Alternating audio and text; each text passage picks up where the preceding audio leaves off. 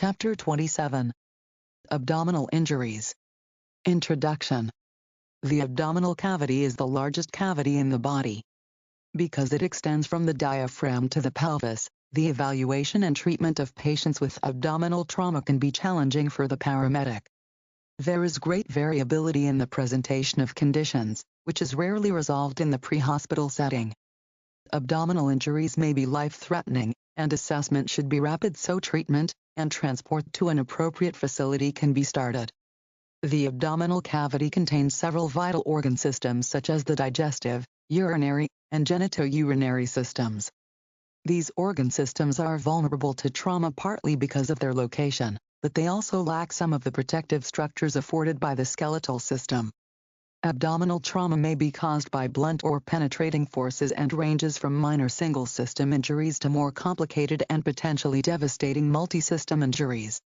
Abdominal injuries are difficult to prevent because the risk of people being involved in crashes and sustaining other forms of trauma cannot be eliminated.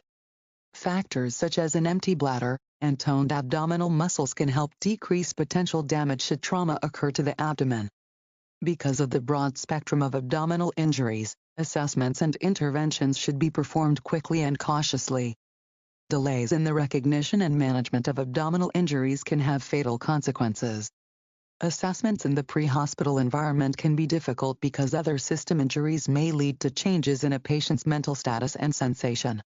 For example, an unresponsive patient or a patient who does not feel pain after spinal trauma may not be able to communicate, leaving the determination of existing injuries to be based solely on presenting signs and the mechanism of injury (MOI). In recent years, efforts to reduce morbidity and mortality resulting from abdominal trauma have met with success. The improvements have occurred at several different levels. The education of paramedics in recognizing the need for rapid transport has significantly reduced the time from injury to definitive care. Advances in hospital care, such as improved diagnostic equipment, for example, ultrasonography, surgical techniques, and post-operative care, have also improved patient outcomes. Furthermore, trauma system development has played a large role in providing early detection of traumatic injuries and advanced intervention. The purpose of this chapter is to supply the information necessary to assess and begin treating the trauma patient as quickly and with as much confidence as possible. This chapter provides the concepts and vocabulary for the effective understanding and communication of critical data that will improve the assessment of the trauma mechanism. Late recognition of abdominal trauma can be a fatal mistake. Abdominal trauma often goes unrecognized because the MOI is not fully appreciated. This information is critical in visualizing and searching for injuries that may not be apparent on physical examination, as is often seen with abdominal trauma. Anatomy review. Knowledge of the anatomic boundaries of the abdomen is important as we discuss potential injury patterns, such as hollow organ injury, vascular injury, solid organ injury, or injuries to the retroperitoneal area. The oval-shaped abdominal cavity extends from the dome-shaped diaphragm, a large muscle separating the thoracic cavity from the abdomen, to the pelvic brim. The pelvic brim stretches at an angle from the intervertebral discs between L5 and S1 to the pubic symphysis. The abdomen is divided into three sections: the anterior abdomen, the flanks, and the posterior abdomen or back. The outer boundary of the abdominal cavity is the abdominal wall on the front of the body, and the peritoneal surface on the back of the body. The abdomen extends upward into the lower thorax at about the level of the nipples or the fourth intercostal space. The anterior part of the abdomen extends inferiorly to the inguinal ligaments and symphysis pubis, and laterally to the front of the axillary line. The flanks include the regions between the anterior and posterior axillary lines from the sixth intercostal space to the iliac crest. The back extends posteriorly between the posterior axillary lines, from the scapula to the iliac crests. The flanks and the back are protected by thick abdominal wall muscles that protect that region from low-velocity penetrating trauma. To describe a location in the abdomen, or a source of pain found when conducting your assessment, the quadrant system is generally used. If you were to place a large imaginary plus sign with the center directly on the umbilicus, navel, with the vertical axis extending from the symphysis pubis to the xiphoid process, and the horizontal axis extending to both flanks, This would create 4 quadrants. These 4 regions are as follows: the right upper quadrant, RUQ, the right lower quadrant, RLQ, the left lower quadrant, LLQ, and the left upper quadrant, LUQ. The area around the umbilicus is referred to as the periumbilical area. The abdominal cavity is lined with a membrane called the peritoneum, which is similar to the pleura that line the thoracic cavity. The mesentery is a membranous double fold of tissue in the abdomen that attaches various organs to the body wall. The internal abdomen is structurally divided into 3 regions: the peritoneal space, the retroperitoneal space, and the pelvis. Intraperitoneal structures, encased in the peritoneum, include the liver, spleen, stomach, small bowel, colon, gallbladder, and, in women, the female reproductive organs. The retroperitoneal space contains the aorta, vena cavae, pancreas, kidneys, upper part of the ureters, and portions of the duodenum, and large intestine. The rectum, lower part of the ureters, pelvic vascular plexus, infra-aortic and infravena caval vessels, pelvic skeletal structures, and reproductive organs lie in the pelvis. Abdominal organs. The abdomen contains many organs, and also many vital vessels. The liver is a solid organ, and is the largest organ in the abdomen. It lies in the RUQ, extending to the epigastrium, superior and anterior to the gallbladder, and the hepatic and cystic ducts. Among its many functions, the liver detoxifies the blood, and produces bile, which is necessary to break down ingested fats, that drains into the small intestines. The gallbladder is a sac-like organ located on the lower surface of the liver that acts as a reservoir for bile, one of the digestive enzymes produced by the liver. The liver continually secretes bile, and the gallbladder stores it until it is released through the cystic duct during the digestive process. Like the liver, the spleen is a solid organ in the abdomen. This highly vascular organ lies in the LUQ and is partially protected by the left lower rib cage. It functions to clear blood-borne bacteria. The pancreas is an organ located in the retroperitoneal space in the middle of the abdomen. It secretes enzymes into the bowel that aid in digestion. The pancreas also secretes the hormone insulin, which is responsible for helping glucose enter the cells. The esophagus passes through the diaphragm, and opens into the stomach. The stomach is an intraperitoneal hollow organ that lies in the LUQ and epigastric regions. The stomach secretes an acid that assists in the digestive process. The small and large intestines run from the end of the stomach to the anus. The majority of the intestines are in the intraperitoneal area. They digest and absorb water and nutrients. As contents pass through the stomach, they move through the pylorus, a circumferential muscle at the end of the stomach that acts as a valve between the stomach and the duodenum. The first part of the small intestine, the duodenum, is retroperitoneal. Finally, stool passes through the rectum, and out of the body through the anus. The abdomen also contains organs of the urinary system. The kidneys are in the retroperitoneal space. They filter blood, and excrete body wastes in the form of urine. The kidneys will be discussed in greater detail in Chapter 35, Renal and Urologic Emergencies.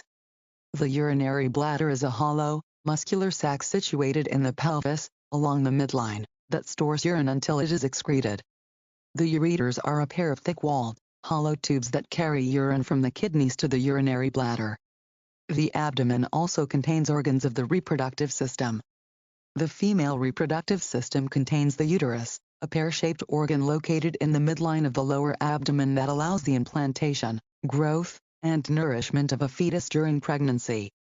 The female reproductive system also contains the ovaries, located one on each side of the lower abdominal quadrants. The ovaries produce eggs, and the hormones that regulate female reproductive function. The ovaries can be injured from crushing and compression forces, as well as shearing injuries that may result when a restraint device, such as a lap belt or shoulder belt, are worn improperly. The male reproductive system includes the penis, the male external reproductive organ, as well as the testes, or testicles. The testes produce sperm, and secrete male hormones such as testosterone. The scrotum is the pouch of skin and muscle that contains the testes. Last, the abdomen contains the diaphragm, the dome-shaped muscle that separates the thoracic cavity from the abdominal cavity. It curves from its point of attachment in the flanks at the 12th rib and peaks in the center at the 4th intercostal space. Physiology review. When an abdominal trauma occurs, the places where enough blood loss can cause shock include the abdominal cavity, that is, intraperitoneal space, retroperitoneal space, and pelvis, as well as the external environment, as a result of bleeding from open wounds. Because the abdomen and retroperitoneum can accommodate large amounts of blood, the bleeding may produce few signs and symptoms of the trauma. Even the patient's vital signs and physical examination may not indicate the extent of the bleeding. The organ that is most frequently injured after a blunt trauma is the spleen, in approximately 50% of the cases, followed by the liver, in approximately 30%. In penetrating trauma, the liver is the most frequently injured organ because of its size. Solid organs, such as the liver and spleen, can easily be crushed by external blunt trauma to the abdomen. They both have a large blood supply, and can bleed profusely. If a trauma patient has unexplained symptoms of shock, you should suspect abdominal trauma. Hollow organs are more resilient to blunt trauma, and less likely to be injured unless they are full. The danger of bursting hollow organs is that they hold toxins, such as urine, feces, bile, or stomach acids, that can spill out into the abdominal cavity. This spillage can cause peritonitis, an inflammation of the lining of the abdomen, the peritoneum. Leakage of bacteria from hollow organ rupture can lead to contamination of the normally sterile peritoneal cavity. Peritonitis is a life-threatening infection. Injury to the abdominal organs is not always evident based on the history and physical examination. You must have a high index of suspicion and a clear understanding of the MOI to which your trauma patient was exposed. Mechanism of injury. Trauma is a significant cause of death in adults, and is the leading cause of death in patients from age 1 to 44 years. The leading causes of major injury were motor vehicle collisions, 40%, and unintentional falls, 39%, followed by homicide and purposely inflicted injury. Other causes included being unintentionally struck by an object or person and incidents caused by machinery. The most common type of major injury was an internal organ injury, 81%. Most cases had a blunt injury, 95%. 4% had a penetrating injury, while 1% had a burn injury. Unrecognized abdominal trauma is a leading cause of unexpected deaths because it results in a delay in surgical intervention. Blunt trauma. The majority of significant abdominal injuries in Canada involve blunt trauma. Most of these injuries occur during motor vehicle collisions, with a resulting mortality of approximately 11%. Blunt trauma to the abdomen results from compression or deceleration forces, and can often lead to a closed abdominal injury, one in which soft tissue damage occurs inside the body, but the skin remains intact. When assessing the abdominal cavity in a patient who has received blunt trauma, consider 3 common mechanisms of injury: shearing, crushing, and compression. In the rapid deceleration of a patient during a motor vehicle collision or fall from a height, a shearing force can be created as the internal organs continue their forward motion. This will cause hollow, solid, and visceral organs and vascular structures to tear, especially at their points of attachment to the abdominal wall. Organs that shear or tear would include the liver, kidneys, small and large intestines, and spleen. In motor vehicle collisions, this MOA has been described as the third collision. The first collision is the car into the wall, the second collision is the patient into the steering column, and the third is the internal organs into the inner surface of the ribs, sternum, and chest wall. Crush injuries are the result of external factors at the time of impact, when abdominal contents are crushed between the anterior abdominal wall and the spinal column, or other structures in the rear. They differ from decelerating injuries that occur before impact. Solid organs like the kidneys, liver, and spleen are at the greatest risk of injury from this mechanism. Direct application of crushing forces to the abdomen would come from objects like the dashboard, the front hood of a car, in a vehicle pedestrian crash, or falling objects. Additionally, These injuries can be caused by a restraining device that has not been properly attached or worn, or by the steering wheel striking the abdominal cavity of an unrestrained driver as the person is propelled forward.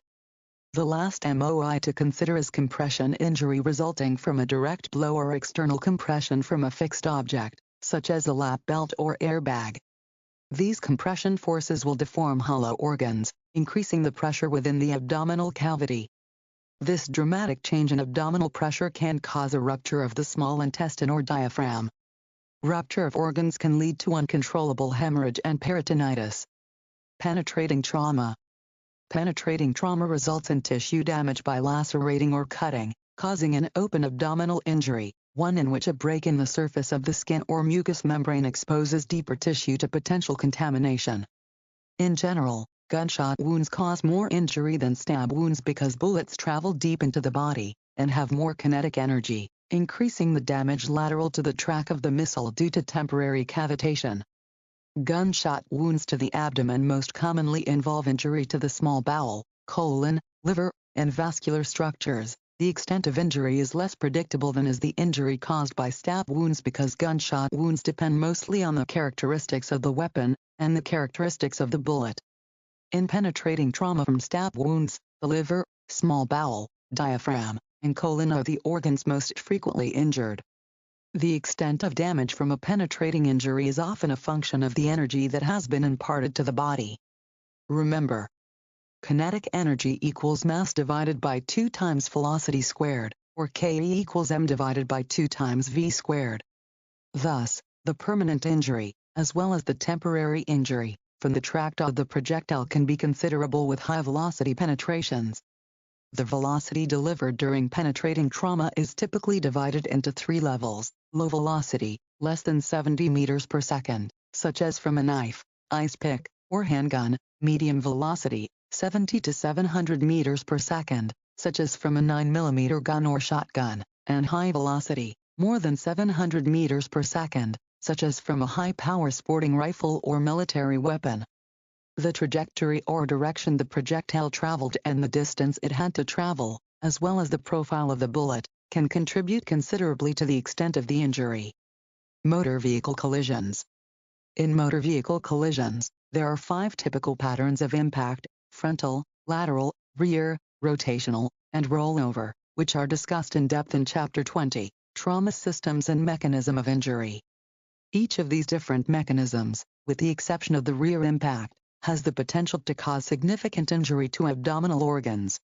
In rear impact collisions, the patient is less likely to have an injury to his or her abdomen if he or she has been restrained properly. However, if restraints are improperly worn or not used at all bets are off. The potential for injury is great. Rollover impacts present the greatest potential to inflict lethal injuries. Unrestrained occupants may change direction several times, with an increased risk of ejection or partial ejection from the vehicle.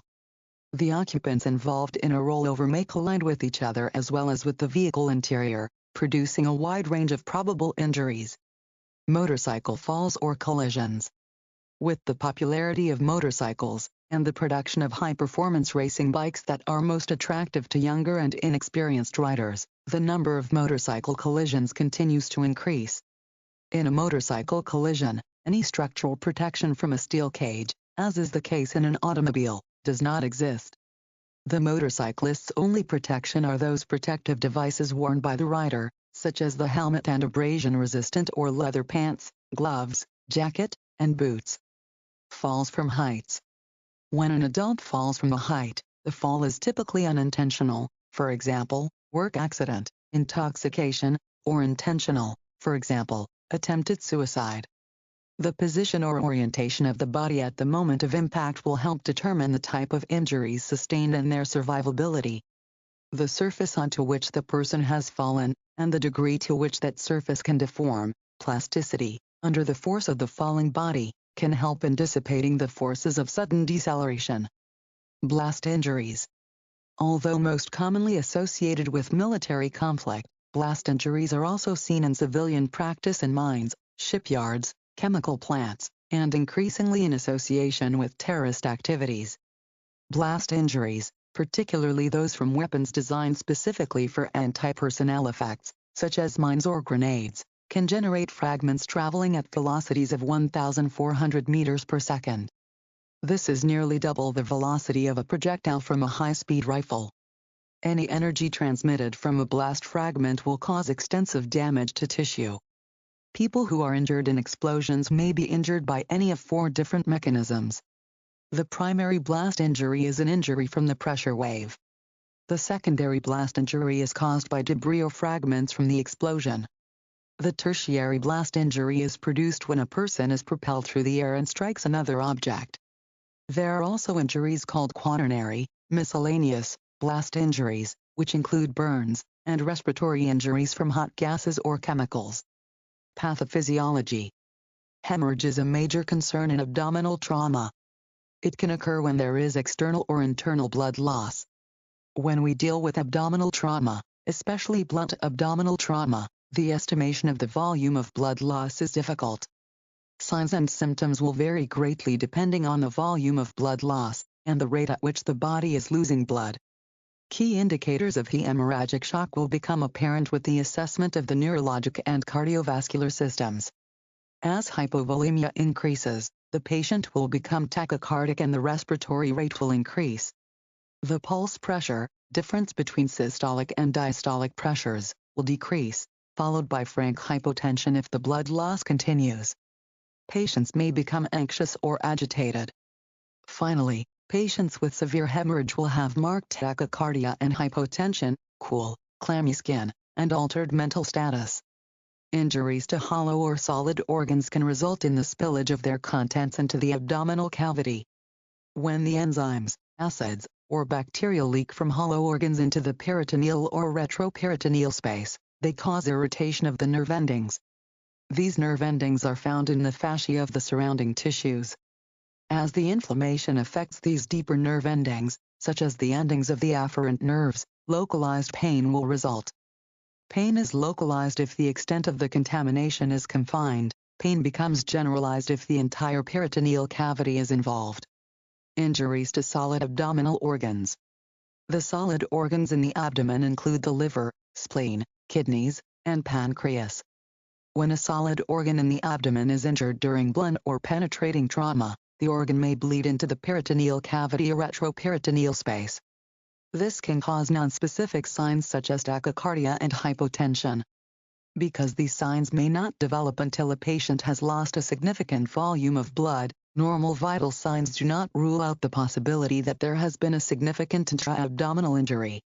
Bleeding into the peritoneal cavity from solid organ injuries can also produce abdominal tenderness or distension, even though the distension may not be evident until the patient has lost nearly all the blood in the abdomen. Palpation of the abdomen may reveal localized or generalized tenderness, rigidity, or rebound tenderness, all of which suggest a peritoneal injury.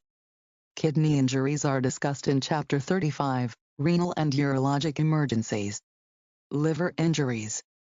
The superior border of the liver can be as high as the patient's nipples, so a liver injury must be suspected in all patients who have right-side chest trauma as well as abdominal trauma. When injured, the liver releases blood and bile into the peritoneal cavity.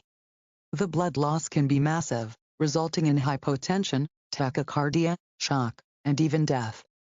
In addition, the release of bile into the peritoneum can produce abdominal pain and peritonitis.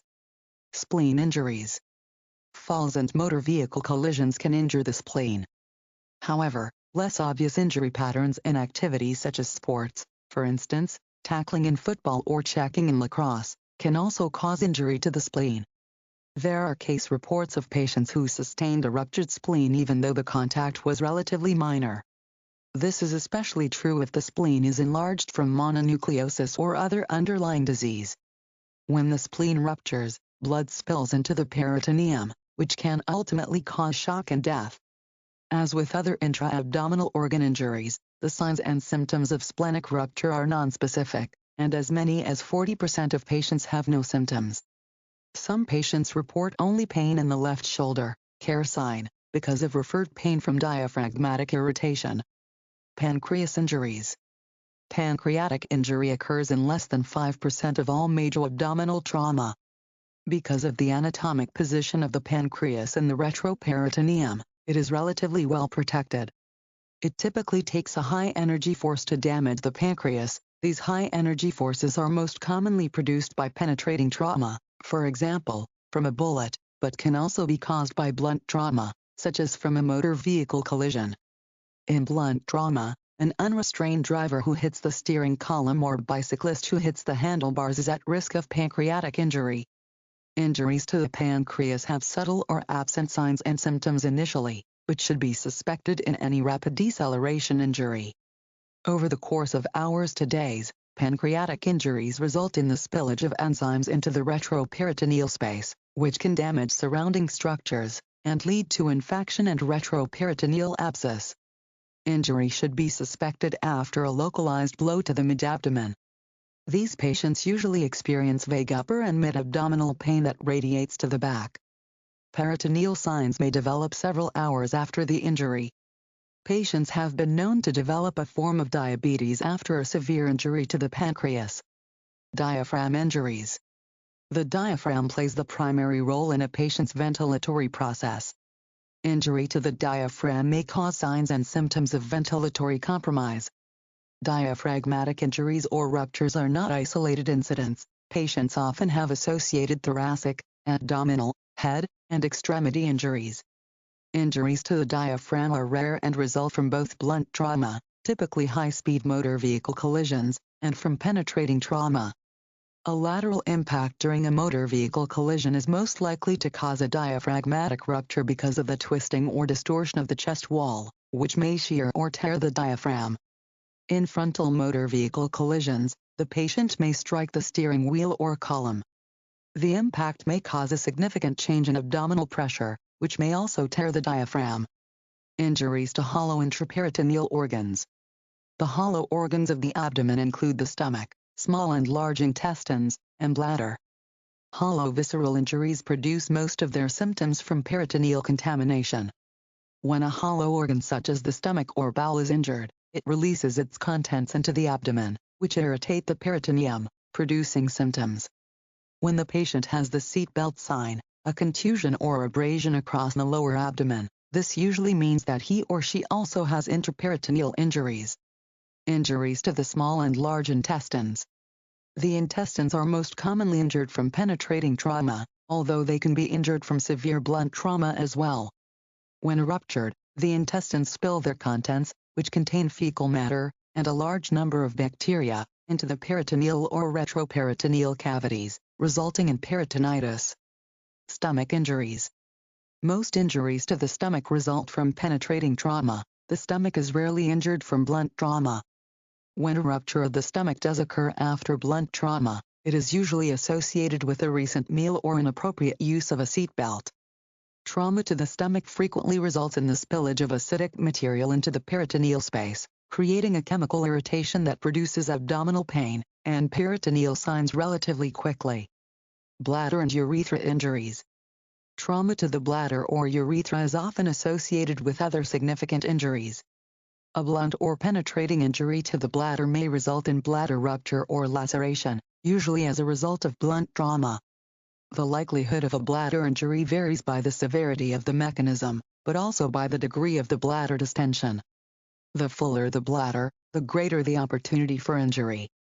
Bladder injuries are usually associated with pelvic injuries from motor vehicle collisions, falls from heights, and physical assaults to the lower abdomen.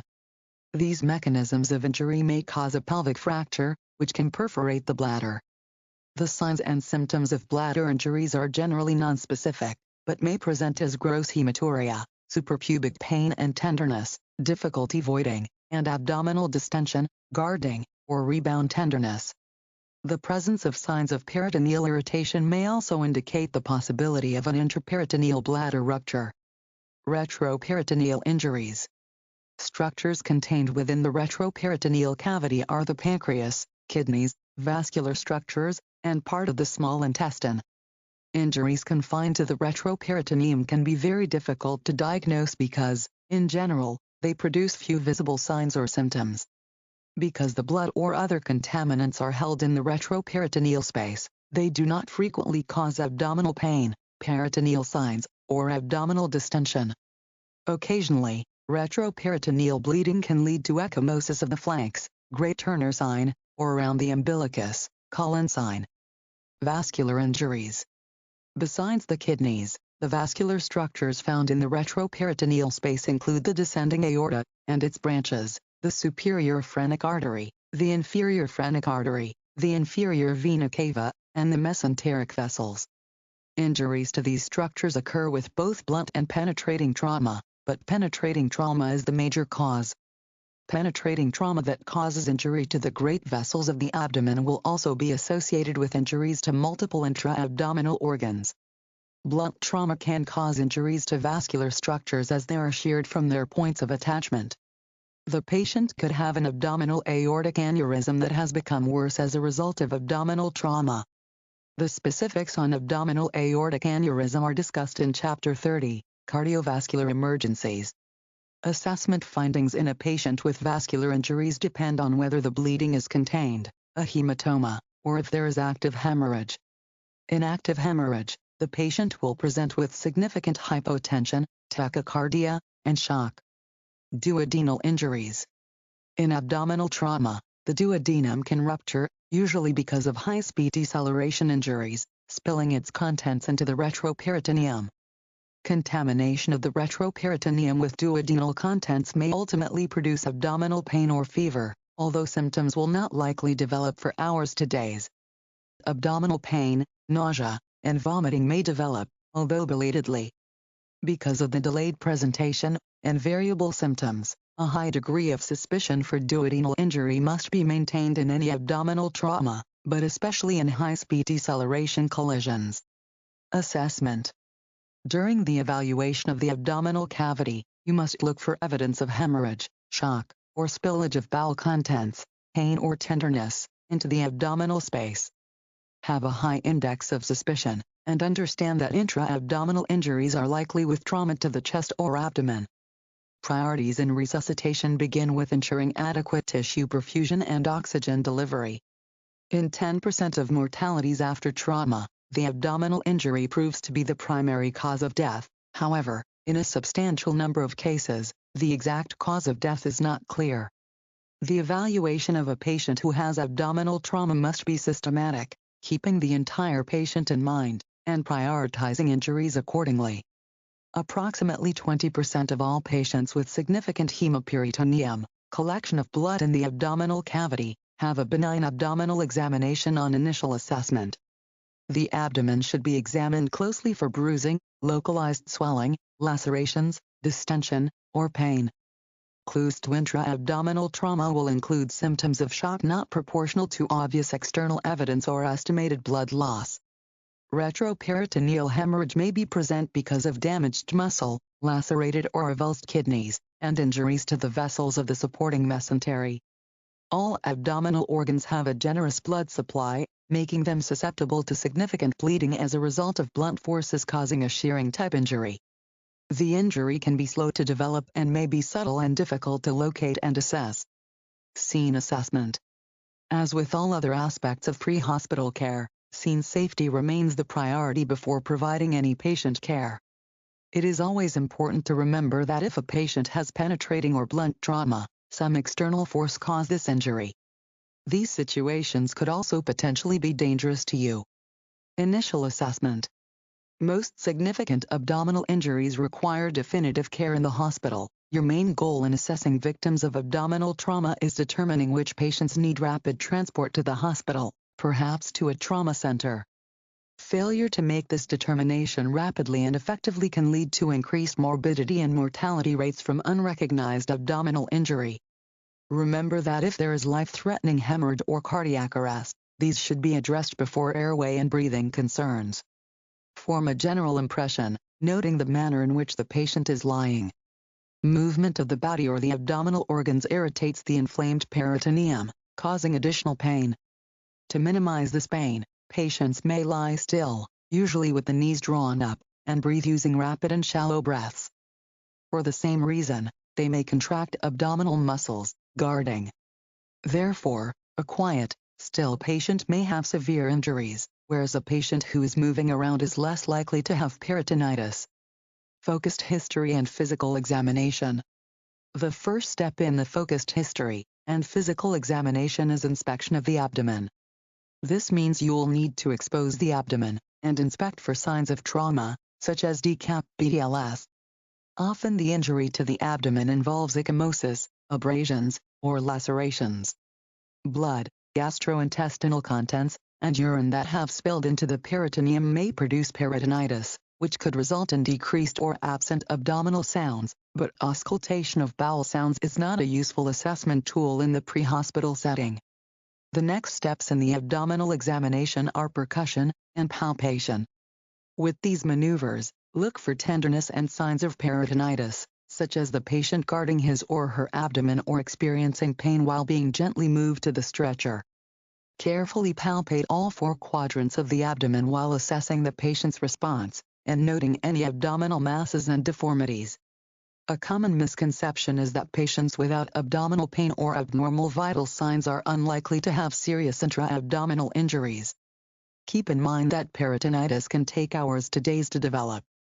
Similarly, nonspecific symptoms such as hypotension, tachycardia, and confusion may not develop until the patient has a loss of more than 40% of his or her circulating blood volume. Always maintain a high index of suspicion in any patient who has a MOI consistent with abdominal trauma, regardless of the examination findings. Abdominal distension is a late indication of abdominal trauma.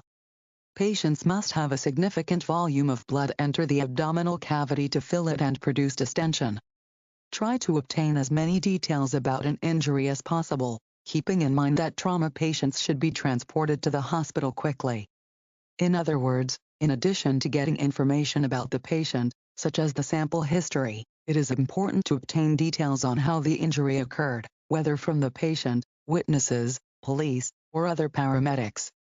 In blunt trauma caused by a motor vehicle collision, determine the types of vehicles involved, the speed at which they were traveling, and how the cars collided. You should also try to find out other information about the event, such as the use of seat belts, the deployment of airbags, and the patient's position in the vehicle. When a patient has sustained penetrating trauma, it is helpful to identify the type of weapon used. However, this is often impossible because assailants usually leave with their weapon. In a gunshot case, determine the type of gun and the number of shots, if possible.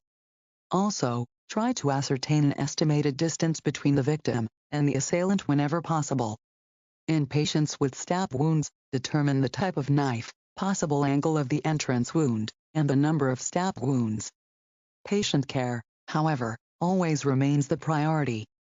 As part of the focused history and physical examination of a trauma patient, you may be faced with a number of challenges associated with abdominal trauma. You may discover the presence of an abdominal evisceration, displacement of an organ outside the body. This is where the abdominal organs are found protruding through a wound in the abdominal wall. Generally, little pain is associated with this type of injury. Do not apply any material that will adhere to the abdominal structures. You may also be confronted with impaled objects. Stabilize the impaled object in place and transport the patient. Do not attempt to remove or manipulate the object. Doing so may cause further injury or increase bleeding. In unusual situations, it may be necessary to shorten a portion of the object while it is still within the abdominal cavity to enable transport. To minimize tissue damage, make every attempt to move the object as little as possible in these situations. If you suspect injury to the diaphragm, focus on the airway, breathing, and circulatory status of the patient. Remember that the diaphragm plays a large role in the mechanical process of breathing. Examine the patient's neck and chest, paying particular attention to the trachea, tracheal deviation due to mediastinal shift, symmetry of the chest during expansion, and absence of breath sounds. Pre-hospital ultrasonography. The evolution and miniaturization of ultrasonographic devices have led to highly portable devices suitable for use in the pre-hospital setting. Ultrasonography is useful to detect hemoperitoneum, blood in the peritoneal space, and may identify intraperitoneal bleeding before it is clinically apparent. However, ultrasonography does not visualize retroperitoneal bleeding, so patients with a negative ultrasonogram still need a thorough evaluation and treatment that is appropriate to their clinical condition. Paramedics can be trained to identify specific ultrasonography findings, such as hemiperitoneum. However, the paramedic must remember that a proper history and physical assessment to search for clues to potential injuries or illness is always the cornerstone of patient care. Although there is a potential for ultrasonography to provide additional information in the pre-hospital setting, it should never be a substitute for good bedside patient care, nor should it delay transport to definitive care. Detailed physical examination. Perform a detailed physical examination on a patient who has abdominal trauma and was found to have a significant MOI. Because, at this point, you'll have completed the initial assessment as well as the rapid trauma examination, the detailed physical examination should be conducted en route to the emergency department to avoid any unnecessary delays. Basically, the detailed physical examination assesses the same structures as the rapid trauma examination, except more methodically. Close examination may uncover additional findings that were either not picked up during the rapid trauma examination or are only now starting to develop, such as hematoma, bruises, or tender areas. As long as you can ensure that the problems found in the initial assessment have been attended to, and there is time en route, perform a very thorough detailed physical examination on your patient. Ongoing assessment. The ongoing assessment includes reassessment of the initial assessment, as well as retaking vital signs and checking interventions on the patient. Management overview. In general, the pre-hospital treatment of patients who have abdominal trauma is straightforward. As always, ensuring an open airway while taking spinal precautions is the first step. Administer high-concentration oxygen to the patient via a non-rebreathing mask. Establish intravenous access, and replace fluids with lactated Ringer solution or normal saline, in keeping with local or regional directives and protocols. In the absence of traumatic brain injury, the goal of fluid replacement is to maintain a systolic blood pressure of 80 to 90 millimeters of mercury. Do not delay transport to initiate intravenous therapy. Establish intravenous lines whenever possible during transport. Minimize external hemorrhage by applying pressure dressings. Apply a cardiac monitor and pulse oximetry, as well as capnography, if possible. Transport the patient to the appropriate hospital or regional trauma center, depending on your local transport protocols. Note that the assessment should also not delay patient pre-hospital care and transport. Repeated abdominal examinations are the key to discovering a patient's worsening condition before vital signs change. Perform your examinations en route during the ongoing assessment. In some cases of penetrating injury, part of an abdominal organ may protrude outside of the body, evisceration. If this occurs, do not attempt to place the organ back into the body. Apply a normal saline-soaked sterile dressing over the top of the evisceration. Cover the injured area to keep it warm. Transport the patient immediately to the closest appropriate hospital. Administering pain medication is somewhat controversial because it may mask symptoms, and often is contraindicated because of the patient's hypotension. In most instances, refer to your medical directives or consult with direct medical control en route to the hospital. While historically it was thought best not to mask the pain until the patient was diagnosed in the emergency department, today many medical directors feel that pain management is a more humane approach. Pelvic fractures. The pelvis is best thought of as a ring, with its sacral, iliac, ischial, and pubic bones held together by ligaments. Large forces are required to damage this ring. The majority of pelvic fractures are a result of blunt trauma from motor vehicle collisions or from vehicles striking pedestrians.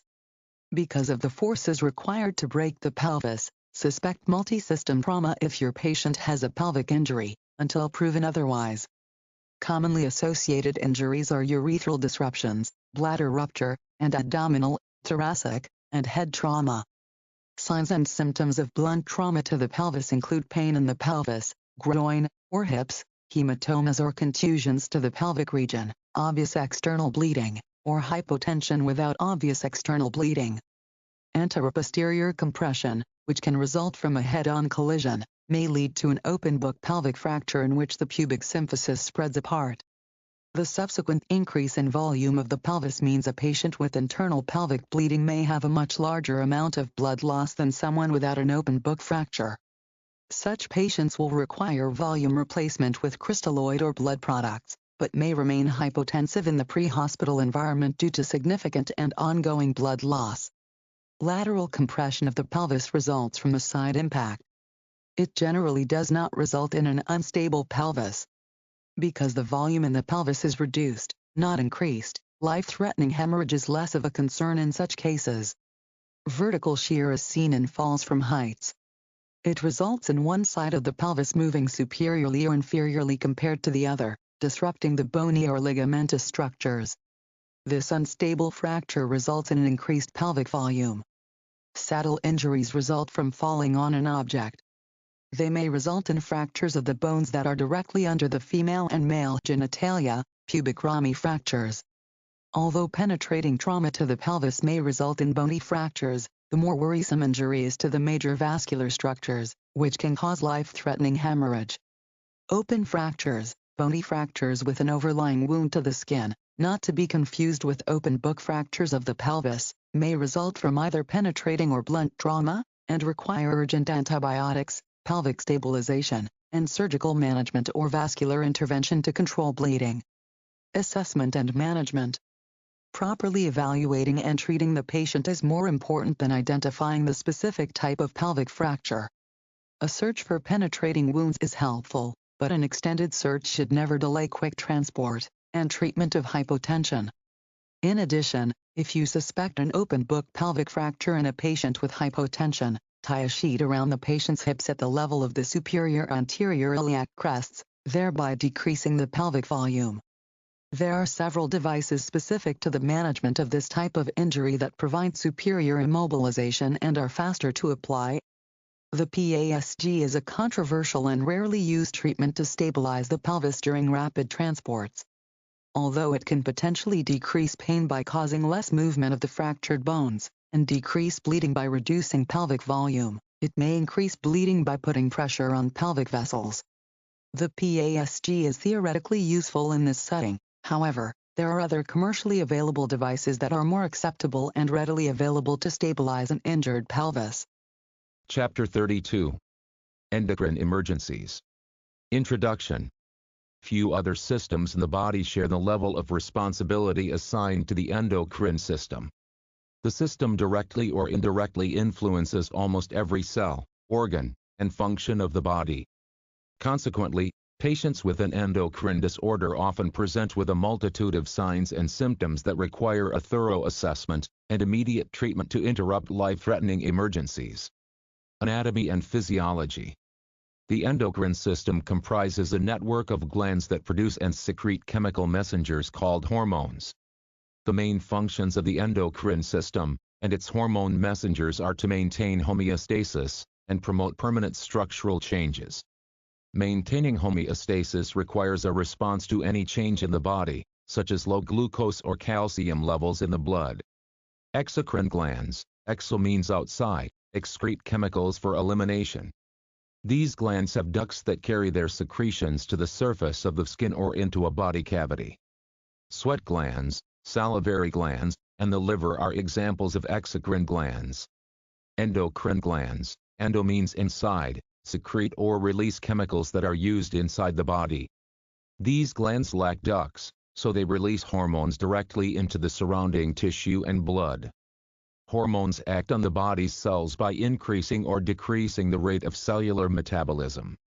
They transfer information from one set of cells to another to coordinate bodily functions, such as the regulation of mood, growth and development, metabolism, tissue function, and sexual development and function. Whereas the nervous system, the body's major controlling system, uses nerve impulses to activate and monitor the faster processes of the body. Hormones of the endocrine system, considered the body's second great controlling system, are released directly into the bloodstream and act more slowly to achieve their effects. The hormones travel in the bloodstream to target tissues. Each target cell has specific receptor sites on the cell membrane, or inside the cell, to which the specific hormone can attach or bind. These receptors have two main functions: to recognize and bind to their particular hormones, and to initiate an appropriate signal. Once the hormone has attached to the receptor site of the cell, the message to alter cellular function is delivered. Many cells contain multiple receptors and act as targets for several hormones, or for molecules introduced into the body as therapy. Agonists are molecules that bind to a cell's receptor and trigger a response by that cell. They produce some kind of action or biologic effect. Antagonists are molecules that bind to a cell's receptor and block the action of agonists. Hormone antagonists are widely used as drugs. Hormonal regulation mechanism. Hormones operate within feedback systems, either positive or negative, to maintain an optimal internal operating environment in the body. Release of hormones is regulated by chemical factors, other hormonal factors, and neural control. Endocrine regulation, through negative feedback, is the most important method by which hormonal secretion is maintained within a physiologic range. One example of this negative feedback mechanism is the release of epinephrine from the adrenal medulla in response to stress. When stress stimulates the body's neural regulation, via the sympathetic nervous system, it releases epinephrine into the bloodstream from the adrenal medulla to assist the body's response to the stress stimuli. When the stress is removed, the nervous system stimulation decreases, and less epinephrine is released. Disease occurs when normal cell signaling is interrupted, and the usual feedback mechanisms are disrupted, leading to inappropriate cell function, which can cause harm to the organ or to the entire body. Cell signaling is covered in more detail in Chapter 6, Pathophysiology. The hypothalamic pituitary system controls the function of multiple peripheral endocrine organs, for example, thyroid, adrenal cortex, gonads, breasts. It is often considered a part of the endocrine system because it sends signals to the adrenal gland to release the hormones epinephrine and norepinephrine. It also produces its own hormones, antidiuretic hormone, oxytocin, and regulatory hormones. The regulatory hormones control the release of hormones by the pituitary gland. Some of these hormones have pharmacologic effects that depend on their concentration. For example, if there is a low or physiologic level of antidiuretic hormone in the bloodstream, the renal tubules are stimulated to reabsorb sodium and water. At the same time, antidiuretic hormone acts as a vasopressor, causing constriction of smooth muscle in arteries leading to increased blood pressure. Components of the endocrine system. The major components of the endocrine system are the hypothalamus, pituitary gland, thyroid gland, parathyroid gland, adrenal glands, and reproductive organs, gonads. The pancreas is also part of this system. It has a role in hormone production as well as in digestion. Hypothalamus. The hypothalamus is not a gland, but rather a small region of the brain that contains several control centers for the body functions and emotions. It is the primary link between the endocrine system and the nervous system. Pituitary gland. The pituitary gland is often referred to as the master gland because its secretions control, or regulate, the secretions of other endocrine glands. It is located at the base of the brain, and is about the size of a grape. The pituitary is attached to the hypothalamus by a very thin piece of tissue. This gland is divided into two regions, or lobes. 1. The anterior pituitary, which produces and secretes 6 hormones, growth hormone, thyroid-stimulating hormone, adrenocorticotropin hormone, and 3 gonadotropic hormones, and 2. The posterior pituitary, which secretes 2 hormones, antidiuretic hormone and oxytocin, but does not produce them. Antidiuretic hormone and oxytocin are synthesized in hypothalamic neurons but are stored in the posterior pituitary gland until the hypothalamus sends nerve signals to the pituitary to release them. Table 32-1 lists the 8 hormones secreted by the pituitary gland. 6 of these hormones stimulate other endocrine glands, and are referred to as tropic, from the Greek tropos, meaning to turn or change, hormones. The other 2 hormones control other bodily functions. The production and secretion of pituitary hormones can be influenced by factors such as emotions and seasonal changes. Thyroid gland. The thyroid secretes thyroxine when the body's metabolic rate decreases. Thyroxine, the body's major metabolic hormone, stimulates energy production in cells, which increases the rate at which cells consume oxygen and use carbohydrates, fats, and proteins. When the body gets cold, for example, the increased cellular metabolism creates heat. Iodine is an important component of thyroxine. Without the proper level of dietary iodine intake, thyroxine cannot be produced, and the individual's physical and mental growth are diminished. Thyroxine production is regulated by a negative feedback mechanism that prevents the hypothalamus from stimulating the thyroid. The thyroid gland also secretes calcitonin, which helps maintain normal calcium levels in the blood. This hormone is secreted directly into the bloodstream when the thyroid detects high levels of calcium. Calcitonin travels to the bones, where it stimulates the bone-building cells to absorb the excess calcium. It also stimulates the kidneys to absorb and excrete excess calcium. Parathyroid glands. The parathyroid glands also assist in the regulation of calcium. However, parathyroid hormone, when secreted by the parathyroid, acts as an antagonist to calcitonin. Parathyroid hormone is secreted when calcium blood levels are low.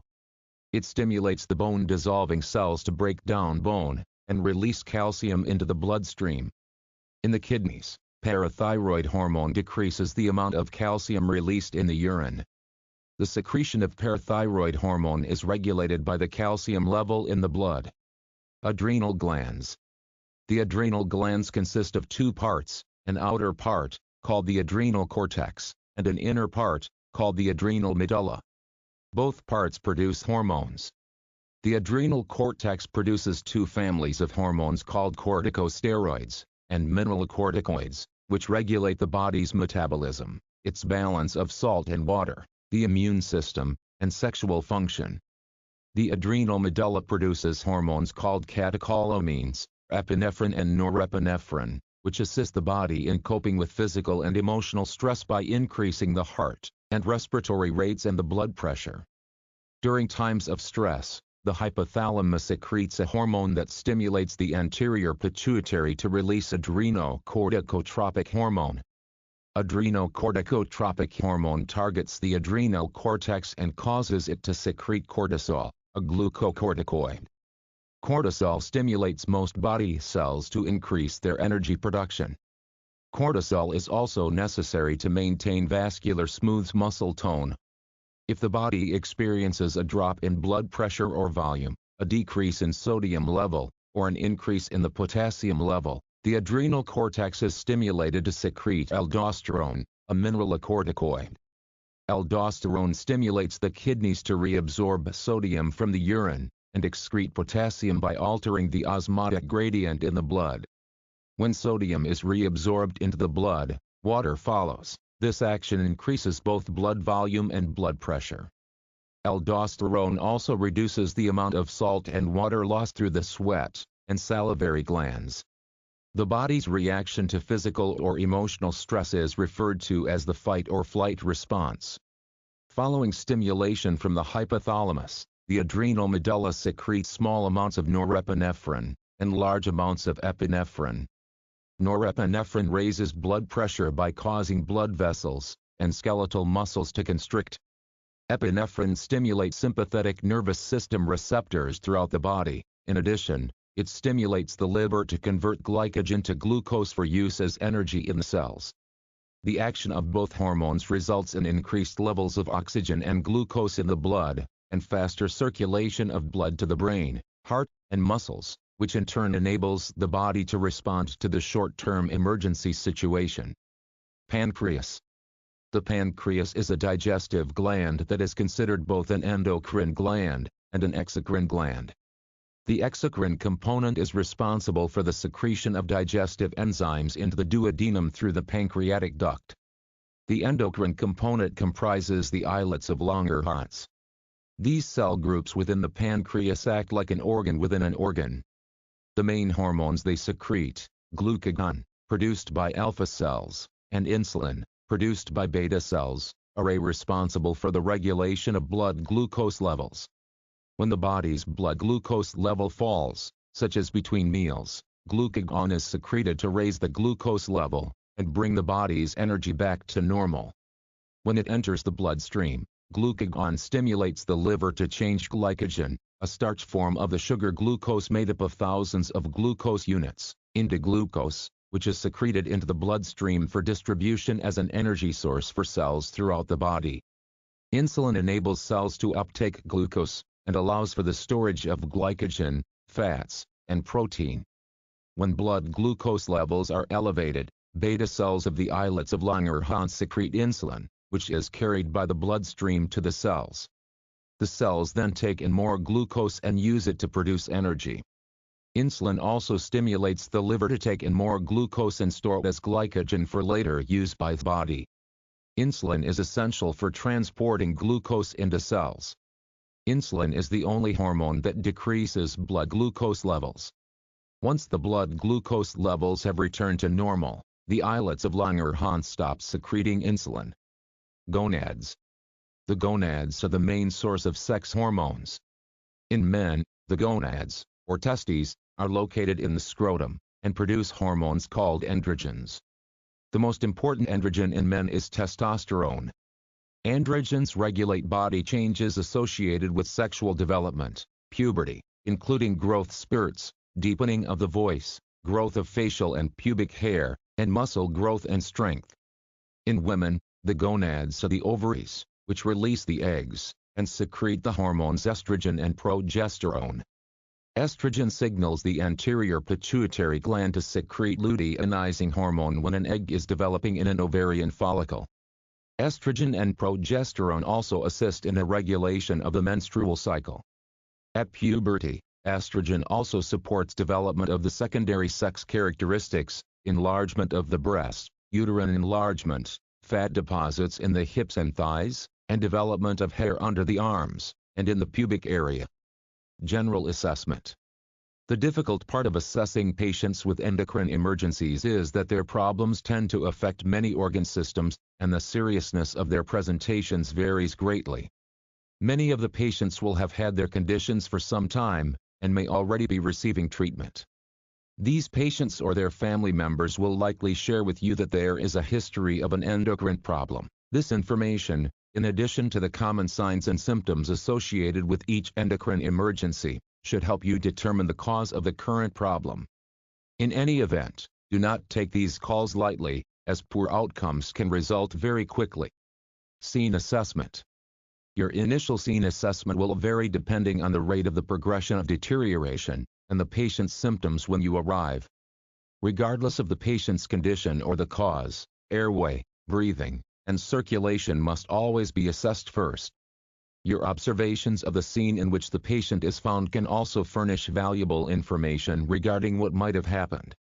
Check bureau tops, bedside tables, and medicine cabinets for medications that might give a clue as to the patient's underlying illness. Check the refrigerator for insulin. Bring any medication bottles along with the patient to the hospital. They can help pinpoint the patient's underlying medical problems and identify his or her physician, who should be able to provide more information. Initial assessment. The initial assessment begins with the basics: airway, breathing, and circulation. Patients in the middle of any endocrine emergency may be in serious distress, so be prepared to assist them if your initial assessment reveals any of these basics to be abnormal. When patients present with an altered level of consciousness, they may be unable to protect the airway. Many will be very ill and have chronic episodes of vomiting. Maintain the airway as needed through patient positioning, suctioning, or basic airways. Patients with endocrine emergencies may present with varied respiratory status.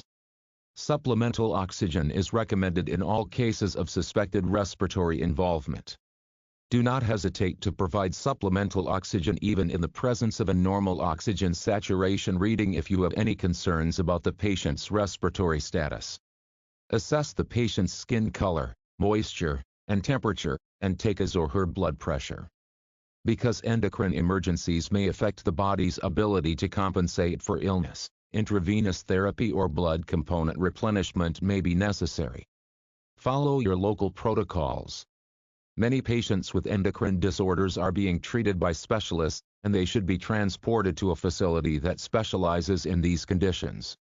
If the patient is unstable or shows signs of becoming unstable, take him or her to the nearest facility for stabilization first. Focused history and physical examination. Particularly in diabetic emergencies, the family history can provide very important information.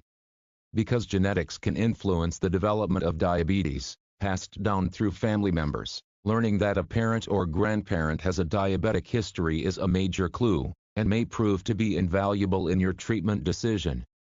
This is especially true if the patient is a child, and has a new onset of altered mental status. The goals of the physical examination in the comatose patient are twofold. First, you want to determine the patient's level of consciousness with precision, so that other examiners who assess him or her later can readily determine whether the patient's condition is improving or deteriorating. Second, you should look for signs that might provide clues to the source of coma. Begin the physical assessment by observing the patient's general appearance and the position in which he or she is found. Patients found in awkward positions often have brainstem damage. Conversely, a natural posture tends to be a good sign.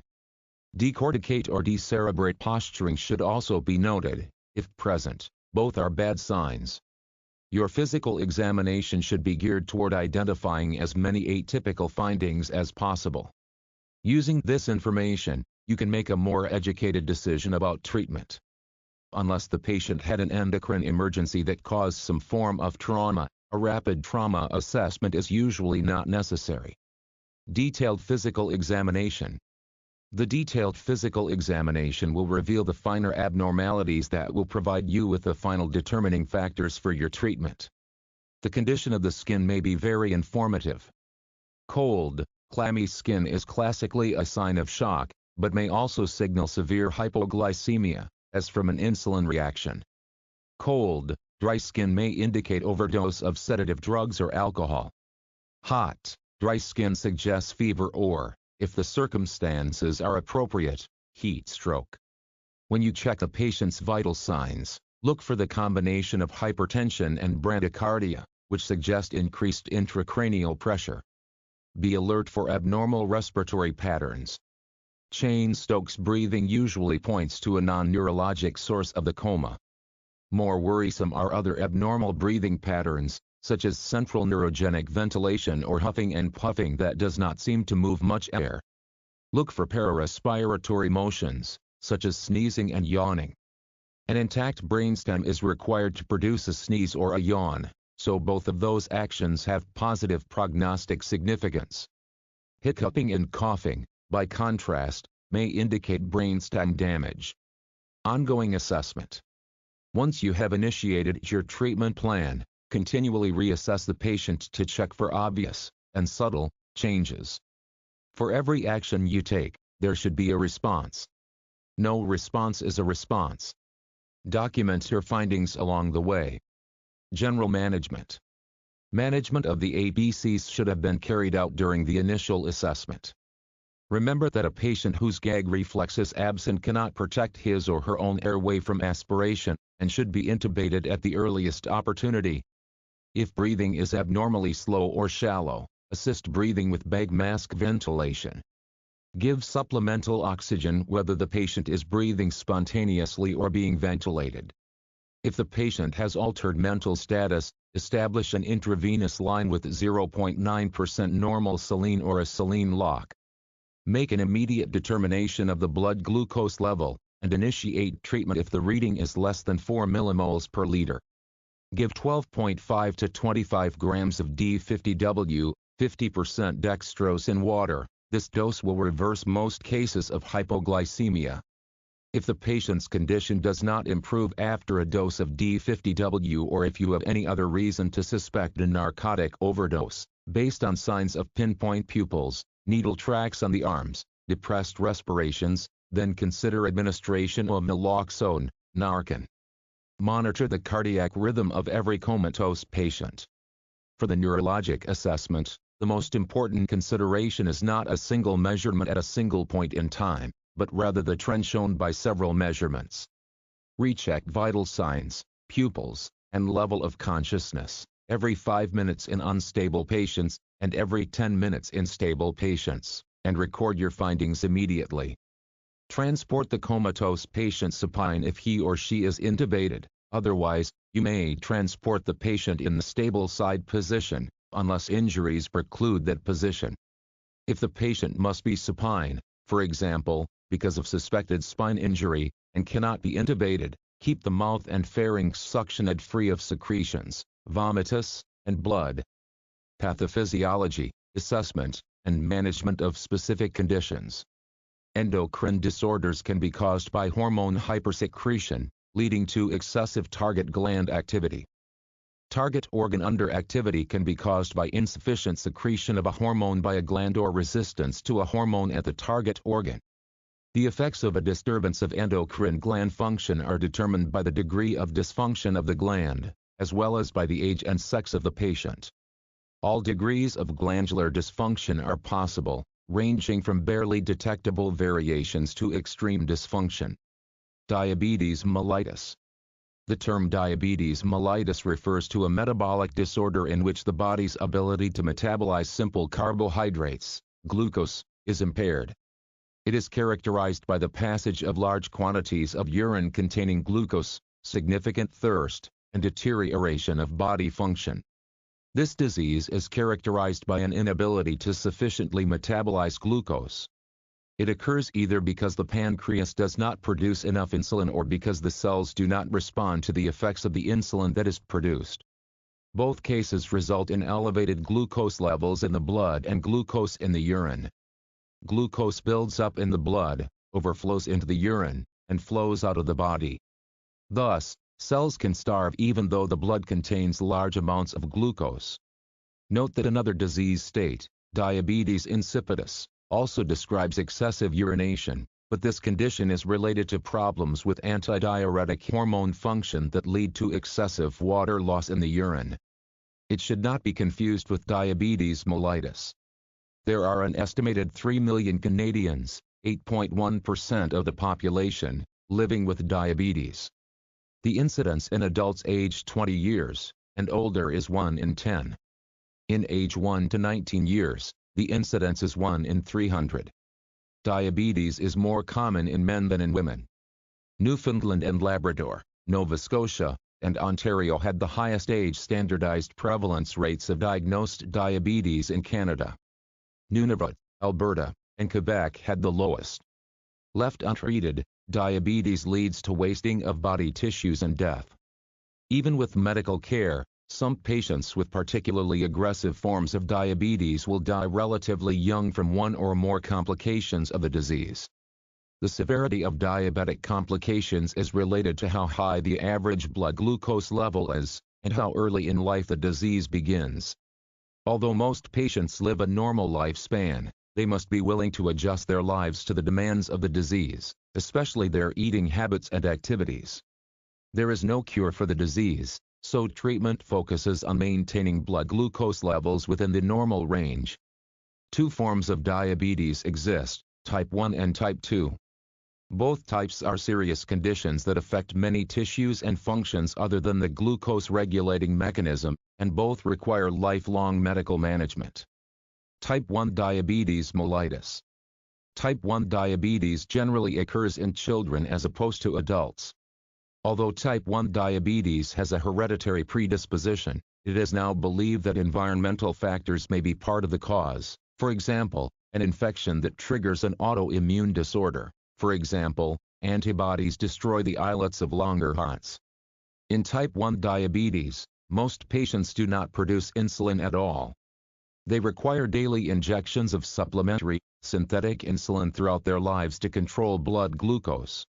Patients with type 1 diabetes also require insulin to inhibit production of keto acids in the body.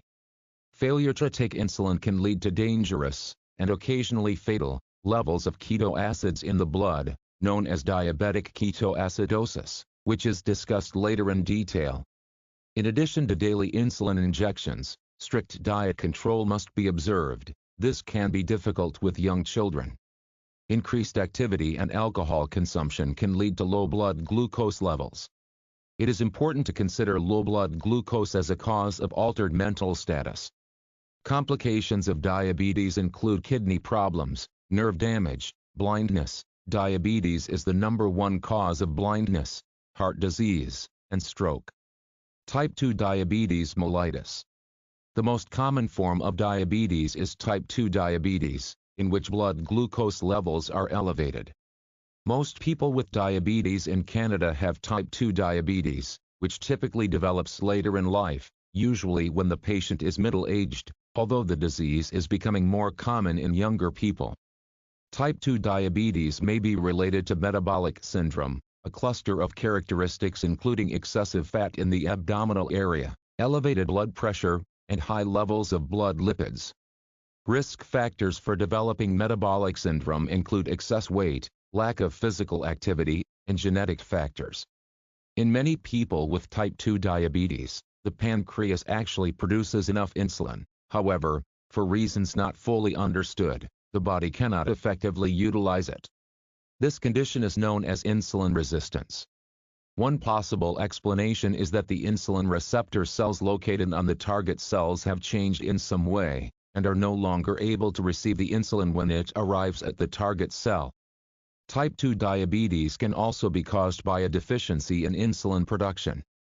Symptoms of type 2 diabetes may include fatigue, nausea, frequent urination, thirst, unexplained weight loss, blurred vision, frequent infections and slow healing of wounds, being cranky, confused, or shaky, unresponsiveness, and seizure. These symptoms tend to develop gradually and usually become noticeable in middle age. In fact, the onset of type 2 diabetes may be so insidious that patients may not realize they have the disorder. In some instances, the symptoms can develop over several years in overweight adults older than 40 years or even younger in patients with severe obesity. A small percentage of people do not display any symptoms. Weight loss is an important factor in helping to control type 2 diabetes. Exercise and a well-balanced, nutritious diet are key components in combating the complications of diabetes.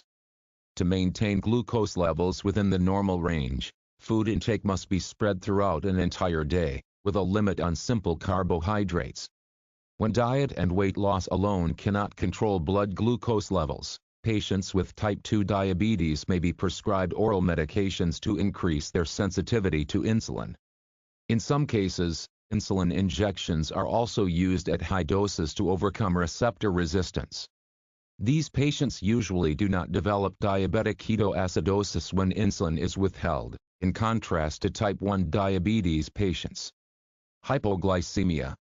Hypoglycemia in patients with diabetes is often the result of having taken too much insulin or oral diabetes medication, too little food, or both. Unlike other organs, which can usually metabolize fat or protein in addition to glucose, the cells of the central nervous system, including the brain, depend entirely on glucose as their source of energy. If the level of glucose in the blood drops dramatically, the brain is starved. The patient will experience trembling, a rapid heart rate, sweating, and a feeling of hunger, a result of the actions of epinephrine. These symptoms reflect both the disordered function of hungry brain cells and the alarm reaction, sympathetic nervous system discharge, set off by the brain's distress. If hypoglycemia persists, cerebral dysfunction progresses very quickly to permanent brain damage. Additional signs and symptoms associated with hypoglycemia include headache, mental confusion, memory loss, incoordination, slurred speech, irritability, dilated pupils, and seizures and coma in severe cases. Normal blood glucose is approximately 4 to 8 millimoles per liter, thus, hypoglycemia occurs when blood glucose drops below 4 millimoles per liter. Hypoglycemia can develop very rapidly, from minutes to a few hours. It should be suspected in any patient with diabetes who presents with bizarre behavior, neurologic signs, or coma. Often, the hypoglycemic patient appears intoxicated, because of slurred speech and lack of coordination, and may be paranoid, hostile, and aggressive. Of course, people with diabetes are not the only patients who are susceptible to episodes of hypoglycemia. Alcoholics, Patients who have ingested certain poisons or overdosed with certain drugs, notably aspirin, and patients with certain cancers, liver disease, kidney disease, and some other conditions may also experience hypoglycemic episodes. Do not discount the possibility of hypoglycemia in a comatose patient just because the individual is not known to have diabetes. Conversely, do not let a known diagnosis of diabetes prevent you from considering other causes of coma. People with diabetes are not immune to head injury, stroke, seizures, meningitis, and other traumatic injuries or conditions. Keep an open mind, and assess the patient thoroughly. Hypoglycemia is one of the simplest causes of changes in level of awareness to fix. Whenever you suspect hypoglycemia, treat it immediately. A hungry brain is a very unhappy brain, and permanent cerebral damage may ensue if blood glucose levels are not restored rapidly. Measure the patient's blood glucose, especially if his or her age or clinical history suggests that the problem may be stroke. Patients with severe hypoglycemia may present with stroke-like symptoms. When the comatose patient is older than 55 years or the family gives a history of recent transient ischemic attacks, use a glucometer to perform a glucose test at the scene to rule out hypoglycemia. If the patient is alert, is able to swallow, and has an intact gag reflex, administer glucose by mouth. Provide a candy bar, a glass of warm water to which a few teaspoons of glucose have been added, and non-diet cola drink, any of those should do the trick. Do not give anything by mouth to a patient whose level of consciousness is altered.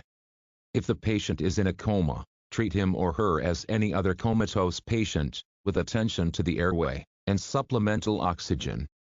Hold off on use of an advanced airway, that is, tracheal tube, combitube, laryngeal mask airway, if hypoglycemia is suspected until you have given the patient D50W, 50% dextrose in water. If the D50W works, the patient will pull out the tracheal tube as soon as he or she wakes up.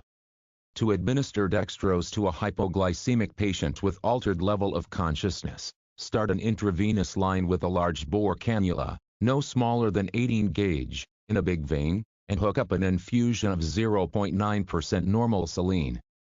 Check the line carefully to confirm that it is patent, and flowing freely. Inject a test bolus of 10 to 20 milliliters of normal saline infusion fluid, making sure the intravenous line is not susceptible to infiltration. Recheck its status by lowering the intravenous bag, and looking for backflow of blood into the infusion set.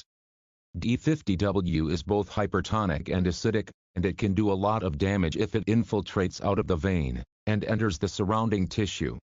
If you are certain the intravenous line is reliable, open the intravenous line wide, do not pinch it shut, and administer 12.5 to 25 grams of D50W slowly, over at least 3 minutes. To ensure the patency of the line, draw back on the D50W syringe to observe a blood return. If the cause of coma is hypoglycemia, the patient will often waken with dramatic rapidity, although in cases of very severe hypoglycemia, another 25 grams of D50W may be required to restore a normal level of consciousness. If vascular access is not available, glucagon, 1 mg by intramuscular injection, should be given. Hyperglycemia and diabetic ketoacidosis. Hyperglycemia, high blood glucose level, is one of the classic symptoms of diabetes mellitus. Common early symptoms also include frequent and excessive thirst, accompanied by frequent and excessive urination. A hyperglycemic condition without other classic symptoms does not confirm a diagnosis of diabetes mellitus, because hyperglycemia is also an independent medical condition with other causes. The signs and symptoms of hypoglycemia and hyperglycemia overlap, and therefore you should check blood glucose levels if any of the symptoms or signs of hyperglycemia or hypoglycemia are present. Hyperglycemia is associated with worse neurologic outcome after a stroke, therefore, it is important to detect hyperglycemia for subsequent treatment after arrival at the hospital. Hyperglycemia occurs when levels of glucose in the blood exceed normal range. Physicians tend to try to keep the fasting glucose levels of their patients with diabetes at less than 8 millimoles per liter. Hyperglycemia can be caused by excessive food intake, insufficient insulin dosages, infection or illness, injury, surgery, and emotional stress. Onset may be rapid, within minutes, or gradual, hours to days, depending on the cause. For example, excessive food intake may cause blood glucose to rise quickly, whereas an infection or illness will result in hyperglycemia over the course of several days. When serum glucose levels rise above tolerable levels, other physiologic changes occur. These changes represent actual pathologic conditions called diabetic ketoacidosis, blood glucose level greater than approximately 18 millimoles per liter, and hyperosmolar hyperglycemic syndrome, blood glucose level greater than approximately 33 millimoles per liter. Diabetic ketoacidosis is associated predominantly with people with type 1 diabetes. If left untreated, hyperglycemia will progress to diabetic ketoacidosis. A life-threatening condition, diabetic ketoacidosis occurs when certain acids accumulate in the body because insulin is not available. Patients with this condition tend to be young, teenagers and young adults. In diabetic ketoacidosis, the deficiency of insulin prevents cells from taking up the extra glucose.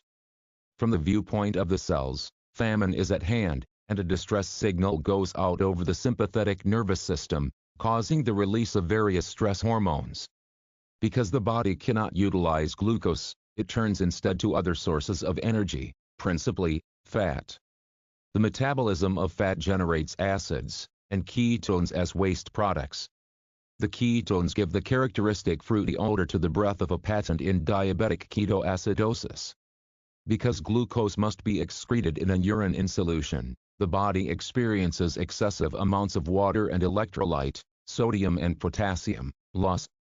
This may lead to disturbances in water balance and acid-base balance. Disturbances in acid-base balance and the compensatory role of the kidneys are covered in more detail in Chapter 6, Pathophysiology. Meanwhile, glucose continues to accumulate in the blood. As the blood glucose rises, the patient undergoes massive osmotic diuresis, passing large amounts of urine because of the high solute concentration of the blood. This, together with vomiting, causes dehydration and even shock. These processes usually progress slowly, over a period of 12 to 48 hours, with the patient's level of consciousness deteriorating only gradually.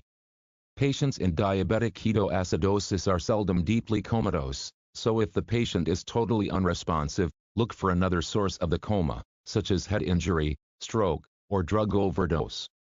The signs and symptoms of diabetic ketoacidosis are generally predictable from the underlying pathophysiology. Polyuria, excessive urine output, because of osmotic diuresis. Polydipsia, excessive thirst, because of dehydration. Polyphagia, excessive eating, probably related to inefficient utilization of nutrients. Nausea and vomiting, the latter worsening the patient's dehydration. Tachycardia as a consequence of dehydration. Deep, rapid respirations, Kussmaul respirations. The body's attempt to compensate for acidosis by blowing off carbon dioxide. Warm, dry skin and dry mucous membranes, also reflecting dehydration. Fruity odor of ketones on the breath. Sometimes fever, abdominal pain, and hypotension. The treatment of diabetic ketoacidosis in the pre-hospital setting depends on making the correct diagnosis. If the patient's history and physical examination are consistent with diabetic ketoacidosis, and your measurement of the patient's glucose level reveals that it is markedly elevated, more than 16 millimoles per liter, the physician will probably order treatment for diabetic ketoacidosis. The goals of pre-hospital treatment are to begin rehydration, and to correct the patient's electrolyte and acid-base abnormalities. In most instances, specific treatment with insulin should await the patient's arrival at the hospital, where therapy can be closely monitored with laboratory determinations of blood glucose, ketones, etc. Follow the procedure for any comatose patient with regard to airway maintenance and oxygen. Be particularly alert for vomiting, and have suction ready. Start an intravenous line, and infuse up to 1 liter of normal saline over the first 30 minutes or at the rate suggested by your local protocol or direct medical control. Remember, a patient in diabetic ketoacidosis is severely dehydrated, often to the point of shock, and needs volume, usually at a rate of approximately 1 liter per hour for at least the first few hours. If the patient is hypotensive, isotonic fluids should be administered as a bolus until the systolic pressure is 80 millimeters of mercury, then slow the infusion.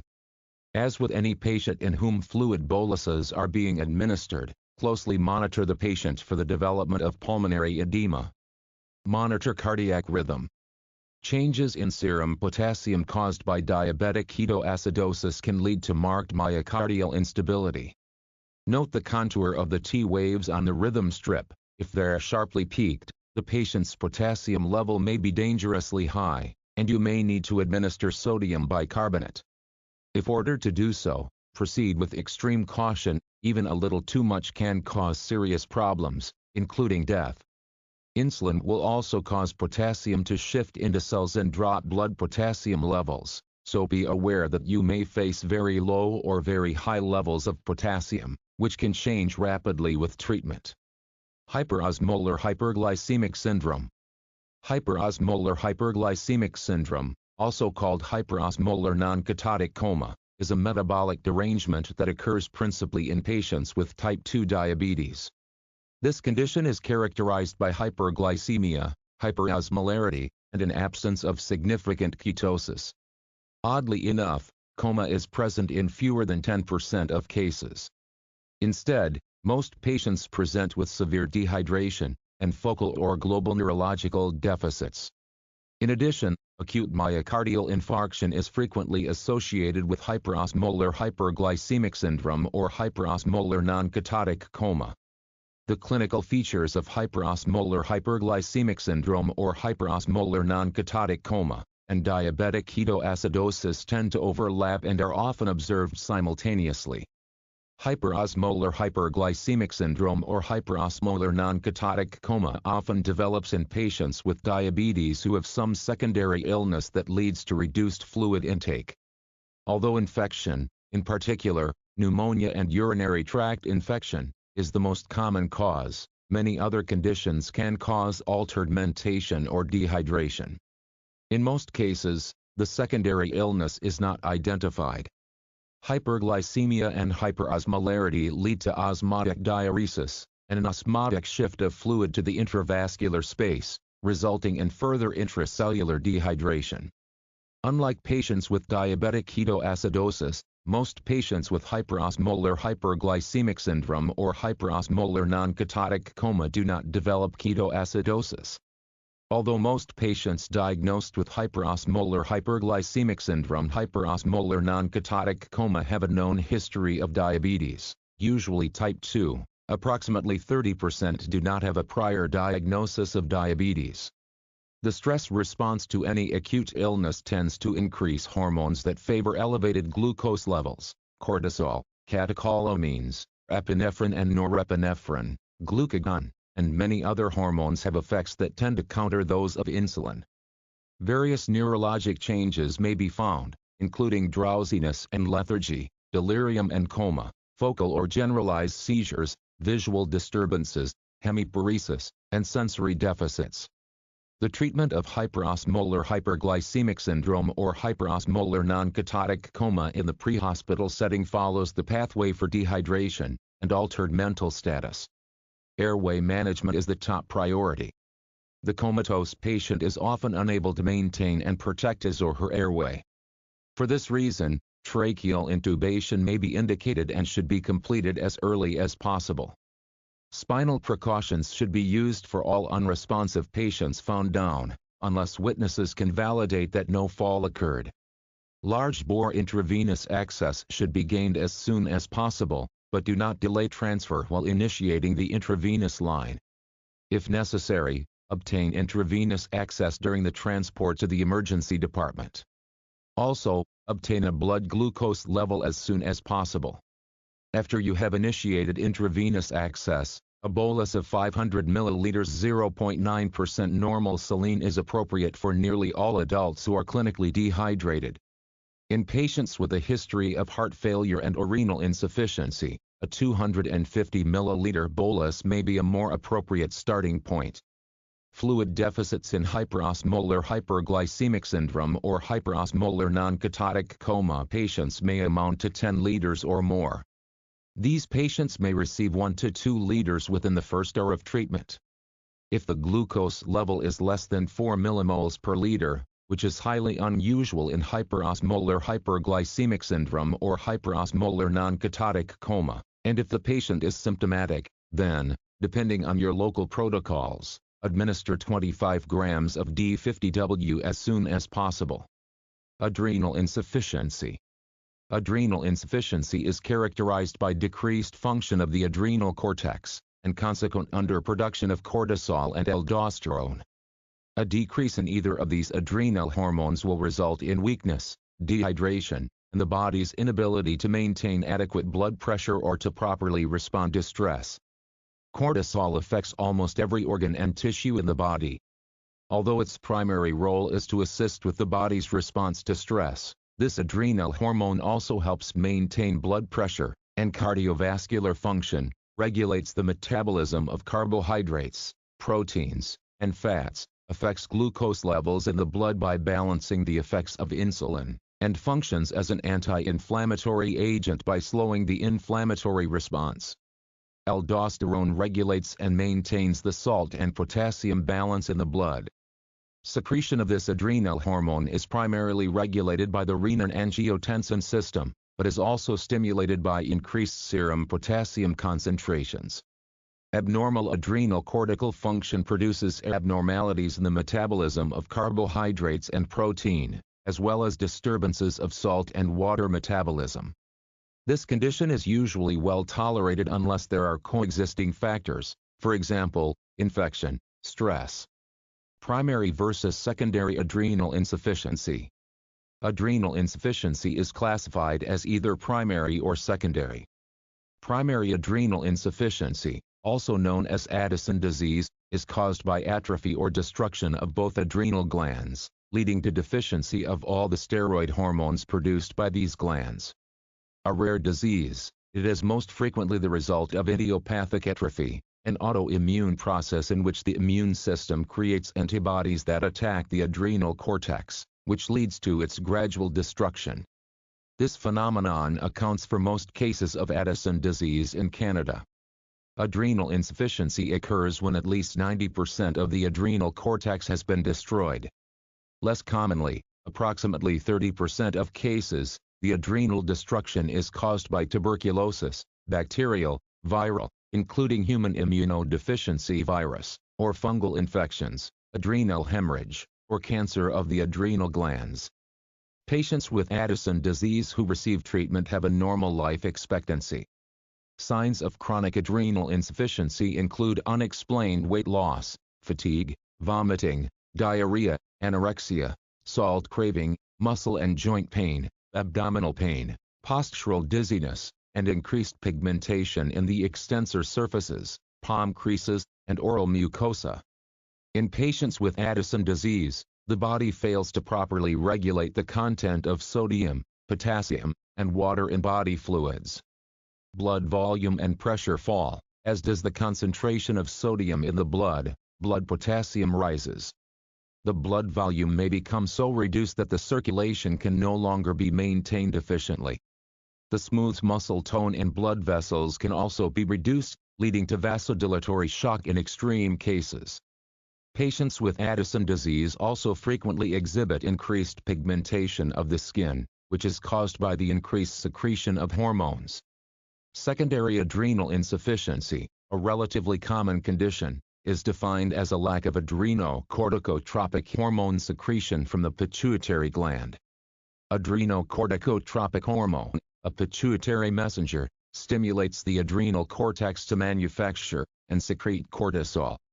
If adrenocorticotropic hormone secretion is insufficient, cortisol production is not stimulated.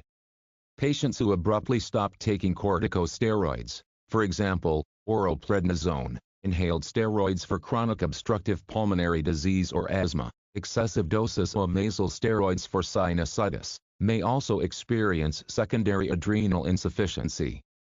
Corticosteroid treatments suppress natural cortical production, however, aldosterone production is usually not affected with this form of adrenal insufficiency. Addisonian crisis. Signs and symptoms of acute adrenal insufficiency may appear suddenly and are referred to as an Addisonian crisis. They may result from an acute exacerbation of chronic insufficiency, usually brought on by a period of stress, trauma, surgery, or severe infection. Corticosteroids withdrawal is the most common cause. Although most patients with adrenal insufficiency experience symptoms that are severe enough to seek medical treatment prior to a crisis, approximately 25% of patients will develop their first symptoms during an Addisonian crisis. The primary clinical manifestation of adrenal crisis is shock. Patients may also manifest nonspecific symptoms, including weakness, lethargy, confusion or loss of consciousness, low blood pressure, vascular collapse, elevated temperature, severe pain in the lower back, legs, or abdomen, and severe vomiting and diarrhea that leads to dehydration. Treatment of adrenal insufficiency. An unrecognized, untreated episode of acute adrenal insufficiency can be fatal. Death usually results from hypotension or cardiac dysrhythmias due to hyperkalemia. Treatment is based on the clinical presentation and findings, and is geared toward maintaining the ABCs until arrival at the emergency department. Other goals of pre-hospital treatment are to begin rehydration of the patient, and to correct the electrolyte and acid-base abnormalities. Ultimately, the patient's adrenal insufficiency and electrolyte abnormalities will require steroid hormone, and possibly electrolyte replacement. This is done in the emergency department, and not typically addressed in the pre-hospital setting. Follow the procedure for a patient with altered mental status or comatose patient with regard to airway maintenance and supplemental oxygen. Be alert for vomiting, and have suction ready. Start an intravenous line, and infuse up to 1 liter of 0.9% normal saline. If the patient is hypotensive, administer a normal saline bolus at 20 milliliters per kilogram.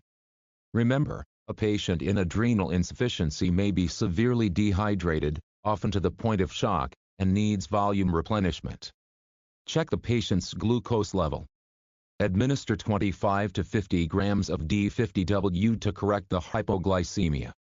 D5NS, 5% dextrose in normal saline, is the preferred intravenous fluid, but a second intravenous, administering D5W, can be used to maintain the patient's blood glucose level.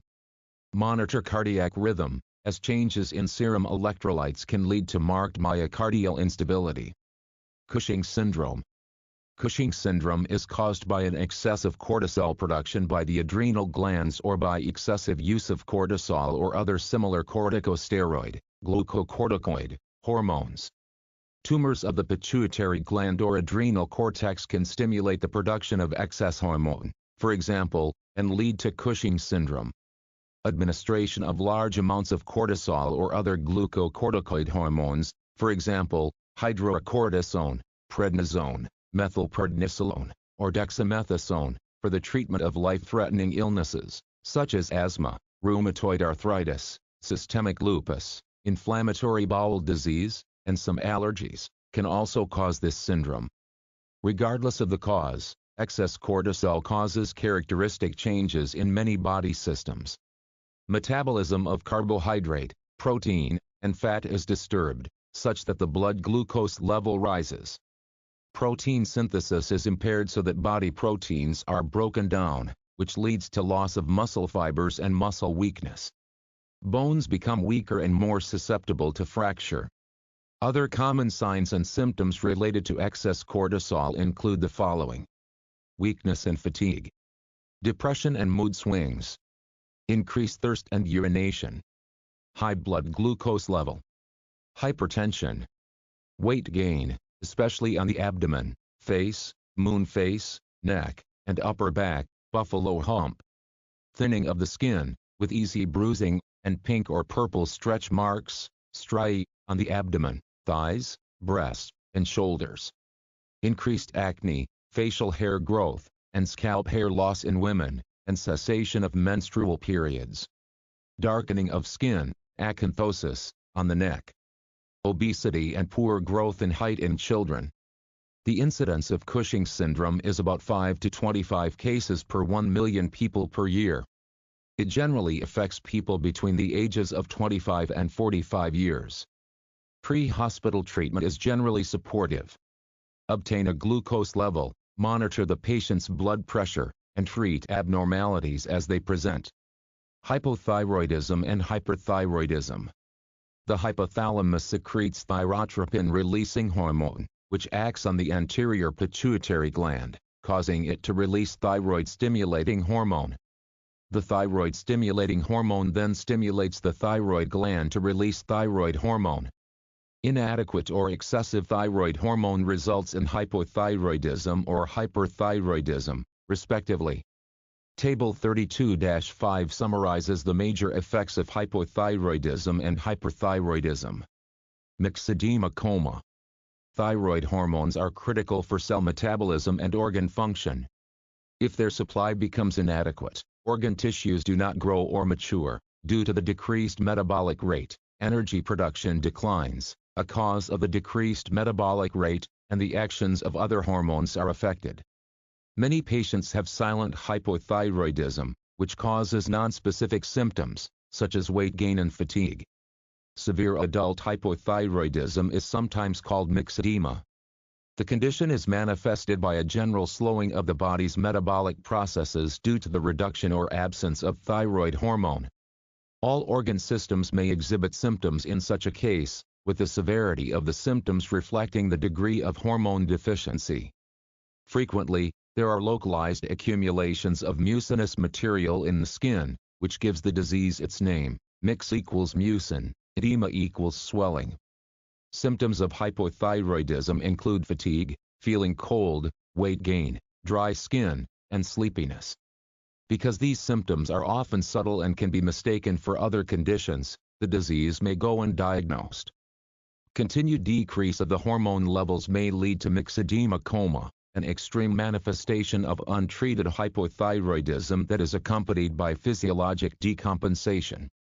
When hypothyroidism is long-standing, physiologic adaptations occur, such as reduced metabolic rate and decreased oxygen consumption, which in turn lead to peripheral vasoconstriction.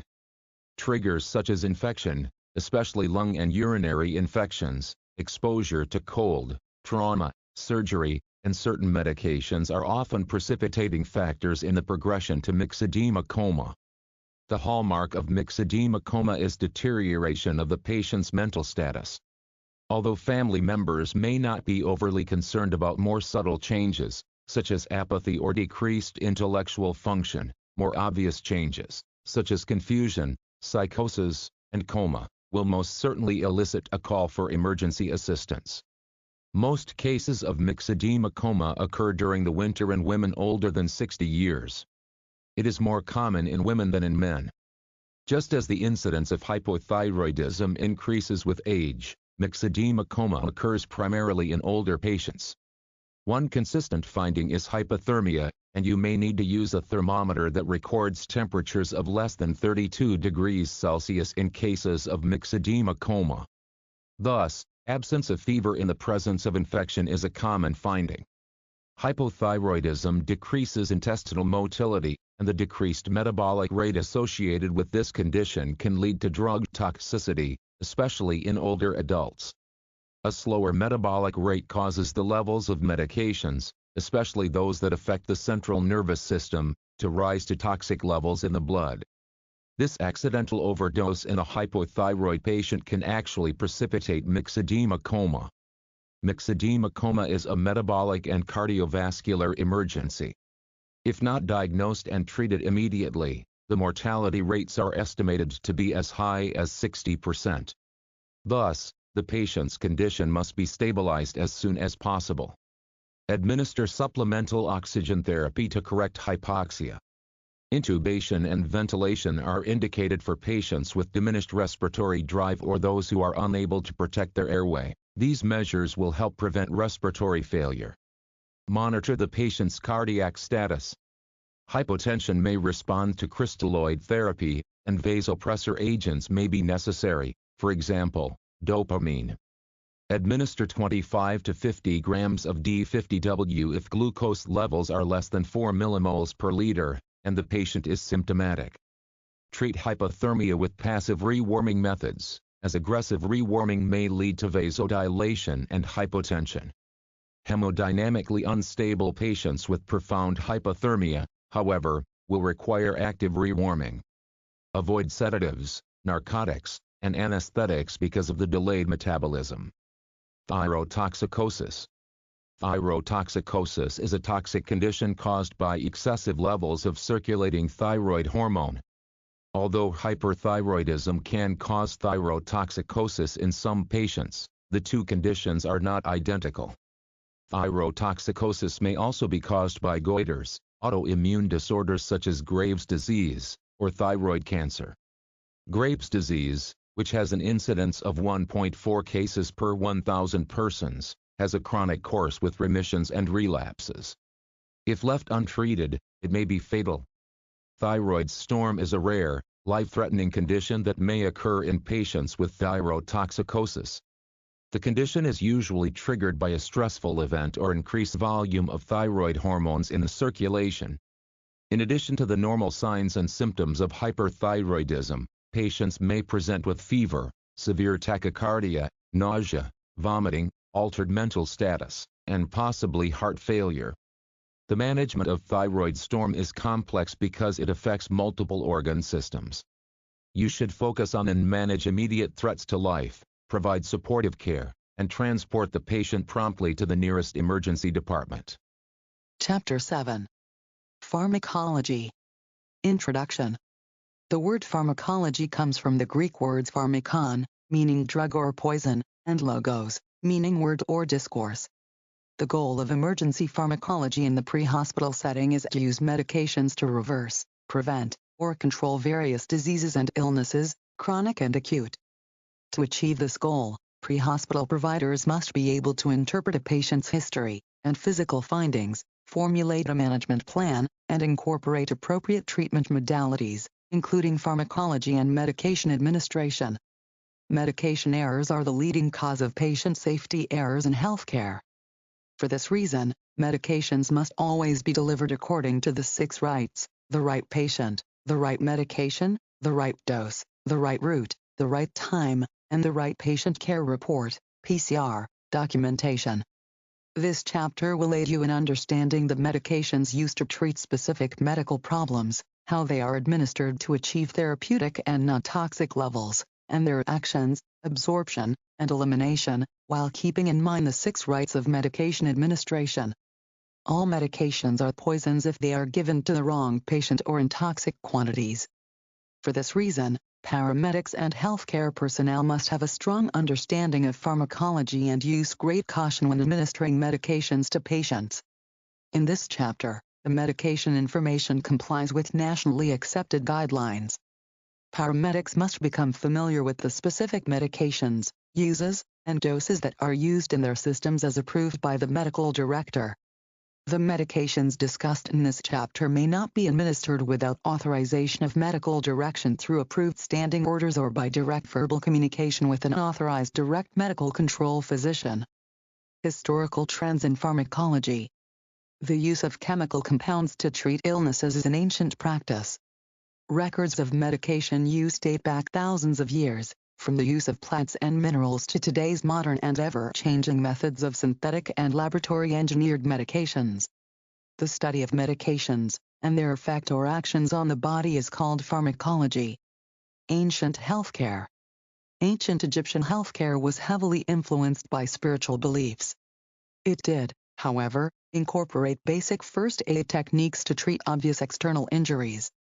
Ancient doctors also used chemical compounds to treat certain ailments. In fact, documents have been found containing formularies for more than 700 medications. The pre-Renaissance and post-Renaissance periods. During the medieval period, doctors had no concept of viruses or bacteria or their infectious properties. It was believed that sickness represented punishment for one's sins. Attempts to treat ailments centered on approaches intended to counteract the presenting symptoms. Presenting symptoms were categorized based on their moisture and temperature. Blood was hot and wet, phlegm was cold and wet, black bile was cold and dry, and yellow bile was hot and dry. According to the prevailing theory of the time, based on the ancient four humors theory of the Greek physician Hippocrates, 460 to 370 BC, when a person became sick, one of these four items was out of balance. Phlegm, for example, needed to be counteracted by its opposite, yellow bile. Therefore, the patient would need to take a prescription made from plants and animals that were hot and dry and likely contained a fair amount of bile. After the Renaissance, medication use took on a slightly more scientific approach. Through the process of observation, early healthcare providers began to recognize, albeit to a limited extent, that certain compounds, such as plants and minerals, were effective for treating some ailments, and ineffective for others. For example, opium, the raw substance collected from certain poppies, Papaver somniferum, was known to reduce pain and induce sleep. In 1805, the German chemist Friedrich Serturner isolated morphine as the active ingredient from the raw substance. Modern healthcare. The modern pharmaceutical industry began in the 19th century with the discovery of highly active medicinal compounds that could be manufactured most efficiently on a large scale. Today, pharmaceuticals form the basis of a billion-dollar industry. Thanks to the thousands of medications currently in use, and the new ones approved on a daily basis, healthcare has made tremendous strides in our ability to care for sick and injured people. Although not every condition has a cure, virtually all diseases can be treated to some degree with medications. Pharmaceuticals can be expected to continue to make great strides in all aspects of disease treatment. As cancer rates continue to rise, treatments and cures for this set of diseases are the focus of much research. Remarkable progress continues to be made in the prevention and treatment of heart disease and stroke. The pharmaceutical industry has made great strides, and is likely to continue expanding in biotechnology, with continued development of pathway-targeted therapies such as monoclonal antibodies and protein kinase inhibitors. Ideally, work on the molecular level will lead to the eradication of some of the leading killers of today. Medication names. A medication is a drug that has been approved by the government agency that regulates pharmaceuticals. In Canada, that agency is the Health Products and Food Branch. The Food and Drugs Act is the applicable legislation that ensures public safety with regard to medications. A drug, as defined by Health Canada, is any substance or a mixture of substances manufactured, sold, or represented for use in 1. The diagnosis, treatment, mitigation, or prevention of a disease, disorder, or abnormal physical state or its symptoms, in human beings or animals. 2. Restoring, correcting, or modifying organic functions in human beings or animals, or 3. Disinfection in premises in which food is manufactured, prepared, or kept. Medications may be available either with or without a prescription. Prescription-only medicines are available at a pharmacy, and may be purchased only with a prescription from a physician or other healthcare professional with the ability to prescribe, such as a dentist or nurse practitioner. In contrast, over-the-counter medications do not require a prescription, and are available in many places, pharmacies, convenience stores, and grocery stores, for example, without special restrictions. Prescription-only medicines can be given over-the-counter status only if they are considered safe enough that most people will not hurt themselves accidentally by taking the medication as instructed. Pharmaceutical companies invest billions of dollars each year in research and development. Not surprisingly, they are eager to protect their investments by obtaining patents on their new drugs. A patent gives its holder exclusive rights to produce and sell the drug until the patent expires. After it loses its patent, the medication may then be available as a generic drug, non-patented, from multiple sources. Because thousands of medications are already on the market, and more emerge every year, hundreds are approved each year in Canada alone. A systematic way of naming them is essential. All medications are assigned 3 names: chemical, generic, and trade. The chemical name describes the drug's chemical makeup, that is, its composition and molecular structure. The generic name, or non-proprietary name, is a general name for a drug. Although it is not manufacturer-specific, the generic name is usually created by the company that first manufactures the chemical. The generic name is generally derived from the chemical name but is shorter and simpler. In the 1950s, the World Health Organization initiated the International Non-Proprietary Name Program to standardize generic drug names. Health Canada provides final approval of drug names eligible to be used in Canada. The trade name, or brand name, is the unique name under which the original manufacturer registers the new drug with the Health Products and Food Branch. Use of the registered symbol in the upper right corner of the trade name indicates that it has been registered as a trademark. A trade name may also be identified by capitalizing the name. If a given drug is marketed by a number of manufacturers, it may have several trade names. Some familiar trade names include Lipitor, a cholesterol-lowering medication, Reactin, used to treat common allergies, and Xanax, used to treat anxiety disorders. To see how this naming system works, consider the names given to amiodarone, an important antidysrhythmic carried by paramedics. Chemical name: 2-butyl-3-benzofuranil. 4,2-diethylamino, ethoxy, -3,5-diiodophenyl, methanone hydrochloride. Generic name: amiodarone. Trade name: Cardarone. In this text, we will refer to medications by their generic names. When a medication is widely known by its trade name, the trade name will be capitalized and placed in parentheses in this text after the generic name, for example, diazepam, Valium, norepinephrine, Levophed, furosemide, Lasix, naloxone, Narcan, and oxytocin, Pitocin. Sources of medications. The medications we use are derived from four principal sources: animal, plant, mineral, and laboratory, synthetic compounds. Plant sources of medications include a variety of roots, leaves, flowers, and seeds. For example, digitalis, which is used in the treatment of heart failure, is prepared from the dried leaves of a wildflower called purple foxglove. In contrast, insulin, a medication taken by people with diabetes, is usually prepared from the pancreas of animals, primarily pigs.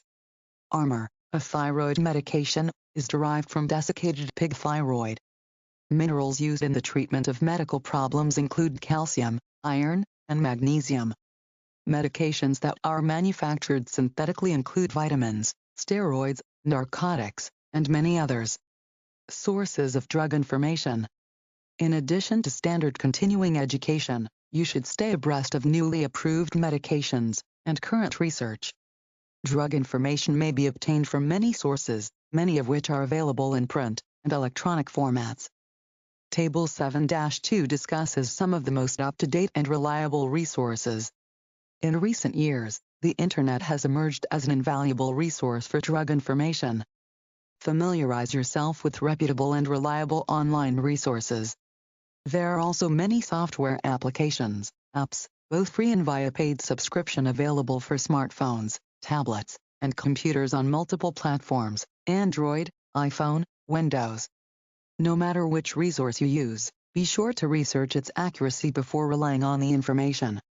Canadian regulation of pharmaceuticals. The manufacture of pharmaceuticals in Canada and most other countries is subject to a variety of laws and regulations. The goal of these laws and regulations is to protect consumers. In particular, they prohibit manufacturers from making false claims about their medications' benefits or advising patients to administer the medications incorrectly. They also seek to protect patients from medications that might cause harm, and require drug manufacturers to publish information about side effects and known potential harmful effects of their products. Laws and regulations also outline standards for drug manufacturers to ensure that medications produced by different manufacturers are of uniform strength and purity. In Canada, the Health Products and Food Branch ensures that manufacturers produce medications that meet government standards. Drug-related legislation. The Food and Drugs Act, first passed in 1920 and most recently revised in 1985, aims to protect the public from mislabeled, poisonous, or otherwise harmful foods and medications. It applies to all food, drugs, natural health products, and medical devices sold in Canada and governs the sale, advertisement, and labeling of products to ensure consumer safety and prevent deception. The Controlled Drugs and Substances Act, 1996, replaces the Narcotic Control Act, which was passed in 1961. It governs the production, registration, distribution, and possession of narcotic and controlled substances. The drugs are organized into 8 schedules, each associated with varying control measures, depending on their dependence and abuse potential and their usefulness in medical therapy. Schedules 1 to 5 list different controlled substances, while Schedule 6 lists precursors to designer drugs or other controlled substances. Schedule 7 and 8 were repealed in 2018 with the legalization of cannabis in Canada. Schedule 5 has also been repealed. It is illegal to import, export, traffic, or possess substances in Schedules 1, 2, and 3. The offenses in Schedule 4 are similar to those for 1, 2, and 3, except that there is no offense for simple possession. It is illegal to import, export, or possess for trafficking substances in Schedule 6. Schedule 1 includes narcotics such as opium, heroin, morphine, and cocaine. Schedule 2 includes cannabis and cannabis resin. Schedule 3 includes stimulants, such as amphetamines, and hallucinogens, such as lysergic acid diethylamide. Schedule 4 includes substances such as anabolic steroids, barbiturates, and benzodiazepines. Schedule 5 has been repealed, and no longer applies. Schedule 6 includes precursors that can be converted or used to produce designer drugs or other controlled substances. Schedule 7 has been repealed, and no longer applies. Schedule 8 has been repealed, and no longer applies. Schedule 9 defines devices that may be used to produce tablets and capsules. Manufacturing-related regulations. Legislation also focuses on guaranteeing standardization of doses. Standardization assures patients that when they take a medication with a stated amount of the active ingredient, they will, in fact, receive that amount of the medication. Clearly, no one would want to be prescribed a certain dose of a medication, and find that the actual medication contained twice, or 1/2, the amount of active ingredient stated on the medication's label. The amount of active ingredients must be within 95% to 105% of that stated on the label. For example, if the label says 300 mg of amiodarone, the medication must contain between 285 mg and 315 mg of the drug. The pharmaceutical manufacturers and the health products and food branch use 2 techniques to analyze the content of a drug: assays and bioassays. An assay is an analysis of the drug itself to evaluate its potency. A bioassay is a procedure for determining the concentration, purity, or biologic activity of a substance by measuring its effect on an organism, tissue, cell, or enzyme. Government agencies that regulate drugs. Today, regulation of drugs in Canada falls under the jurisdiction of several agencies. The Health Products and Food Branch is Canada's federal authority responsible for the regulation of health products and food, through enforcement of the Food and Drugs Act. It also oversees the safety and efficacy of veterinary drugs sold in Canada. Furthermore, the Health Products and Food Branch is responsible for the promotion of health and well-being of Canadians. Within the Health Products and Food Branch, there are 3 directorates. The Therapeutic Products Directorate reviews the safety and efficacy of pharmaceuticals and medical devices, and authorizes their use in Canada. The National Health Products Directorate regulates natural health products, such as vitamin or herbal supplements. The Biologics and Genetic Therapies Directorate regulates biologic, for example, vaccines, and radiopharmaceutical drugs. The Office of Controlled Substances ensures that controlled substances and drugs are not diverted for illegal use. It develops legislation, regulations, policies, and operations to support the control of illicit drug use. The Pharmaceutical Advertising Advisory Board and Advertising Standards Canada independently review pharmaceutical advertisements to determine compliance with the Food and Drugs Act. Note that in Canada, only limited direct-to-consumer advertising is permitted for prescription drugs, drug name only. The Marketed Health Products Directorate is responsible for post-marketing surveillance of adverse events secondary to marketed drugs. In the event that a product's quality or safety comes into question, it can work with other Health Canada directorates to remove the product from market or provide safety information. The drug approval process. New drugs are constantly being developed. The commercialization process, however, takes years. The average time for a drug to be developed, tested, and approved is approximately 9 years. In some cases, manufacturers spend most of those 9 years developing a drug only to find out that the drug does not work as envisioned or is too dangerous for human consumption.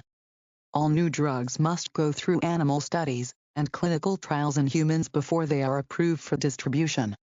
Animal studies. Animal studies are designed to identify tissues and organs sensitive to the drug's actions and to elucidate the drug's pharmacodynamic and pharmacokinetic properties. Testing in at least 2 animal species is required by law. After successful completion of animal studies, an investigational new drug may enter clinical trials in humans. Clinical trials. Clinical trials proceed in 4 phases. Phase 1. The new drug is tested in healthy volunteers to compare human data with those in animals, to determine safe doses of the drug, and to assess its safety. Phase 2. These trials are performed in homogeneous populations of patients, 50 to 300 patients.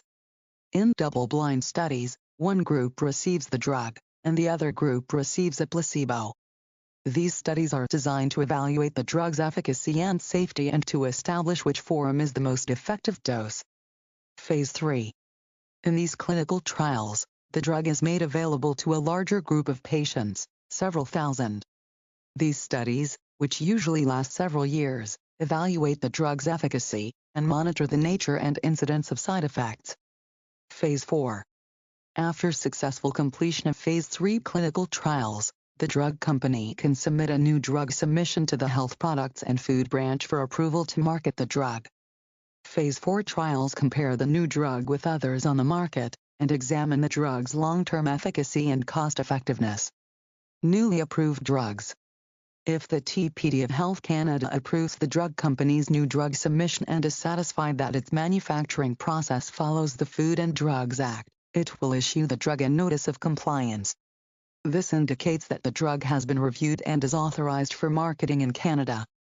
All drugs are also issued a drug identification number, which is a unique identifier for the drug.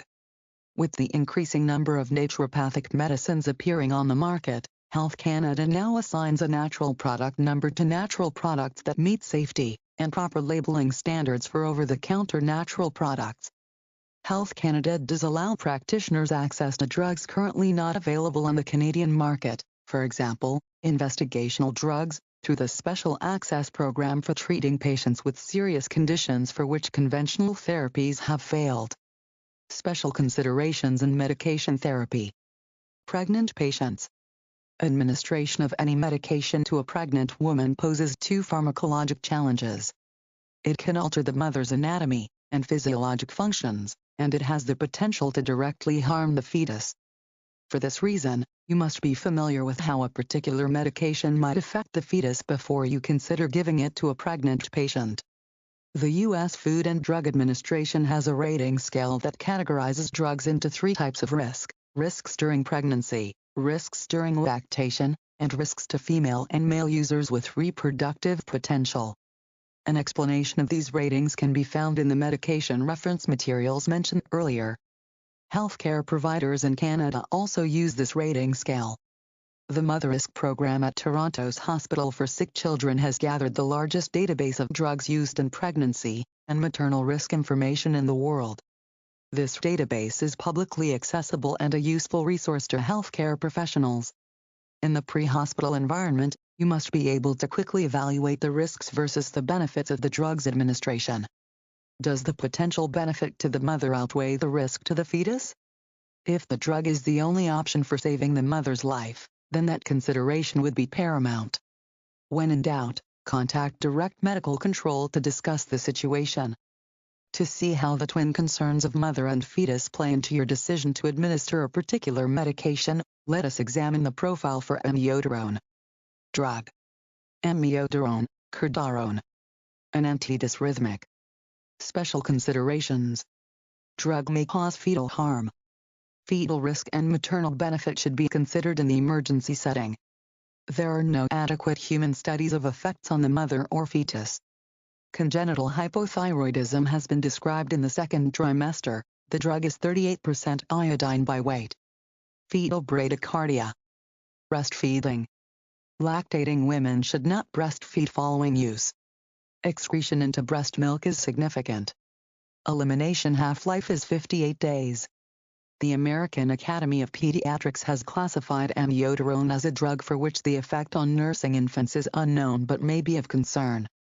Neonatal side effects may accumulate in infant with breastfeeding. Possible hypothyroidism. Pediatric patients. Medications have much different effects in adults than they do in children, whether the pediatric patient is a newborn, a neonate, an infant, or a toddler. In particular, infants do not achieve the same level of hepatic function as adults until they reach about 6 months of age. As a consequence, babies have a sharply reduced metabolic capacity.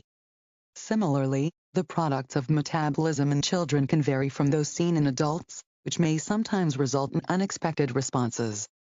At the same time, children can metabolize some medications much more quickly than adults do, so they may require relatively higher doses or more frequent administration of some medications. The incomplete development of the gastrointestinal tract in young infants slows absorption of oral medications and delays elimination, so the same medication would be more potent in an infant than in an adult. Geriatric patients. The changes in pharmacokinetics in geriatric patients are comparable to those observed in young children. In older people, hepatic function and gastrointestinal activity slow and renal function declines, which in turn delays absorption, metabolism, and elimination. In addition, geriatric patients are often taking multiple medications. These concomitant therapies may interact and modify one another's effects. Furthermore, because they may have a large number of medications to be taken, and alterations in their normal mental status, geriatric patients may unintentionally overdose on a particular drug or forget to take it. The scope of management. Safe and effective medication administration. One of the principal areas in which your activities differ from those of a first responder is in the administration of a long list of pharmacologic agents. Such agents have life-saving and life-endangering potential, depending on how they are used. The wrong medication or the wrong dose of the right medication can kill a patient as effectively as a lethal weapon. For this reason, you must be intimately familiar with the pharmacologic agents used in the pre-hospital environment, their indications and contraindications, their side effects, and their dangers. Nowhere in emergency care can ignorance or carelessness on the part of paramedics do so much harm as in the administration of medications. As a paramedic, you will be responsible for ensuring that administration of medications in the pre-hospital environment is safe, therapeutic, and effective. The Institute for Safe Medication Practices has developed a list of medication abbreviations prone to causing errors. When physicians, paramedics, and other healthcare providers use these symbols and abbreviations, there is an increased likelihood of a medication error due to miscommunication. The full list is exhaustive. Table 7-3 lists several important sources of error relevant to the pre-hospital setting. Legal, moral, and ethical responsibilities. When administering medications to a patient, you are legally responsible for the appropriate use and documentation of that therapy. Even if another paramedic prepares the medication and hands a syringe to you to administer, you are still the person responsible. Always have a clear understanding of which medication you are administering, and why you are administering it. Put yourself in the shoes of your patient. How much confidence would you have in the person providing your care if he or she did not have a complete understanding of each medication, when to use it, and how it works? In addition to the obvious legal responsibility, we have a moral and ethical responsibility to ensure that we administer medications safely. The following guidelines will help you fulfill your responsibilities. Make certain you understand the precautions and contraindications associated with each medication. In addition, consider the precautions and contraindications as they relate to this case. Practice proper administration techniques.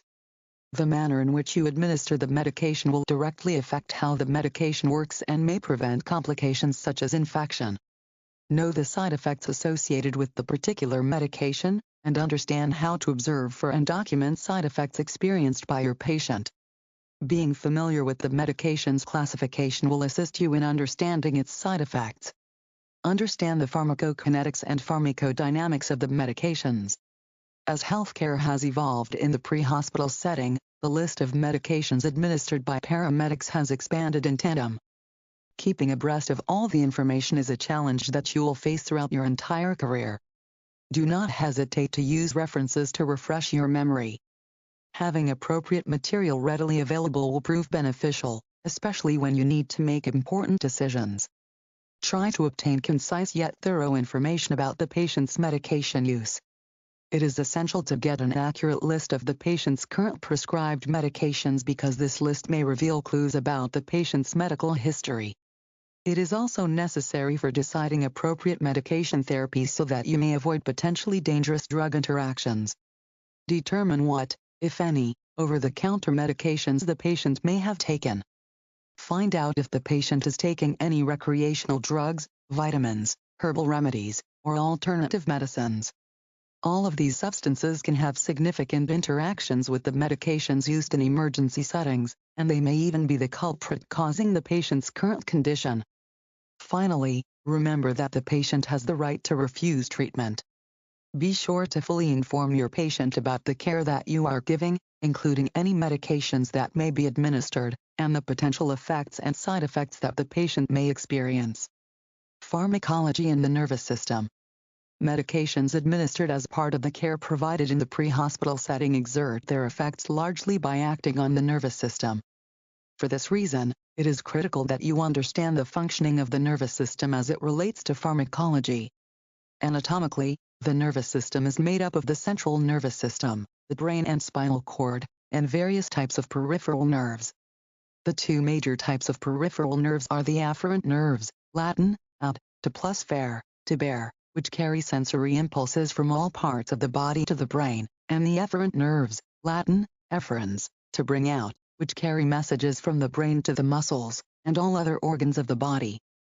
Functionally, the nervous system is divided into two primary components, the central nervous system and the peripheral nervous system.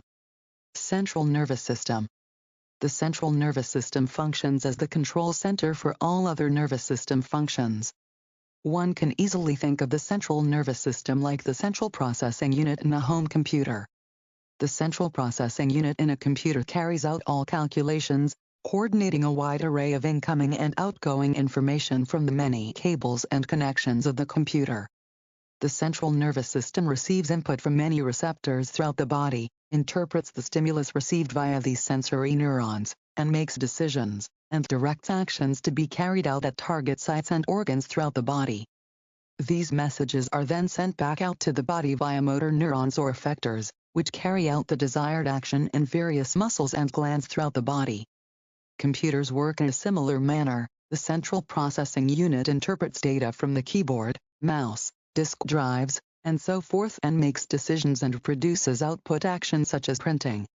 The whole system is connected by cables that function like the efferent and afferent nerves, sending and receiving information back and forth between the various components. Peripheral nervous system. The peripheral nervous system consists of all nervous tissue outside of the brain and spinal cord and is separated into two divisions, the somatic nervous system and the autonomic nervous system. The autonomic nervous system is particularly vulnerable to the administration of pre-hospital medications. It is considered to be automatic or involuntary because we cannot control its functioning or force functions under its control to happen or not happen. The autonomic nervous system sends sensory impulses from internal structures, such as blood vessels, the heart, and organs of the chest, abdomen, and pelvis, through afferent autonomic nerves to the brain. Afferent neurons are an essential element in reflex regulation of the autonomic nervous system.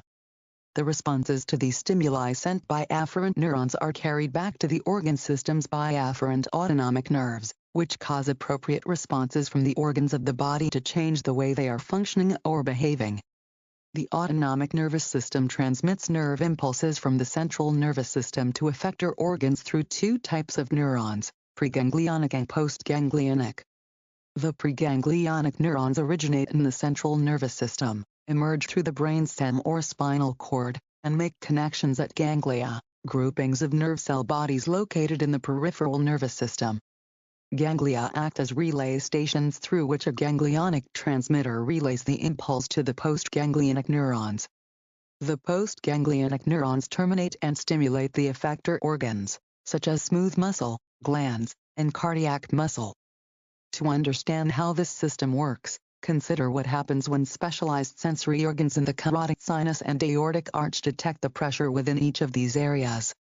This stimulus is signaled to the central nervous system via afferent neurons, causing the afferent branch of the system to respond and affecting pressure changes within the system. The autonomic nervous system is divided into two further subsystems, the sympathetic nervous system and the parasympathetic nervous system. These two systems have opposing effects on the body. Sympathetic nervous system. The sympathetic nervous system, responsible for the fight or flight response, is the dominant system during periods of stress and activity. It is also a key player in the regulation of hypoglycemia, hypothermia, and trauma. The sympathetic nerves have their origins in the thoracic and lumbar sections of the spinal cord. They exit the spinal cord through the spinal nerves, which then extend to two types of ganglia, sympathetic chain ganglia and collateral ganglia. Working through these ganglia, the sympathetic nervous system increases heart rate and blood pressure, the release of energy stores throughout the body, and blood flow to the skeletal muscles and heart by diverting flow from the skin and other internal organs. Sympathetic stimulation also results in dilation of the pupils and bronchioles of the respiratory system. The net goal of sympathetic stimulation is to provide the body with energy, oxygen, and the ability to react to stressful situations. The primary chemical messengers of the sympathetic nervous system are norepinephrine and epinephrine.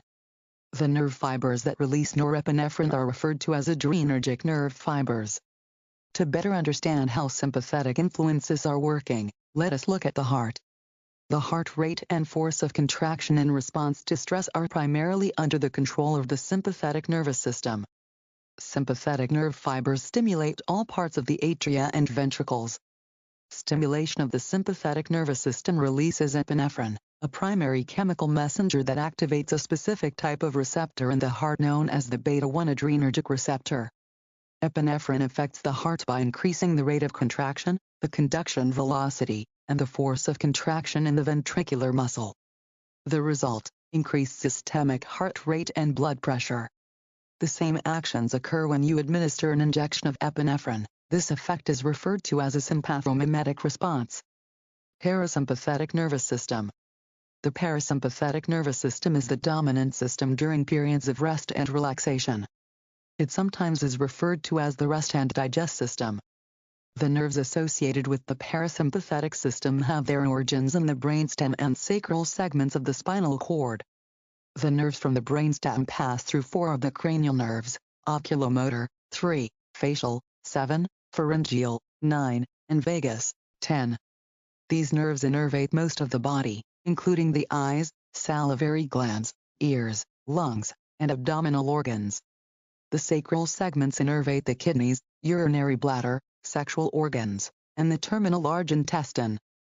To see how the sympathetic and parasympathetic nervous systems work in conjunction, consider the effect of these two systems on the heart.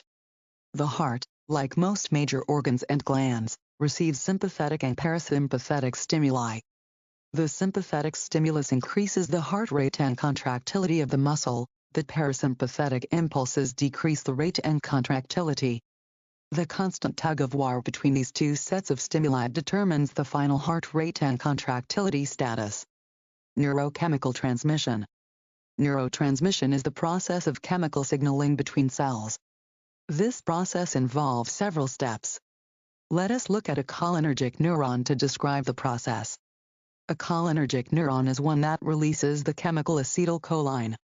The first step involves the synthesis of acetylcholine. Here choline is taken from extracellular fluid, along with sodium, into the neuron, where it is turned into acetylcholine. Second, the acetylcholine is stored in vesicles in the nerve terminal. The third step involves the release of acetylcholine from the nerve ending.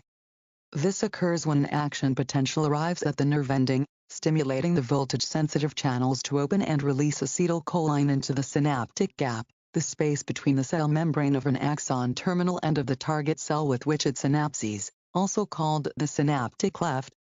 The fourth step involves the binding of released acetylcholine to a receptor. Once acetylcholine is released from the synaptic vesicles, it diffuses across the synaptic space and binds to receptors on the next, or target, cell. The binding of acetylcholine to the receptor causes a response within the cell, and a new nerve impulse is initiated. Receptors are unique molecular structures or sites on the surface or interior of a cell that bind with substances such as hormones, drugs, and neurotransmitters. Receptors are highly specialized and, in most cases, respond only to a particular substance. It is easy to think of the receptor-neurotransmitter relationship like a lock and key.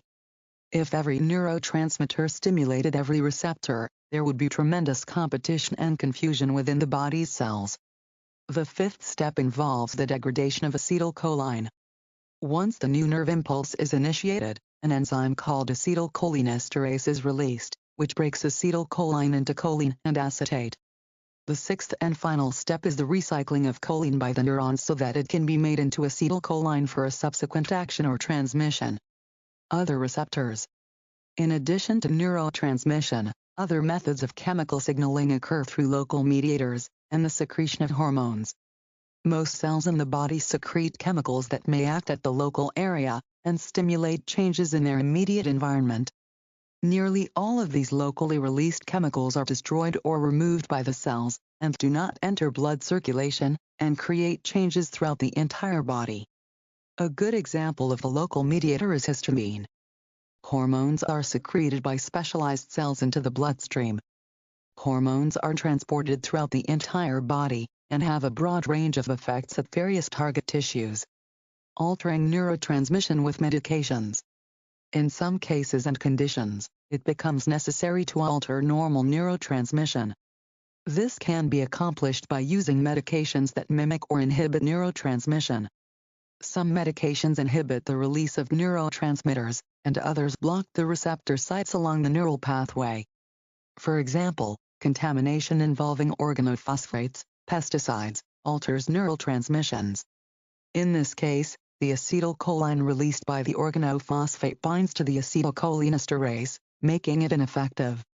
The final result is overstimulation of the nerves due to an excess of acetylcholine in the synaptic cleft. In this case, a medication is needed to break the bond between the organophosphate and acetylcholinesterase so that acetylcholinesterase can break down the acetylcholine and terminate the nerve stimulation. The medication of choice is 2-PAM chloride, which is effective at cleaving the organophosphate from acetylcholinesterase and allowing it to break down the excess acetylcholine, terminating nerve stimulation, and returning it to a normal state. There are many medications that can alter normal neurotransmission. Selective drug action. Nicotinic and muscarinic receptors. Nicotinic receptors are present in many tissues in the body, including the central nervous system and the peripheral nervous system. These receptors function at the neuromuscular junctions of somatic muscles, and stimulation causes muscular contraction. Nicotinic receptors are triggered by the neurotransmitter acetylcholine, but they are also opened by nicotine.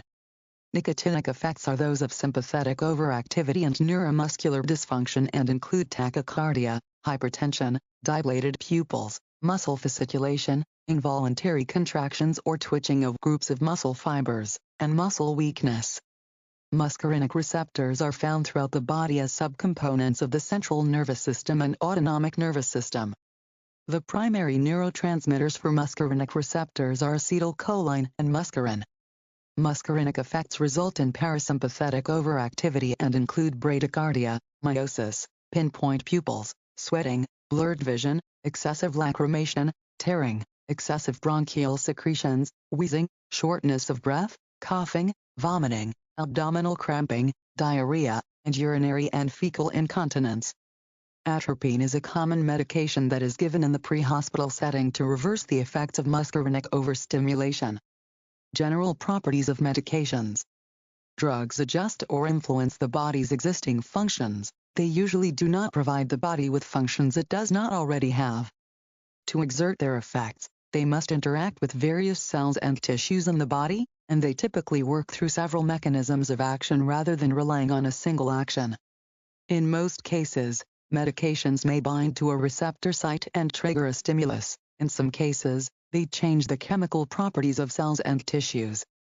They may also combine with other chemicals within cells or organ systems to aid in elimination, or bind to receptors to alter the normal metabolic functions of cells and tissues. Receptors are specialized target molecules that are present on the surface of cells or within the cell. They bind a medication and mediate its pharmacologic effect. Medications may interact with a variety of receptor sites, for example, enzymes, nucleic acids, and membranous receptors. Once the medication and the receptor site bind, a biologic response follows. The magnitude of this response is directly proportional to the number of these drug receptor sites. The attraction between a medication and its receptors is referred to as affinity. The stronger the affinity between the two, the stronger the resulting bond. In some cases, different medications have affinity for the same receptor site. However, it is unlikely that both will bind with the same strength, which means that one medication inevitably takes priority. A medication that stimulates a response in a receptor site is called an agonist. The strength of its effect depends on the concentration of the agonist at the receptor site, which is in turn determined by the dose administered, and the drug's rate of absorption, distribution, and metabolism. Medication forms. Medications come in many forms, solid and liquid, each of which has special properties. In the pre-hospital environment, you will use only a limited subset of the medication forms described herein. Liquid medication forms. Solution. A liquid containing one or more chemical substances entirely dissolved, usually in water, for example, normal saline solution. The majority of medications used by paramedics are solutions. Suspension. Preparation of a finely divided medication intended to be, or already, incorporated in a suitable liquid, for example, amoxicillin, supplied as a powder requiring the addition of water. Note: all bottles containing suspensions must be shaken thoroughly before use because their ingredients tend to separate on standing. Fluid extract. Concentrated form of a medication prepared by dissolving the crude medication in the fluid in which it is most readily soluble, standardized such that 1 milliliter contains 1 gram of the medication. For example, many herbal supplements and remedies, such as saw palmetto. Tincture. Diluted alcoholic extract of a medication, such as tincture of iodine, used as a skin antiseptic. Spirits. Preparation of a volatile substance dissolved in alcohol, such as spirits of ammonia, formerly used to rouse people from fainting through its noxious odor. Syrup. Medication suspended in sugar and water to improve its taste, such as cough syrup and syrup of ipecac. Elixir. Solution with alcohol and flavoring added, such as cough medicines, particularly those formulated for children. Milk. Aqueous suspension of an insoluble medication, such as milk of magnesia. Emulsion. Preparation of one liquid, usually in oil, distributed in small globules in another liquid, usually water. For example, some preparations of diazepam, Valium, often used as lubricants. Liniments and lotions. Preparations of medications for external use, usually to relieve discomfort such as pain or itching or to protect the skin, for example, calamine lotion. Solid medication forms. Extract. A concentrated preparation of a medication made by putting the medication into solution, alcohol or water, and evaporating the excess solvent until the concentration reaches a prescribed standard, for example, liver extract, which has been used in the treatment of anemia, prepared by dissolving ground mammalian liver, and allowing the solvent to evaporate. Extract is then incorporated into a tablet or capsule. Powder. A medication that has been ground into pulverized form, for example, mixtures of powdered sodium bicarbonate and calcium carbonate, used as an antacid in the treatment of ulcers, example in pre-hospital care, Activated charcoal powder. Capsule. A cylindrical gelatin container enclosing a dose of medication, for example, many over-the-counter pain medications, such as ibuprofen, Advil. These are available as hard gelatin, often containing dry powder medication, or soft gelatin, often containing liquid medication, capsules. Pulvule. Resembles a capsule, but it is not made of gelatin, and does not separate, usually are proprietary forms of a medication, such as propoxyphene hydrochloride, Darvon. Tablet. A powdered medication that has been molded or compressed into a small disc, such as aspirin tablets, example in pre-hospital care, nitroglycerin tablets. This is the most commonly used solid dosage form.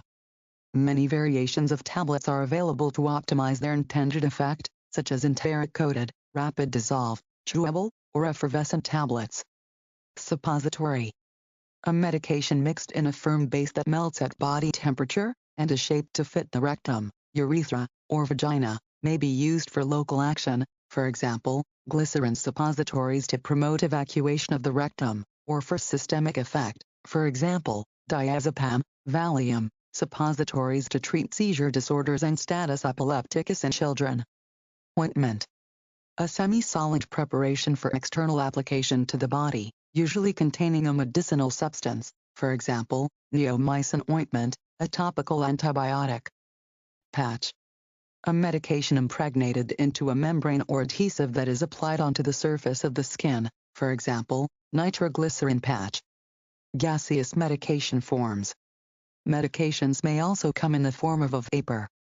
Gaseous medications are primarily used in operating room anesthesia. To create the gas, a medication in liquid form is placed into a machine that promotes vaporization. The vapors are inhaled by the patient to induce anesthesia. An example of a medication administered as a vapor is sevoflurane. Health Canada recently approved a novel delivery device that allows methoxyflurane, Penprix, an inhaled anesthetic, to be delivered in the pre-hospital setting. While new in Canada, it has been used in Australia for a number of years in patients experiencing mild to moderate pain. Patients can receive up to 2 doses, and there are patient populations, age younger than 18 years, those who are pregnant, in which it cannot be used. Its role in the Canadian pre-hospital setting has not been determined. Rates of medication absorption. How you choose to administer a medication, that is, the mode of administration, affects the rate at which the body absorbs the drug and, ultimately, the onset of its therapeutic effects. The action of a medication, especially the speed with which it works, is also influenced by the way it enters the body, that is, the route of administration. Medications injected directly into the circulation, such as intravenous or intraosseous injections, enter the bloodstream the most rapidly. Nearly as fast as the absorption across the respiratory mucosa when medications are sprayed down a tracheal tube or breathed in from an inhaler. Other mucosal surfaces, such as those found in the rectum, provide for rapid absorption as well, albeit at an unpredictable rate. Intramuscular injection is slower because the medication must be picked up from the muscles by the circulating blood. The same is true of subcutaneous injections, which are absorbed more slowly than intramuscular injections. Near the slowest end of the scale are medications administered orally, PROS. The slowest absorption of all is across intact skin. Table 7-4 summarizes the rates of absorption. Note that the route of administration that is appropriate for one medication may be unsuitable for another medication, so for any given medication it is essential to know the routes by which it may be given. Local or systemic effects. Drugs may produce their effects locally, systemically, or both. Local effects result from the direct application of a drug to a tissue, for example, when you apply a lotion to the skin to relieve itching. Systemic effects occur after the drug is absorbed by any route, and distributed by the bloodstream. They almost invariably involve more than one organ, although the response of one or another organ may predominate. The action of a drug is rarely a completely fixed property of the medication.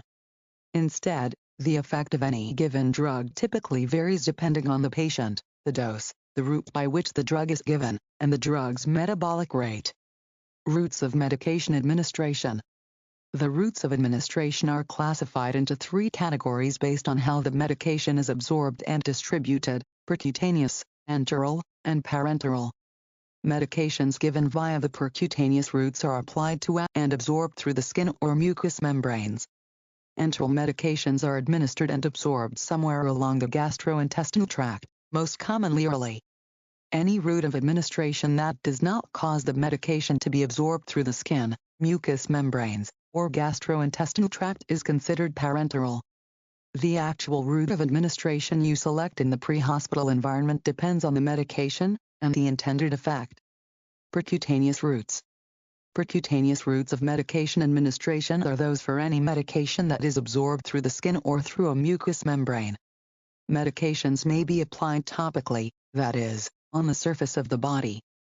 Ordinarily, the intact skin is an effective barrier to absorption of medications, but some medications have been specially prepared to cross the barrier at a very slow rate, so the route is useful for sustained release of medications for a long period.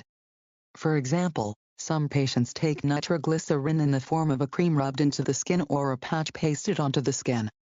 Estrogens, female hormones, are also sometimes given in the form of a patch. Administration via the transdermal route is generally performed by placing medication directly onto the patient's skin.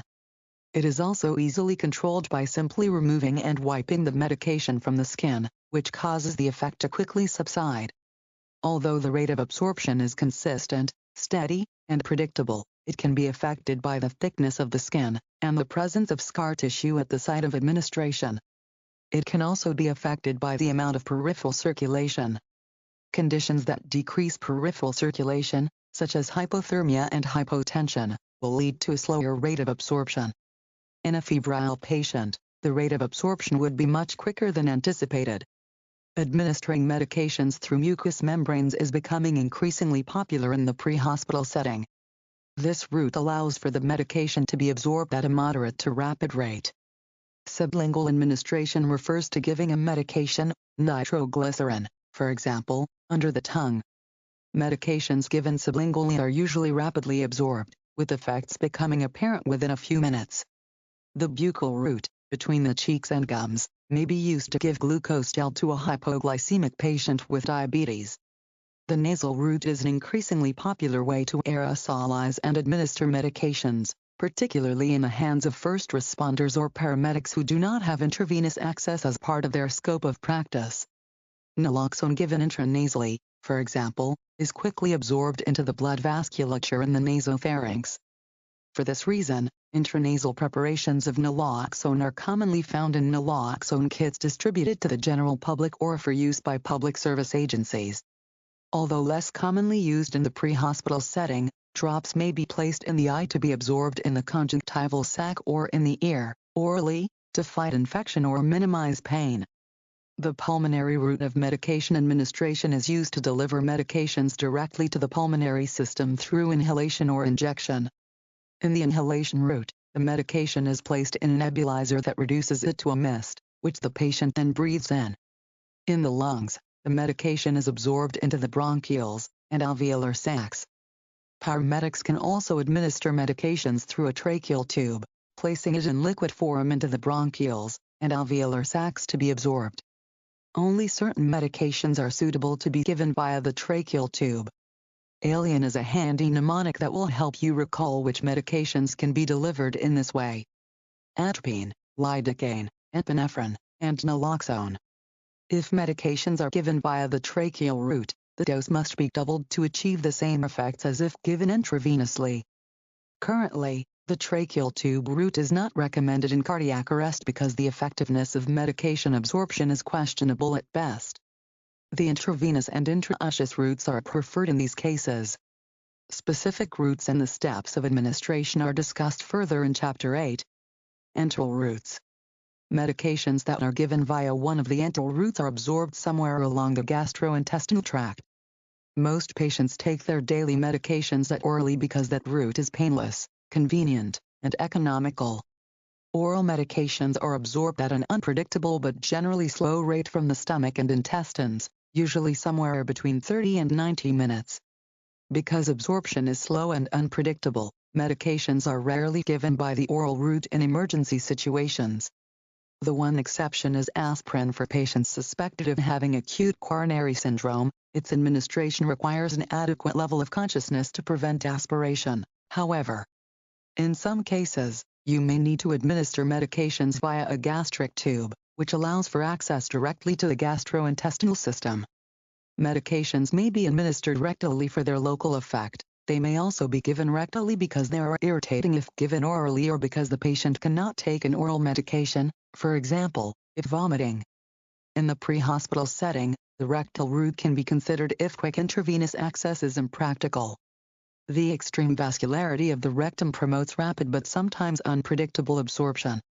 Medications administered rectally, per rectum, generally do not pass through the liver and, therefore, are not subjected to hepatic alterations. Parenteral routes. Parenteral routes include those in which medications are administered via any route other than the alimentary canal, digestive tract, skin, and mucous membranes. They are generally administered via syringes and needles. In most cases, parenteral routes allow for the fastest absorption rate. The intravenous route is the most rapidly effective, but also the most dangerous route of administration. Intravenous medications go directly into the bloodstream and to the target organs, with no delay in absorption. Thus, intravenous injection enables you to deliver a known quantity of medication over a known period, that is, it allows the most accurate control of dosage. It is a dangerous route, however, precisely because the entire dose of the medication is delivered in one blast, so a toxic reaction is much more likely.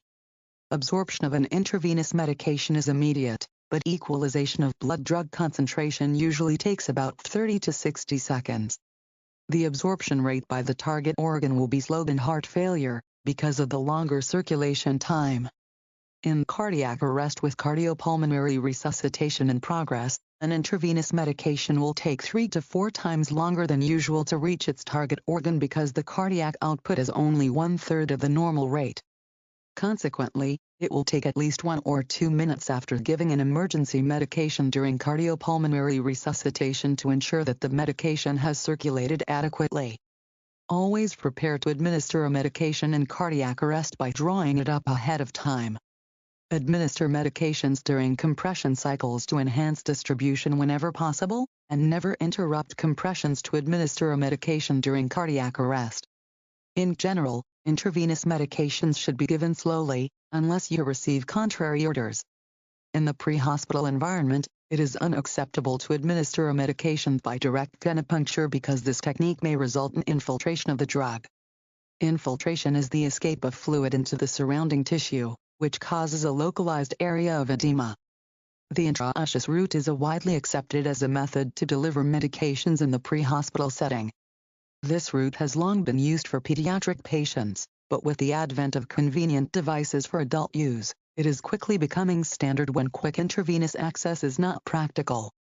Any medication that can be given intravenously can be given intraosseously. The rate of absorption and time of onset have been shown to be identical, if not better, because the medicine enters a non-collapsible channel with rapid flow into the central circulation. Medications given by the intramuscular route take longer to act than those given intravenously because they must first be absorbed from the muscle into the bloodstream. Also, intramuscular medications have a longer duration of action than intravenous medications because they are absorbed gradually during a period of minutes to hours. Absorption of medications given by the intramuscular or subcutaneous route depends on adequate blood flow to muscles and peripheral tissues, which is not the case in shock or cardiac arrest.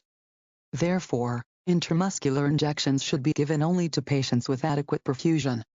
An intramuscular injection usually involves volumes of about 1 to 5 milliliters, and is given into the deltoid muscle of the upper arm, the preferred site for pre-hospital applications, or into the upper outer quadrant of the gluteus muscle of the buttocks.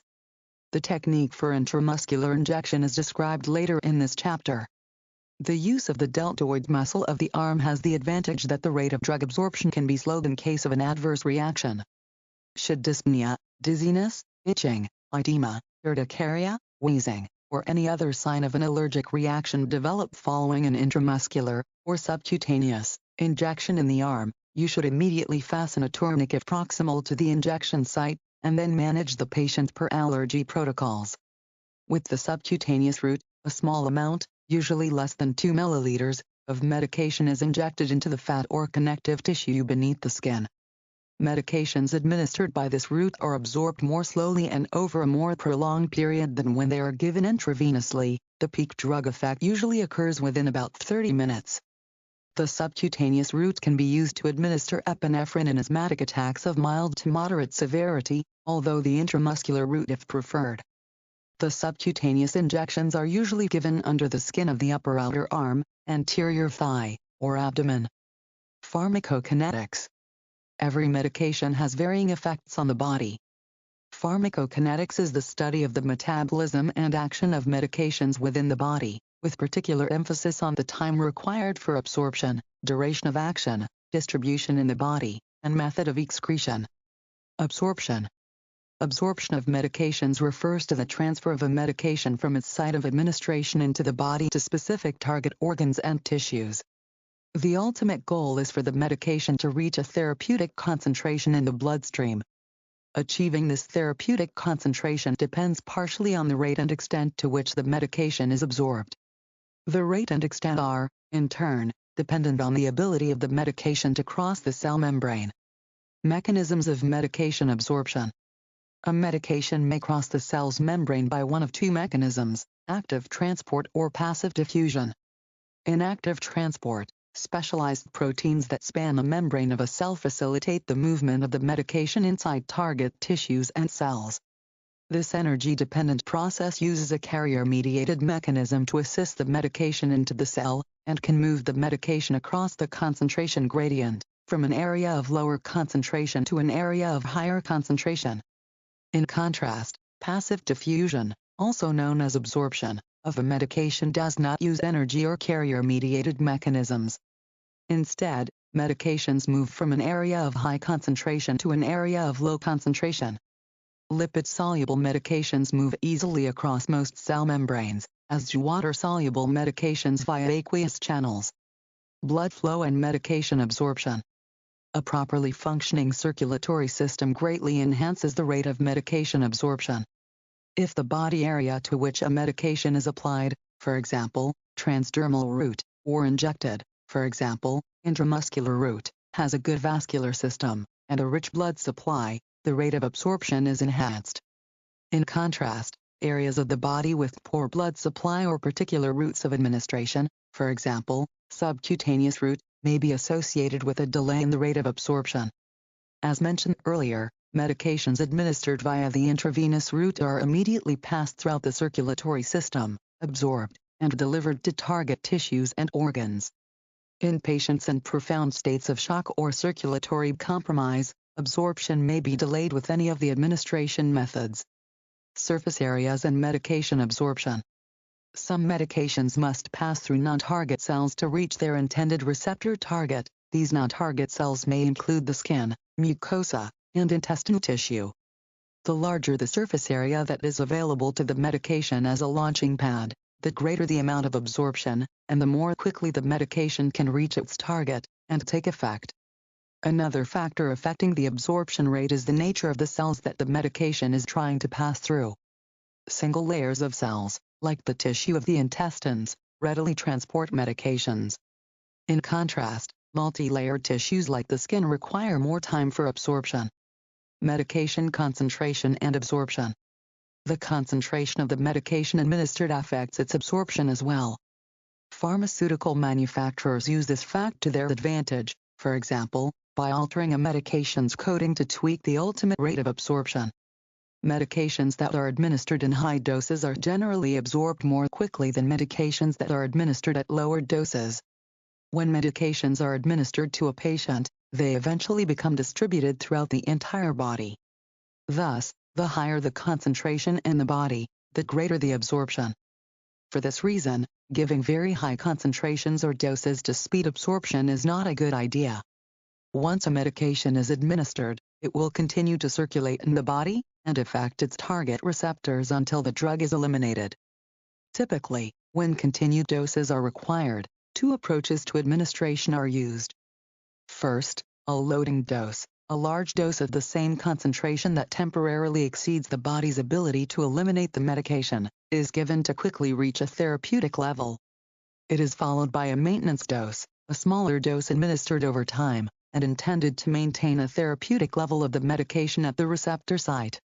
Loading doses are typically based on the volume of distribution, which takes into account the patient's weight. Maintenance doses are selected based on the body's ability to eliminate the medication.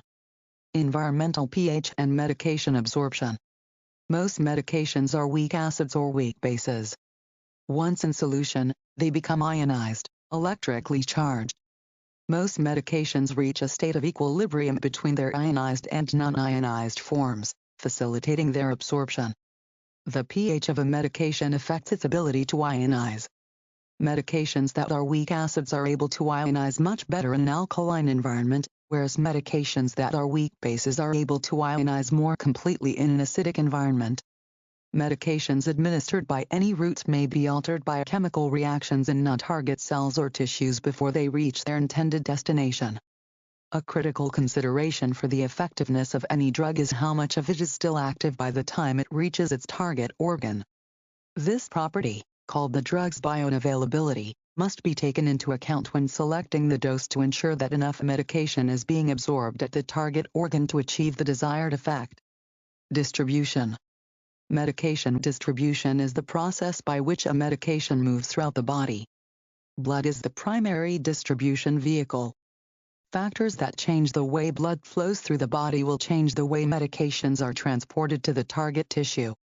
If the patient's overall cardiac output is diminished, the medication will not move as quickly. Along the same lines, if blood is not moving efficiently to a particular part of the body, the distribution may be slowed. For example, if the patient is cold, the blood is shunted away from the skin and peripheral extremities. In such a case, an antibiotic intended to fight an infection in the foot will not arrive at that area as quickly as intended.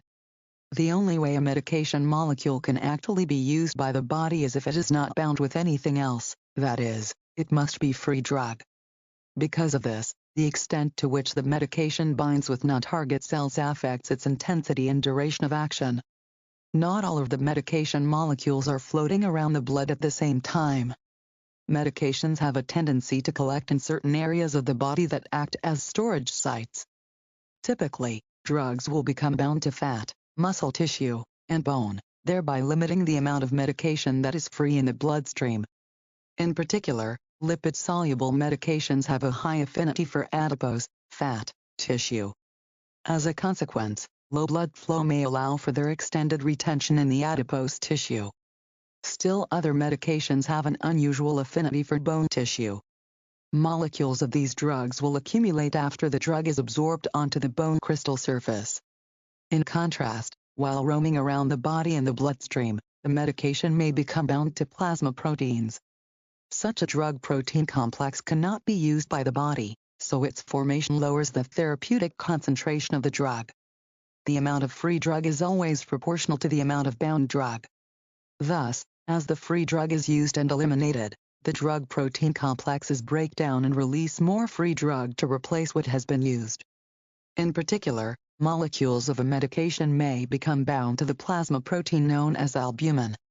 Albumin, which is too large to diffuse out of the bloodstream, essentially kidnaps drug molecules, making them ineffective.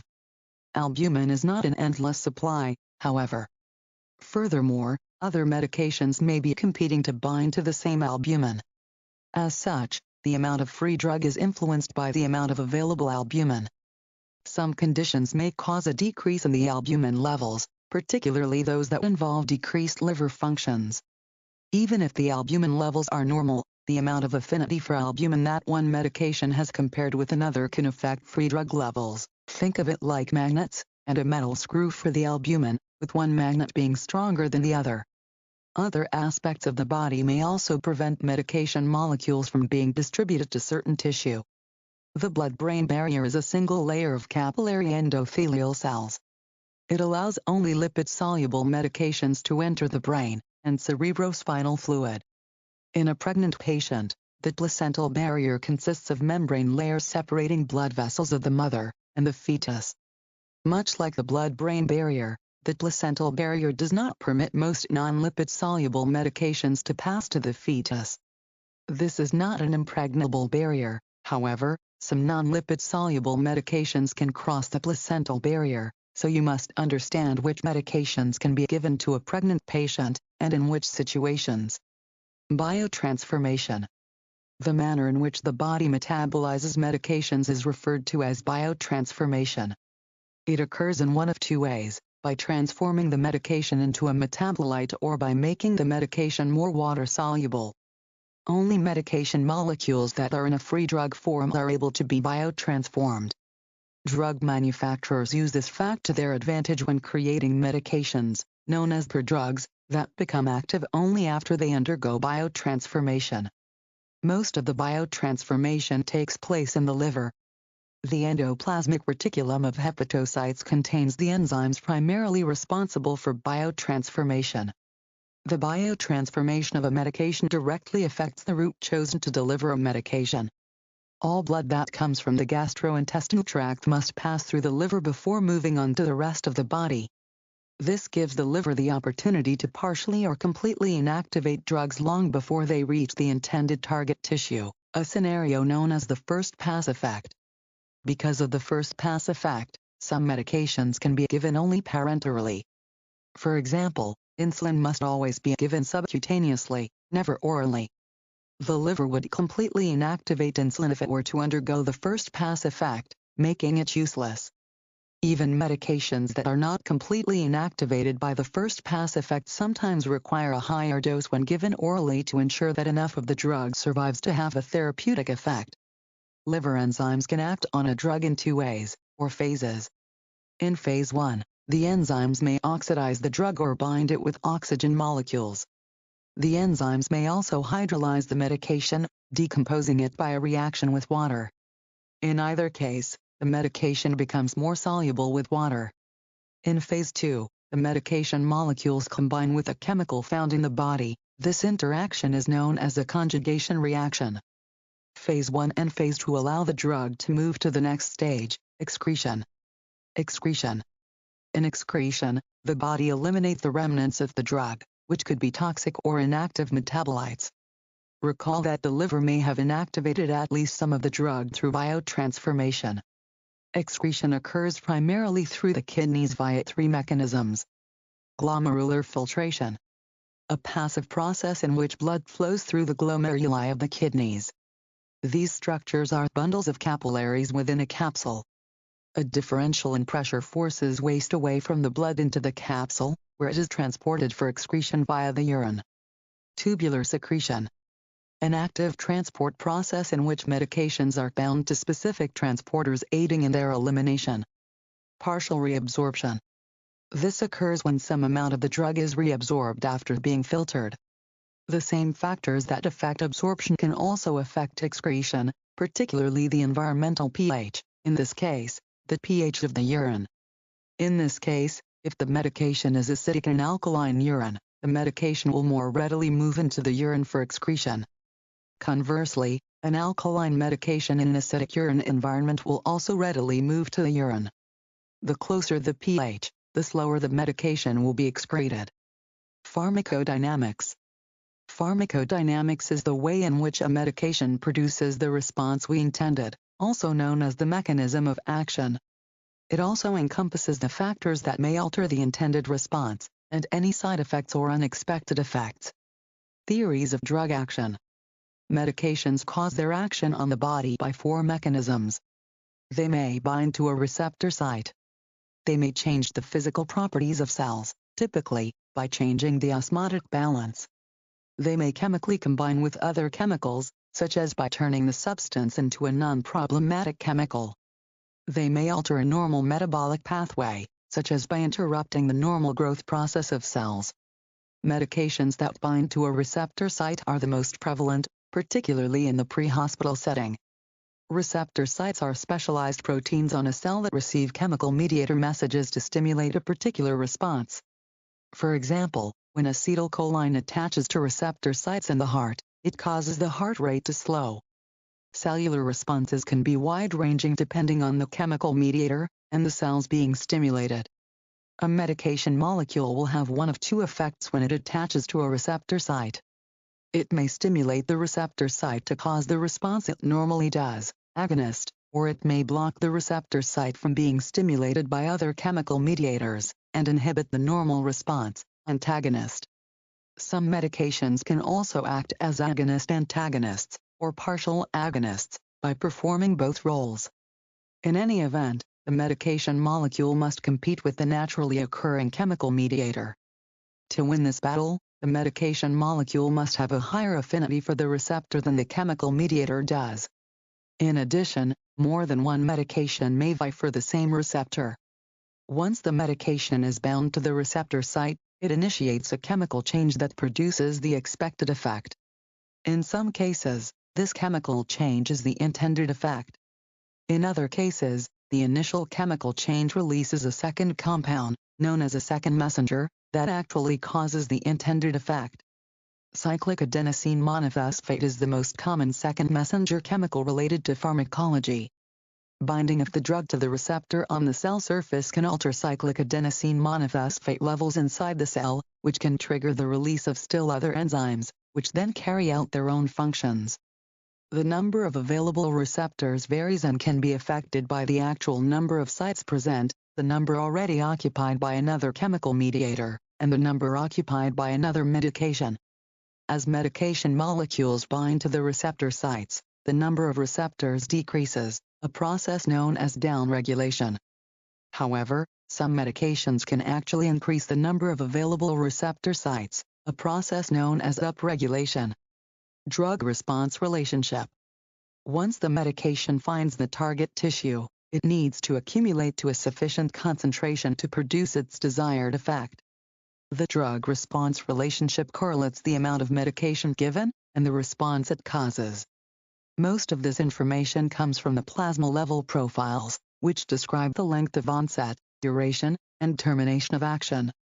They also allow pharmacologists to determine the minimum level of medications to be effective and how much it would take to become toxic to the patient.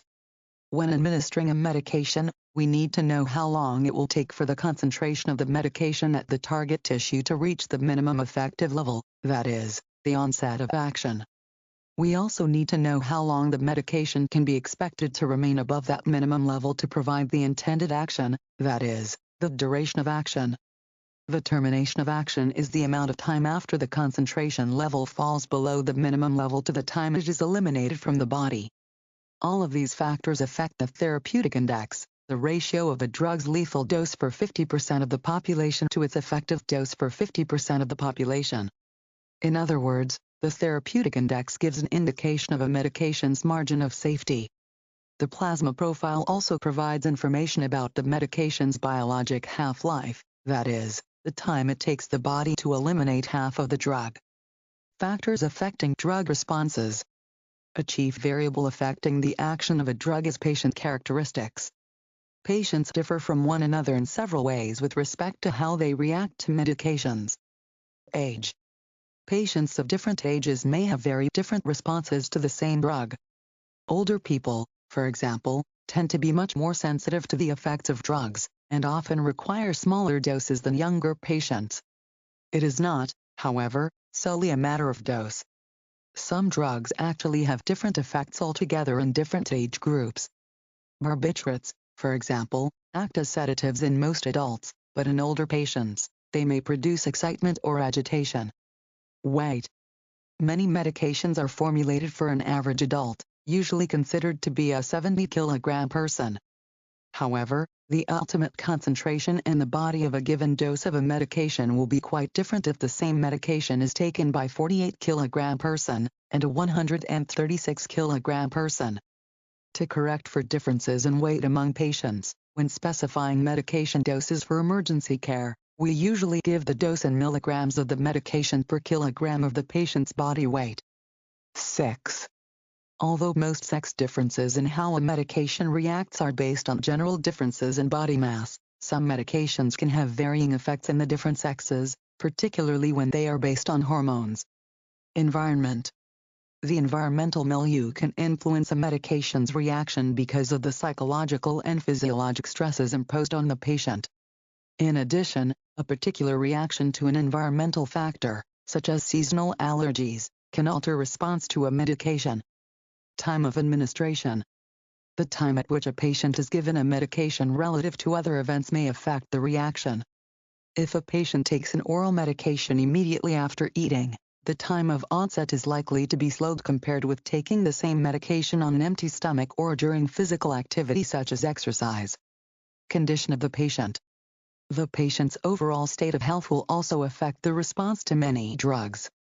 If the kidneys are not working properly, for example, medications may not be excreted efficiently, so the concentration of a drug may build up inside the body until it reaches toxic levels. If the patient is in shock and, by definition, the peripheral tissues therefore are not normally perfused, it may take hours before the patient will absorb a drug that has been given by injection. Medications may also not be effective in patients with hypothermia until the person warms up. Genetic factors. In some cases, a patient's genetics may alter body systems and affect the reaction to a certain medication. If a patient lacks necessary enzymes or has a lower metabolism, for example, the response to a medication might be significantly delayed. Psychological factors. In several research studies, patients given a false medication were found to exhibit the effects of the real medication. These patients believed they were taking the real medication and tricked their bodies into having the same response, known as the placebo effect. Predictable responses. Because of the extensive research that goes into developing and testing a medication before it is approved, paramedics generally have a good idea of what a particular medication will do to the patient. Obviously, you expect to see the desired response after giving the medication. At the same time, you should anticipate responses beyond the desired effect. Side effects are reactions that can manifest as signs or symptoms that are not what you wanted to happen but nevertheless are expected based on how the medication works. Every medication has some side effects, even oxygen. The trick is to be able to evaluate the benefits compared with the risks associated with the side effects. If the patient's condition will improve more than deteriorate from side effects, you are likely to give the medication. Conversely, if the side effects overburden or even hurt the patient more than provide benefit, you would withhold the medication. This trade-off is known as the risk-benefit ratio. Iatrogenic responses. An iatrogenic response is an adverse condition inadvertently induced in a patient by the treatment given. An example of this would be the patient who develops a urinary tract infection after insertion of an indwelling, for example, Foley catheter. When administration of medications leads to symptoms that mimic naturally occurring disease states, it is known as an iatrogenic drug response. Unpredictable responses. Even though the doses of medications are carefully tested and designed for specific conditions, some patients have adverse effects that are not anticipated. The most common unpredictable response encountered in the pre-hospital setting is an allergic reaction. An allergic reaction occurs when the patient is extremely sensitive, or hypersensitive, to the medication or one of its ingredients. Because the patient is hypersensitive, the medication activates the immune system. Allergic reactions are unpredictable, unless the patient has had an allergic reaction to the same medication in the past, and may lead to life-threatening anaphylaxis. The paramedic should remain alert for an allergic reaction after administering any medication. In rare cases, the patient may experience a completely unique response that is specific to that person. It is not seen in other patients. This situation is known as an idiosyncrasy. Patients who take a particular medication for an extended period can build up tolerance to it. In these cases, the patient will have a decreased response to the same amount of medication, often requiring higher doses than normal. Along the same lines, a patient could develop a tolerance as a result of prolonged administration of a separate medication. Known as cross-tolerance, this phenomenon is often seen in patients who take many pain medications. When taking a medication such as oxycodone, the patient becomes tolerant to opiate-based medications. If you administer morphine for pain, the patient may not have the same response as other patients because of cross-tolerance. Tachyphylaxis is a condition in which the patient rapidly becomes tolerant to a medication. It can occur with just a couple of doses, and is most often seen with sympathomimetic agents. Any medication needs to reach a minimum concentration in the target tissue before it becomes effective. That concentration is reached by providing a specific dose. If several doses are given in a relatively short time, the patient may experience a cumulative effect. A cumulative effect is the increased effect when a medication is given in several successive doses, which might result in therapeutic or non-therapeutic effects. With prolonged administration of a medication, a patient can become drug dependent. In this case, the person will have significant symptoms if he or she stops using the medication. Many patients take multiple medications at one time. It is possible for the effects of one medication to alter the response of another medication, a phenomenon known as a drug interaction. The interaction may not always be one we can anticipate. Just because two medications are sympathomimetics, for example, it does not necessarily mean the patient will experience a more dramatic sympathetic response. It is possible to see the opposite response or a completely unrelated response. When the patient is taking more than one medication could block the body's response to another medication. We can also use this fact as an advantage. For example, if the patient has taken an opiate-based drug such as morphine, we have the ability to administer another medication, naloxone, to block the response to the morphine. A summation effect is an additive effect, that is, two medications given to the patient have the same effect that doubles the response exhibited by the patient. When the patient receives two medications that have the same effect but produces a response greater than the sum of their individual responses, the result is known as synergism. At times, the interaction between two medications can cause one drug to enhance the effect of another, known as potentiation. For example, acetaminophen, Tylenol, and alcohol interact. In this case, it is well known that high doses of acetaminophen are damaging to the liver. When alcohol is ingested along with acetaminophen, more of the medication is taken up into the liver, and may result in acute liver failure. This phenomenon is referred to as alcohol-acetaminophen syndrome. Some potentiation effects are known and can be exploited to achieve a desired effect. In other cases, potentiation may occur unexpectedly. A direct biochemical interaction that takes place between two drugs is referred to as interference. Medication storage. Many medications can be altered by extremes of temperature, exposure to direct sunlight, or excessive humidity. In most cases, the potency of the medication is decreased and, in some cases, the actual molecular components can be degraded and made inactive. Each manufacturer must provide guidance on the proper storage for each medication that is approved by the Health Products and Food Branch. In general, medications should be kept out of direct sunlight, and stored in temperatures between approximately 15 degrees Celsius and 30 degrees Celsius. You should be conscious of these general guidelines, use your best judgment, and ensure that medications are stored in areas that are not routinely or constantly exposed to poor climate conditions.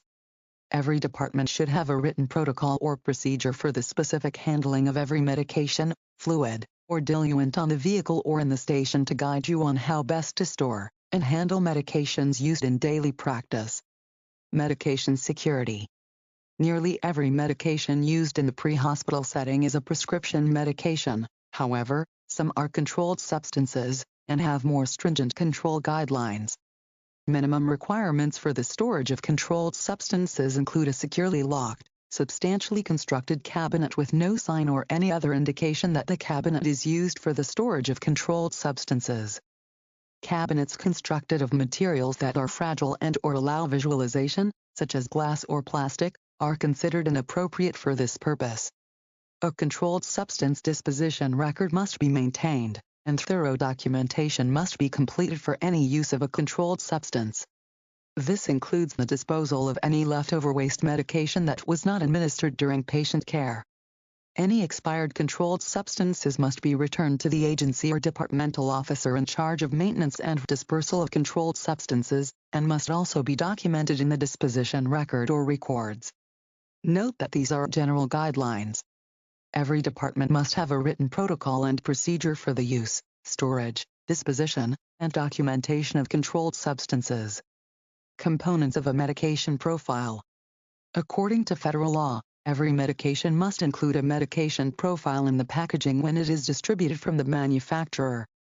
The medication profile is a document that contains all of the information pertaining to the medication. Understanding this profile will aid you in selecting the most appropriate medication for your patient. Medication names. The medication profile includes the generic and trade names of the medication. It is also common to find the chemical name and a graphic representation of the drug molecule. Classification. Each medication falls into a specific classification based on its effect on the patient and its mechanism of action. Having an understanding of the properties of each classification and knowing which medications fall within each classification will simplify the inherent memorization process involved with learning the medications. Mechanisms of action. The mechanism of action describes how the medication causes its intended effect, by binding to a receptor site, by changing the physical properties of cells, by chemically combining with other chemicals, or by altering a normal metabolic pathway. Indications. A medication's indications are the reasons or conditions for which the medication is given. The indications are selected based on what the medication was designed to accomplish, and what has been approved by the Health Products and Food Branch. Pharmacokinetics. The pharmacokinetics section describes how the medication is absorbed, distributed, and eliminated from the body. This is useful information when deciding which of the available routes of administration is most appropriate for the patient's condition. This section will also typically quantify the medication's expected time of onset and its duration of action. Side and adverse effects. This section lists the undesired effects from the medication that were found during development of the drug. You should discuss these side effects with your patients so they can make an informed decision about their care and know what to expect. Routes of administration. Medications may be given through a variety of routes: orally, subcutaneously, intravenously, and so forth. A medication that is therapeutic when given by one route may be lethal when given by another. Dosage forms. Medications can come in several forms. This section of the medication profile lists available forms and their concentrations. The forms may include tablets, ampules, or vials, to name a few. Concentrations are always listed as how much medication comes diluted in how much fluid. Dosages. The dose is the amount of the medication that should be administered for a particular condition. It is important to consider the patient's age and weight and the form in which the medication is usually supplied. Contraindications. There will almost always be conditions under which it is inappropriate to administer a particular medication. Those conditions are listed in the contraindications section of the medication profile. If a medication is given when a contraindication is present, it will most likely harm the patient. Special considerations. The special considerations section contains all the information necessary to safely and effectively administer the medication to pediatric patients, geriatric patients, pregnant patients, and any other special groups defined for the medication. It will also include other important information that did not appear elsewhere in the medication profile. Medication classifications. Classifications of medications are based on the effect the medications will have on a particular part of the body or on a specific condition. Antiemetic medications, for example, suppress the sensation of nausea. Many medications fall into more than one classification. For example, promethazine, Phenergan, is an antiemetic and an antihistamine. This section discusses the many classifications of medications and their subcategories. Analgesics and antagonists. Analgesics include medications that relieve pain, that is, induce analgesia. Analgesia is the absence of the sensation of pain. It is different from anesthesia, which will be discussed shortly. Sometimes the analgesic itself is not sufficient to relieve pain, in which case an adjunct medication may be given to enhance the effects of the analgesic. The most common class of medications used for analgesia in the pre-hospital setting is the opioid agonists. Opioid agonists, which are similar to or derived from the opium plant, bind to opiate receptors. By blocking these receptors, they prevent the neurons from sending pain signals. These medications are also central nervous system depressants. Fentanyl, sublimase, is a popular opioid agonist because it is rapid-acting, is very potent, and has a relatively short duration of action. The patient will experience analgesia within about 90 seconds, and the medication's effective duration lasts approximately 30 minutes. Morphine has long been a popular option for the pre-hospital induction of analgesia. In addition to analgesia, morphine has a tendency to cause a euphoric feeling. Morphine has direct applications in cardiac emergencies because it decreases the workload on the heart, that is, cardiac preload and afterload, and, thereby, decreases the heart's consumption of oxygen. Several non-opioid analgesics exist, many of which are available as over-the-counter medications. Many of these non-opioid analgesics have antipyretic properties as well, meaning they can reduce the patient's fever. All of them alter the production of prostaglandins and cyclooxygenase to produce their effects. 3 forms of non-opioid analgesics are particularly popular: salicylates, such as aspirin, non-steroidal anti-inflammatory medications, such as ibuprofen, and para-aminophenol derivatives, such as acetaminophen, Tylenol. Opioid antagonists reverse the effects of opioid drugs. They work by competitively binding with the opiate receptors in an antagonistic manner, meaning they do not stimulate the receptor to initiate its action. As a result of this binding, the opioid molecules cannot get to the receptor. The most common opioid antagonist used in the pre-hospital setting is naloxone, Narcan. Opioid agonist-antagonists have agonistic and antagonistic properties. They are often preferred because they can decrease pain but do not diminish the function of the respiratory system or lead to dependence or addiction, unlike some other analgesics. Anesthetics. Anesthetic medications are intended to induce a loss of sensation to touch or pain. Anesthesia can be achieved systemically, regionally, or locally.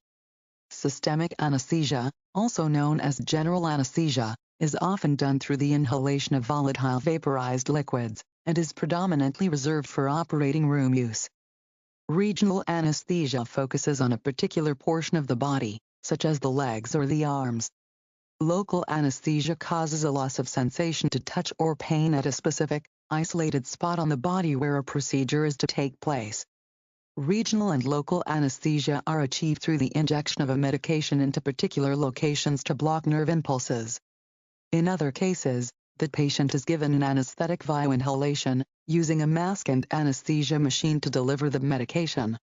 Anesthetics are commonly grouped based on their onset of action and the duration of their effects. Ultra-short-acting agents such as thiopentyl sodium, pentothal, hexabarbital, and methotrexate have an onset of less than 45 seconds, and generally last for 15 minutes to 3 hours. Short-acting agents such as secabarbital and pentobarbital have an onset of 10 to 15 minutes, and last for 2 to 4 hours.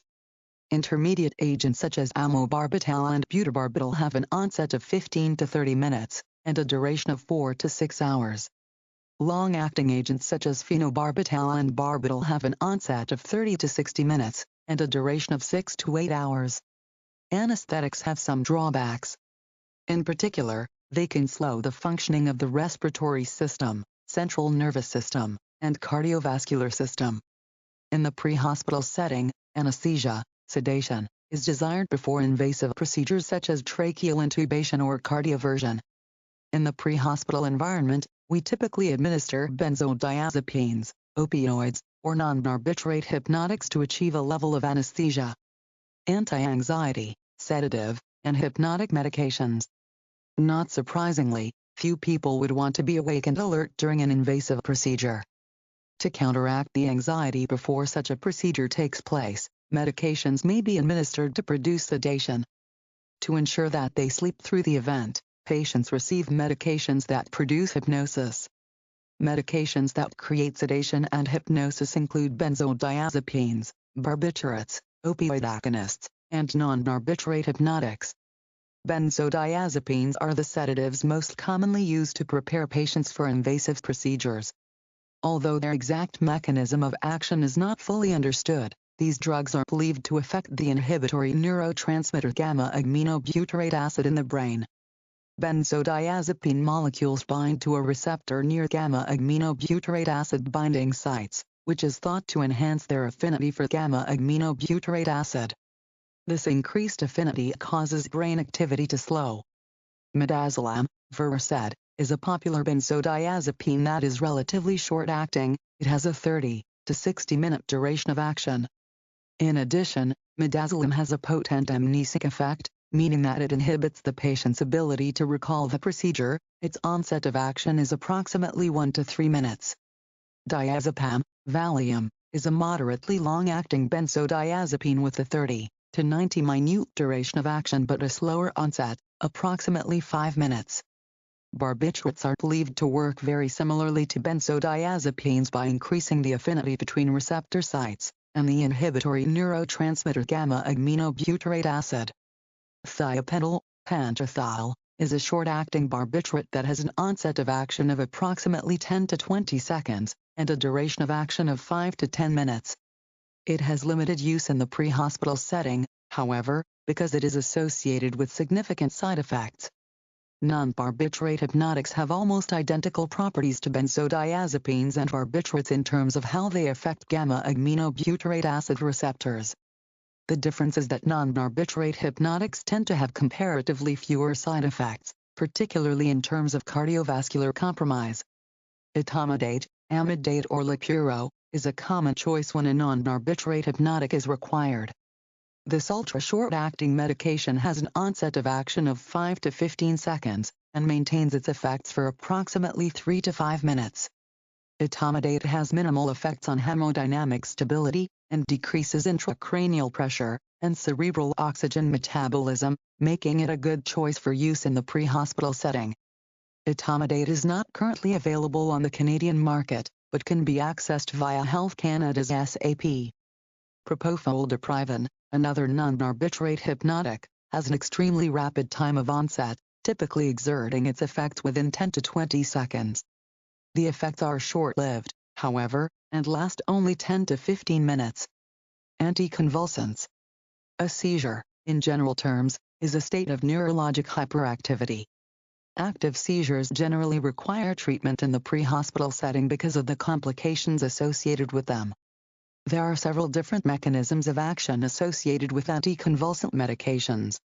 Some of these medications are believed to work by inhibiting the influx of sodium into cells, decreases the cell's ability to depolarize and propagate the seizures, enhancing the inhibitory gamma-aminobutyric acid system, reducing excitatory glutaminergic neurotransmission, and reducing activity in calcium channels.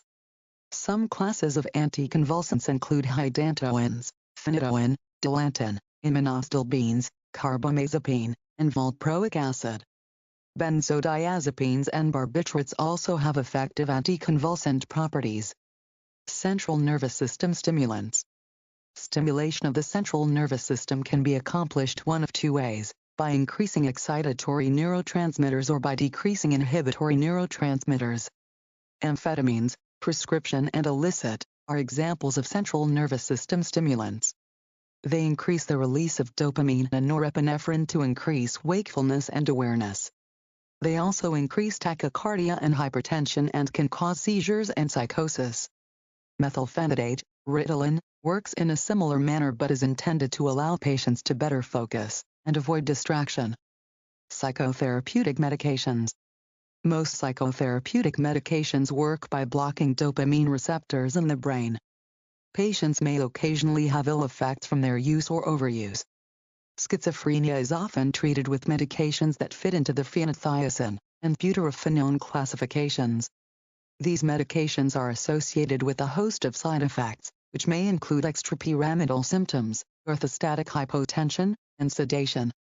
They also have a tendency to cause sexual dysfunction.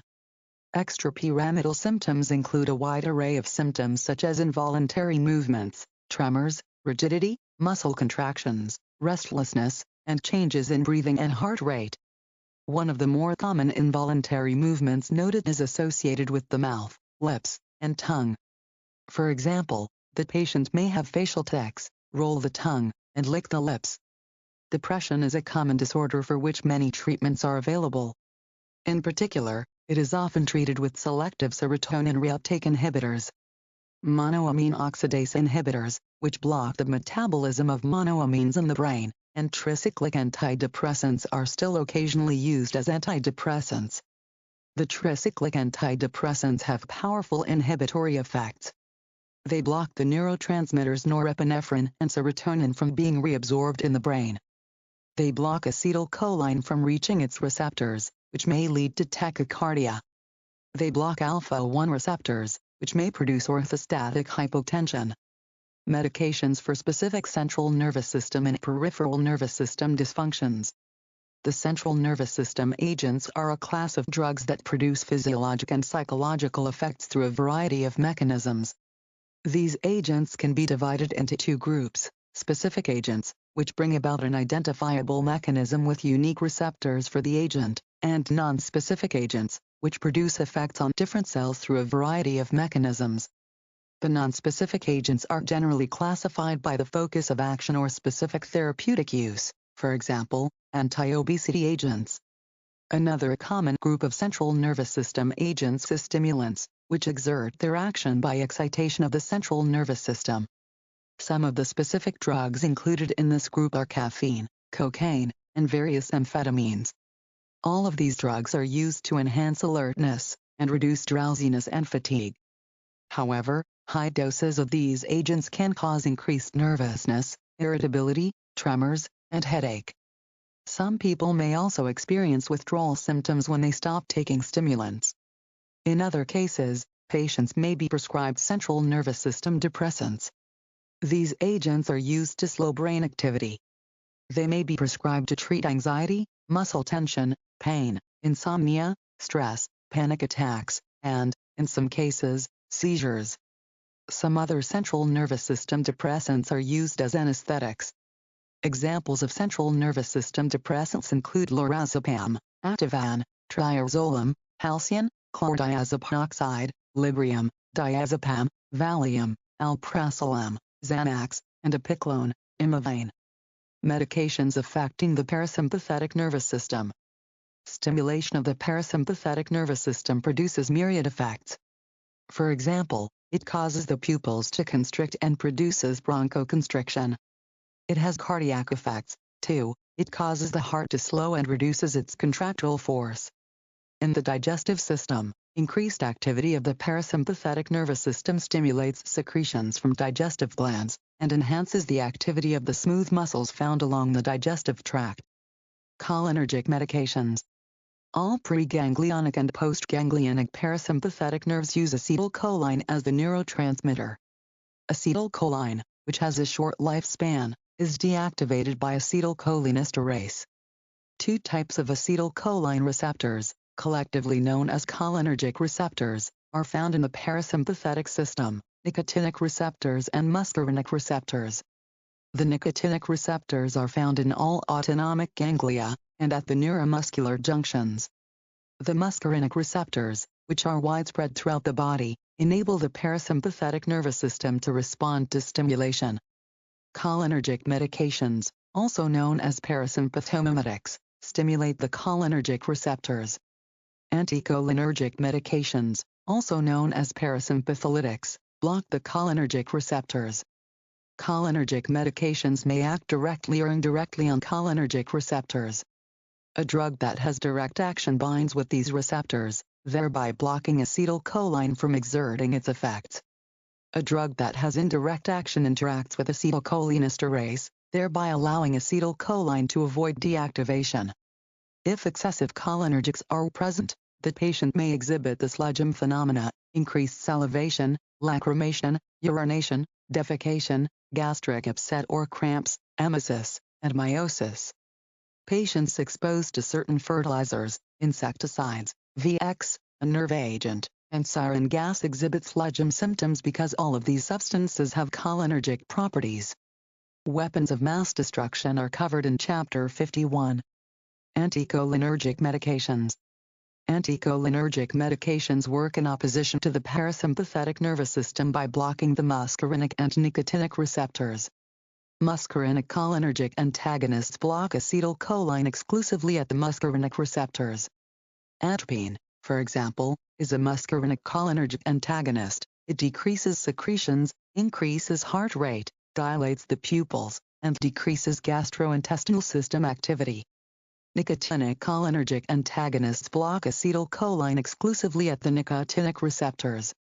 This inhibition effectively disables the autonomic nervous system, so it is virtually never used. Neuromuscular blocking agents affect the somatic, motor, nervous system by inducing paralysis. Two classes of paralytics are used to induce paralysis in the pre-hospital setting: depolarizing neuromuscular blocking agents and non-depolarizing neuromuscular blocking agents. All neuromuscular blocking agents bind to the somatic acetylcholine receptors at the neuromuscular junction. Depolarizing medications stimulate depolarization of the muscle cells, which manifests as fasciculations, muscle twitches. The medication then produces continuous stimulation of the muscle cell, which does not allow it to return to its resting, repolarized state. In contrast, non-depolarizing agents bind in a competitive but non-stimulatory manner to part of the acetylcholine receptor. As a result, these drugs do not cause fasciculations. The lack of fasciculations, coupled with the availability of reversal agents, might suggest that non-depolarizing neuromuscular blocking agents would be preferred over depolarizing agents. In reality, non-depolarizing agents tend to have a long onset and duration of action, which significantly reduces their desirability in pre-hospital care.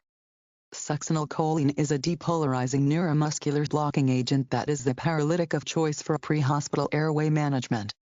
Despite its promotion of depolarization, it is favored because of its rapid onset of action, less than 45 seconds, and its short duration of action, 4 to 5 minutes.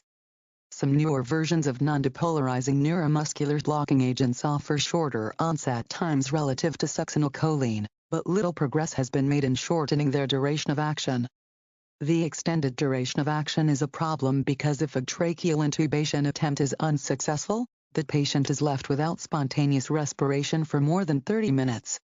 Vecuronium is a non-depolarizing neuromuscular blocker that produces paralysis in as little as 30 seconds but has an intermediate duration of action of approximately 30 minutes. Rocuronium works similarly to vecuronium. It also has a fairly rapid onset of 45 seconds, but its duration of action can be as long as 45 minutes.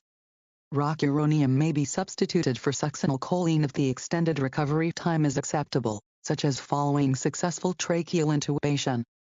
Sugamate X is a newly approved agent in Canada indicated for the reversal of rocuronium's effects. It is a chelating agent that binds specifically to rocuronium. Pacuronium is another neuromuscular blocking agent that may be used in the pre-hospital setting. It is important to keep in mind that acceptable conditions for tracheal intubation generally take 90 to 120 seconds after administration of the medication, and ventilation and oxygenation must be ensured during the interval. In addition, the paralysis can last anywhere from 45 to 90 minutes. Some consider this unfavorable in situations calling for paralyzing the patient for airway management, which are time-critical situations. The 90-plus second onset time, especially compared with other shorter-acting paralytics, does not make this medication the best choice. Furthermore, the duration of 45 to 90 minutes means that if the intubation attempt was unsuccessful, we would have a completely paralyzed patient for upwards of 1 hour without appropriate means of ventilation. Medications affecting the sympathetic nervous system. Medications may be given to a patient in an effort to stimulate the sympathetic nervous system, sympathomimetics, or inhibit the sympathetic nervous system, sympatholytics. These medications can be selective or non-selective in terms of the receptors they affect. Sympathomimetics stimulate the adrenal medulla so that it releases norepinephrine and epinephrine, the major neurotransmitters in the sympathetic nervous system. Norepinephrine and epinephrine, in turn, stimulate one of two types of sympathetic receptors, dopaminergic receptors and adrenergic receptors. Stimulation of dopaminergic receptors produces dilation of the renal, coronary, and cerebral arteries. As yet, no medications have been marketed that specifically target these receptors. 4 types of adrenergic receptors are distinguished, based on their effects when stimulated. Alpha-1 receptors. produce peripheral vasoconstriction, are associated with mild bronchoconstriction and speed metabolism. Alpha-2 receptors control the release of norepinephrine. Beta-1 receptors increase the heart rate, cause cardiac muscle to contract, strengthen cardiac contraction, produce automaticity, and trigger cardiac electrical conduction. Beta-2 receptors stimulate vasodilation and bronchodilation. A medication that agonizes, stimulates, the alpha-1 receptors increases blood pressure by increasing cardiac preload and afterload. When these receptors are antagonized, suppressed, the blood pressure is lowered by preventing vasoconstriction. This tends to cause feedback responses as the body attempts to compensate for the decreased blood pressure. Most notably, the heart rate increases, and the body attempts to increase blood volume by reabsorbing sodium and water in the kidneys. In the pre-hospital setting, we often agonize the beta-1 receptors in an attempt to treat cardiac arrest and hypotension. Stimulation of these receptors increases myocardial contractility, also known as inotropy. In contrast, antagonizing the beta-1 receptors lowers the blood pressure by limiting the myocardial contractility and the heart rate, chronotropy. It also decreases impulse generation in the heart and slows the conduction at the atrioventricular node, thereby treating tachycardia. Stimulation of the beta-2 receptors allows us to treat asthma and other diseases that cause excessive narrowing of the bronchioles. Keep in mind that when using beta-2 agonists, the patient may exhibit some beta-1 effects as well. Beta-2 antagonism serves no clinical purpose. There are no circumstances in which we want to reduce the amount of air getting to the lungs via bronchoconstriction. Skeletal muscle relaxants. Overstimulation of the nicotinic cholinergic transmission process can cause skeletal muscle spasms, which are very uncomfortable at best and painful at worst. 3 types of skeletal muscle relaxants may provide relief: central acting, direct acting, and neuromuscular blocking. Central acting medications work by producing central nervous system depression in the brain. Direct acting medications target the muscles themselves to produce relaxation. Neuromuscular blocking medications produce complete paralysis. Medications affecting the cardiovascular system. The walls of the heart are composed of many interconnected cells. These cells are specialized to serve particular functions. Some conduct electrical impulses, others cause the heart to contract. Medications targeting the cardiovascular system are classified according to their effects on these specialized cells. Medications that affect the heart rate are said to have a chronotropic effect. Inotropic effects are changes in the force of contraction. When a drug alters the velocity of the conduction of electricity through the heart, it is said to have a dromotropic effect. All 3 types of effects can be positive or negative. In other words, if there is a positive chronotropic effect, the heart rate has increased. If there is a negative inotropic effect, the heart is not squeezing as forcefully. Cardiac glycosides are a class of medications that are derived from plants. These medications block certain ionic pumps in the heart cell's membranes, which indirectly increases calcium concentrations. Digoxin, for example, may have positive inotropic effects or a combination of modest negative chronotropic and more dramatic negative dromotropic effects. Cardiac glycosides in general have a small therapeutic index, margin of safety, however, and are associated with numerous side effects. Antidysrhythmic medications have long been used in the pre-hospital setting to treat and prevent cardiac rhythm disorders. These medications can have direct and indirect effects on cardiac tissue. Antidysrhythmics are further classified into 4 groups according to their fundamental mode of action on the heart. Sodium channel blockers slow the conduction through the heart, in other words, they have a negative dromotropic effect. Beta blockers reduce the adrenergic stimulation of the beta receptors. Potassium channel blockers increase the heart's contractility, positive inotropy, and work against the re-entry of blocked impulses. Calcium channel blockers block the inflow of calcium into the cardiac cells, thereby decreasing the force of contraction and automaticity. They may also decrease the conduction velocity, negative dromotropic effect. Antihypertensive medications. Nearly 1/4 of Canadian men, 24%, and women, 23%, have hypertension. Medications administered to treat hypertension, known as antihypertensives, have the following treatment goals: keep blood pressure within normal limits, maintain or improve blood flow, and reduce the stress placed on the heart. Because these medications are often administered for many years, even on a lifelong basis, the agent selected for a particular patient should not produce tolerance or have unbearable side effects. Diuretic medications cause the kidneys to remove excess amounts of salt and water in the body. By lowering the total fluid volume, they reduce the level of stress placed on the cardiovascular system. In particular, they lower the preload on the heart and decrease the stroke volume. Thiazides, a type of diuretic medication often given with other antihypertensive medications, specifically control the sodium and water quantities excreted by the kidneys. Loop diuretics lower the concentration of sodium and calcium ions in the body. Unfortunately, their use may also lead to excessively low levels of potassium.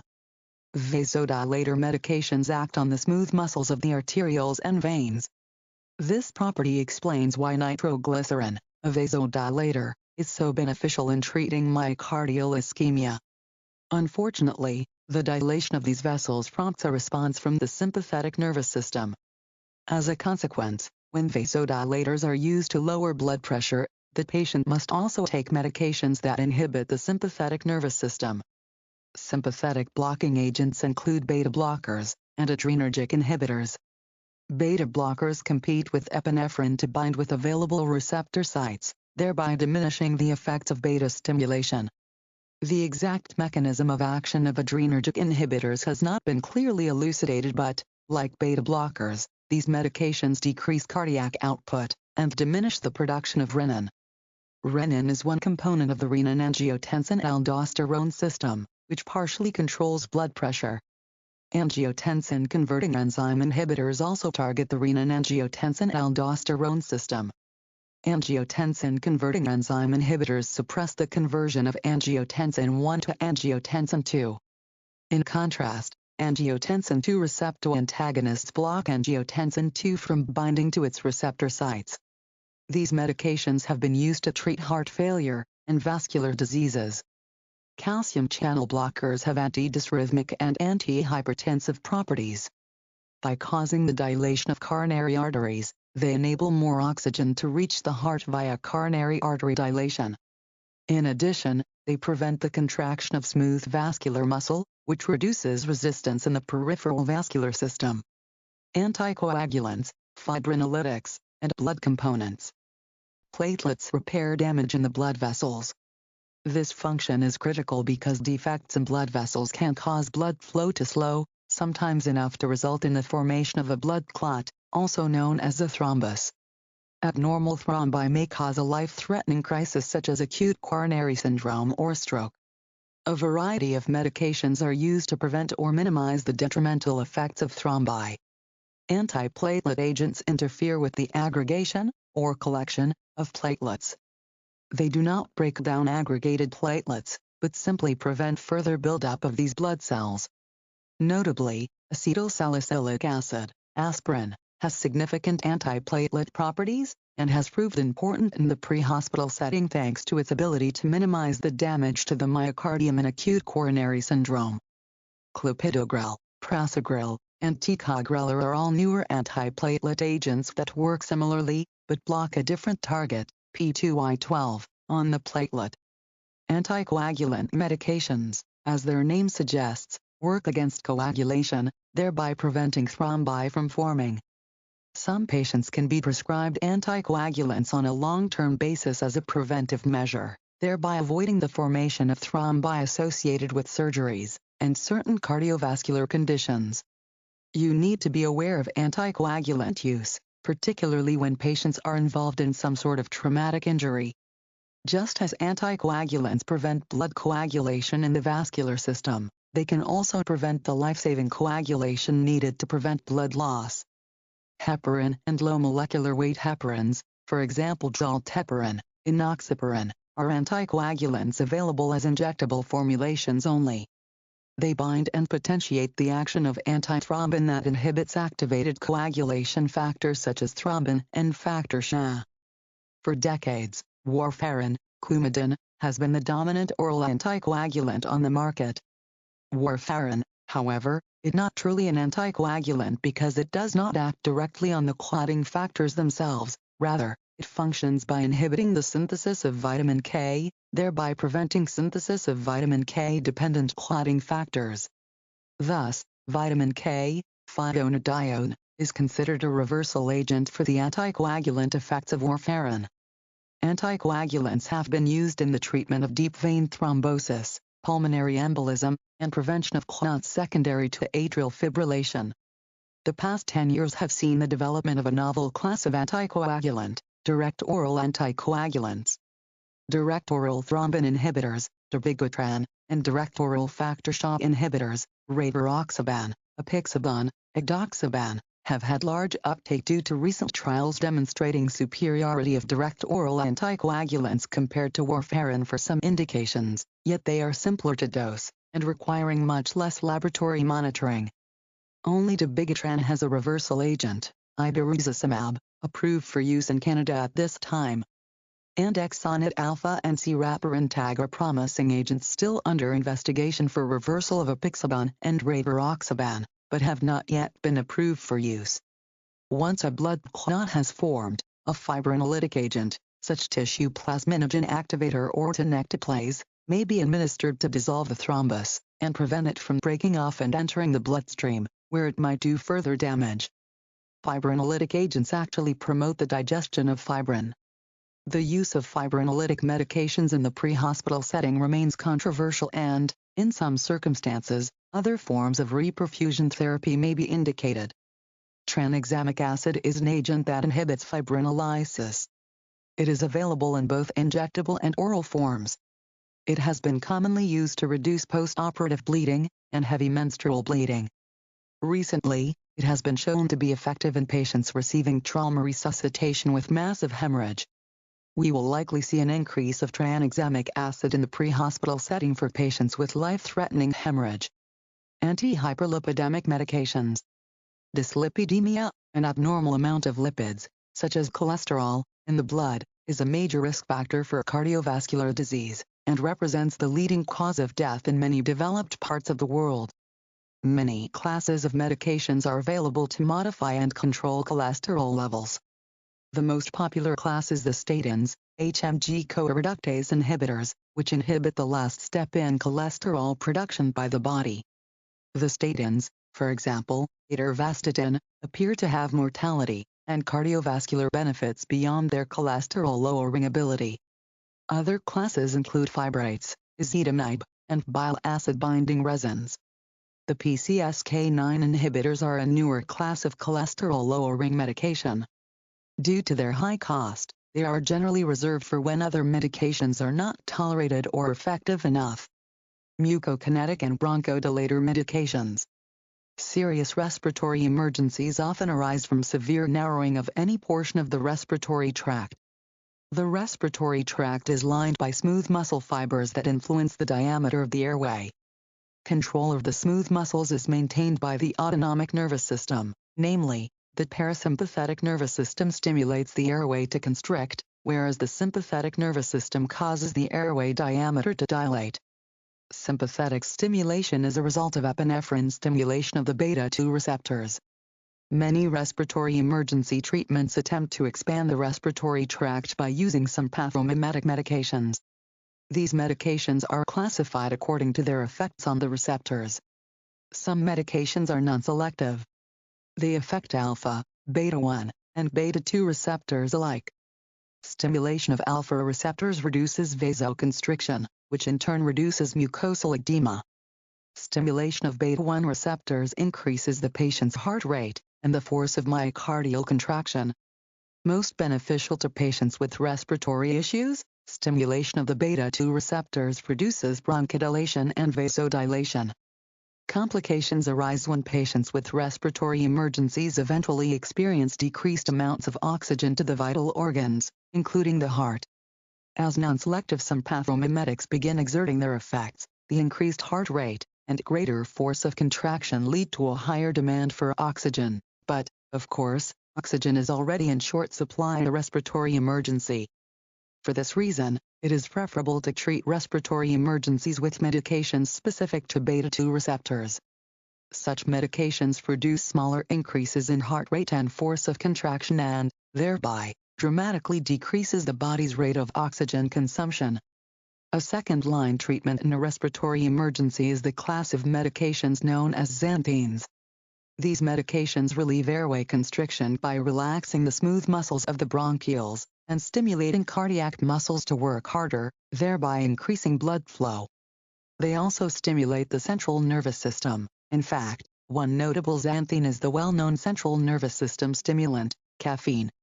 Other respiratory medications suppress the inflammatory response that typically causes acute distress for patients with restrictive airway diseases.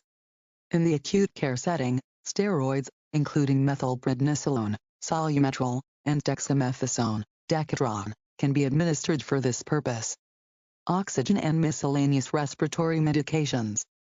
Oxygen is the most commonly used medication in the pre-hospital setting. And it is, in fact, a medication, which means it has appropriate and inappropriate uses and some side effects. Supplementary oxygen therapy is covered in depth in Chapter 13. Patients may be taking a gamut of medications to treat respiratory problems, depending on their symptoms. Especially during the cold and influenza seasons, use of over-the-counter decongestant medications is common. Try to find out what medications your patient is taking, and know the effects that these medications may have on other medications, and the signs and symptoms they can produce. Although each decongestant varies slightly in terms of its mechanism of action, all such medications seek to reduce tissue edema, facilitate drainage, and maintain the patency of the sinuses. For example, pseudoephedrine, a sympathomimetic, can cause the expected responses associated with medications in this class. Unfortunately, the fact that these and other medications are readily available sometimes leads to their illicit use. People looking for a high have been known to overdose on decongestants and cold products, particularly pseudoephedrine, dextromethorphan, and diphenhydramine. Medications affecting the gastrointestinal system. Several classes of medications that target the gastrointestinal system are available. The exact choice of medication depends on the specific complaint. Patients experiencing nausea and vomiting may be treated in the pre-hospital setting with antiemetic medications. Dimenhydrinate, which is technically classified as an antihistamine and a sedative, has significant antiemetic effects, and may sometimes be administered to relieve a patient's nausea. Like other antihistamines, this medication works as a competitive antagonist, blocking histamines from binding to H1 receptors. Table 7-5 lists other gastrointestinal agents. Eye medications. Ophthalmic eye medications are virtually always administered in the form of drops directly to the eye. The exact treatment depends on the patient's particular condition but often includes anti-infective agents and drugs intended to reduce swelling, such as NSAIDs and steroids. Ophthalmic administration of medications in the pre-hospital setting is generally limited to anesthetic purposes to relieve isolated irritation or to ease flushing of the eye. Tetracaine, ponticaine, is a topical anesthetic used with a Morgan lens to flush debris or contamination from the eye. Tetracaine reduces the pain and discomfort that may be associated with these injuries. Patients may be prescribed anti-glaucoma medications that are used to treat glaucoma, an eye disease characterized by abnormally high intraocular fluid pressure, damage to optic disc, hardening of the eyeball, and partial to complete loss of vision. Common examples include timolol, Timoptic, brimonidine, Alphagon, and latanoprost, Xalatan. All of these agents are prepared as eye solutions or ointments in some cases. Other agents include mydriatic and cycloplegic agents. Mydriatic agents are used to dilate the pupils, and cycloplegics are used in the treatment and evaluation of eye problems, and include tropoconide, midriasil, cyclopentolate, cyclodol, and topical atropine. Several other medications used in the pre-hospital setting are contraindicated in the presence of glaucoma, so having an idea of which medications the patient may be taking for this condition will assist you in making appropriate decisions about your patient's care. Ear medications. Much like ophthalmic medications, medications affecting the ear, otic, are generally administered in the form of drops directly to the ear. The exception occurs in the rare case of a significant infection of the ear, which may require systemic antimicrobial medications. Most otic medications have anti-infective and anti-inflammatory effects. Pre-hospital administration of otic medications is not indicated. Medications affecting the pituitary gland. Although not used in the pre-hospital setting, medications are available to treat pituitary disorders. These medications may be administered to shrink or eradicate pituitary tumors. They can also block the pituitary gland from making too much hormone. Medications affecting the parathyroid and thyroid glands. Thyroid disorders are not an uncommon finding in patients treated by paramedics. There are two medical options for treating thyroid disorders: medications to suppress the activity of the thyroid, used in hyperthyroidism, or replace missing thyroid hormones, used in hypothyroidism. Levothyroxine, Synthroid, is a popular medication used to replace the hormones missing in hypothyroidism. Medications affecting the adrenal cortex. Most of the treatment for disorders of the adrenal cortex involves the use of corticosteroids.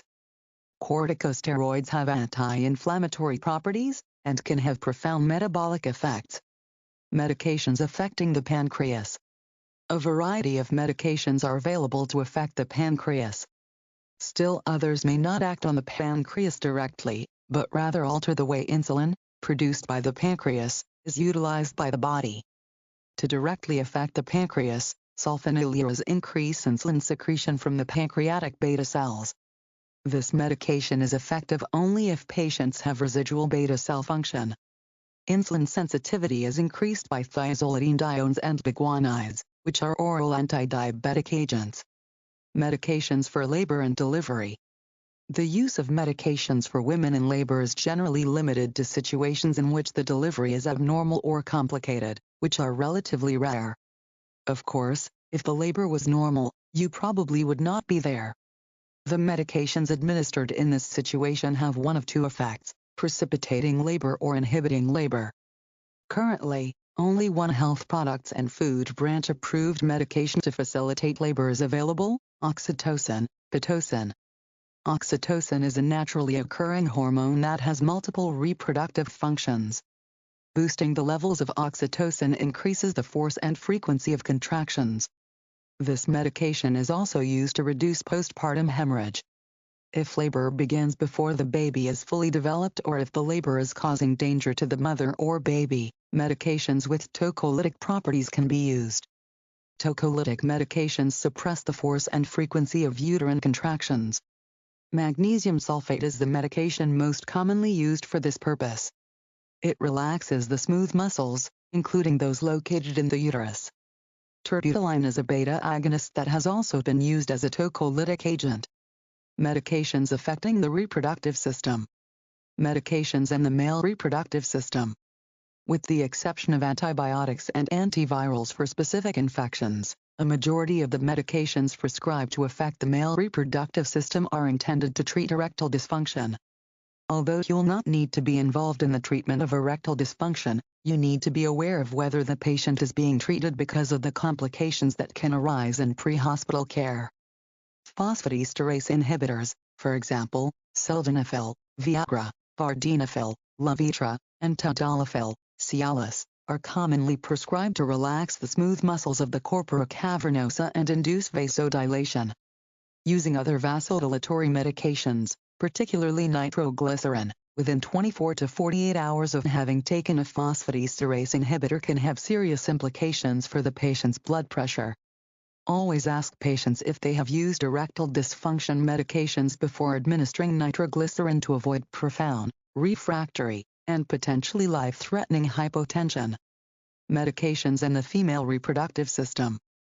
Female reproductive medications perform a variety of functions, from contraception to promoting conception. Most of the medications carry out their functions by altering the reproductive hormones. Contraceptive medications contain synthetic hormones that trick the body into believing the ovary has already released an ovum, which in turn prevents an ovum from being released for fertilization. Antibiotics and antifungal medications may be used for specific conditions. Involvement of paramedics in administering medications affecting the female reproductive system is not indicated. Anti-neoplastic medications. Anti-neoplastic medications are designed to combat cancer.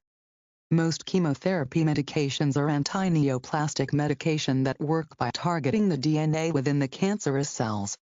As yet, these medications do not have the ability to single out cancerous cells, so their systemic side effects are typically significant. As paramedics, we are called to care for cancer patients from time to time. An understanding of their condition and treatments will assist you in treating them effectively. Medications used in infectious diseases and inflammation. Antimicrobials are agents used to fight infection. They are subclassified into antibiotic, antifungal, antiviral, and antiparasitic agents based what organism they work against. Antibiotics. Antibiotic medications are themselves classified into several categories based on their composition and the types of bacteria they target. Not all antibiotics affect all types of infections. Antibiotics generally work by killing the bacteria, bactericidal, or by preventing multiplication of the bacteria, bacteriostatic, and thereby allow the body's immune system to overcome the infectious invaders. Many patients are allergic to certain antibiotics. Thus, although we do not administer antibiotics in the pre-hospital setting, we should ascertain specific medication allergies of our patients. Antifungal, antiviral, and antiparasitic medications. Treating fungal infections in humans, particularly systemic infections, can be much more difficult than treating bacterial or viral infections. The basic cellular structure is nearly identical between humans and fungi. Because antimicrobial medications target a specific structure within the infective organism, it is a challenge to identify a medication that will not harm human cells as well. One difference between human and fungal cells is that fungal cells use ergosterol instead of cholesterol as part of the cellular wall. Polyene medications cause the fungal cells' contents to leak out, causing them to die.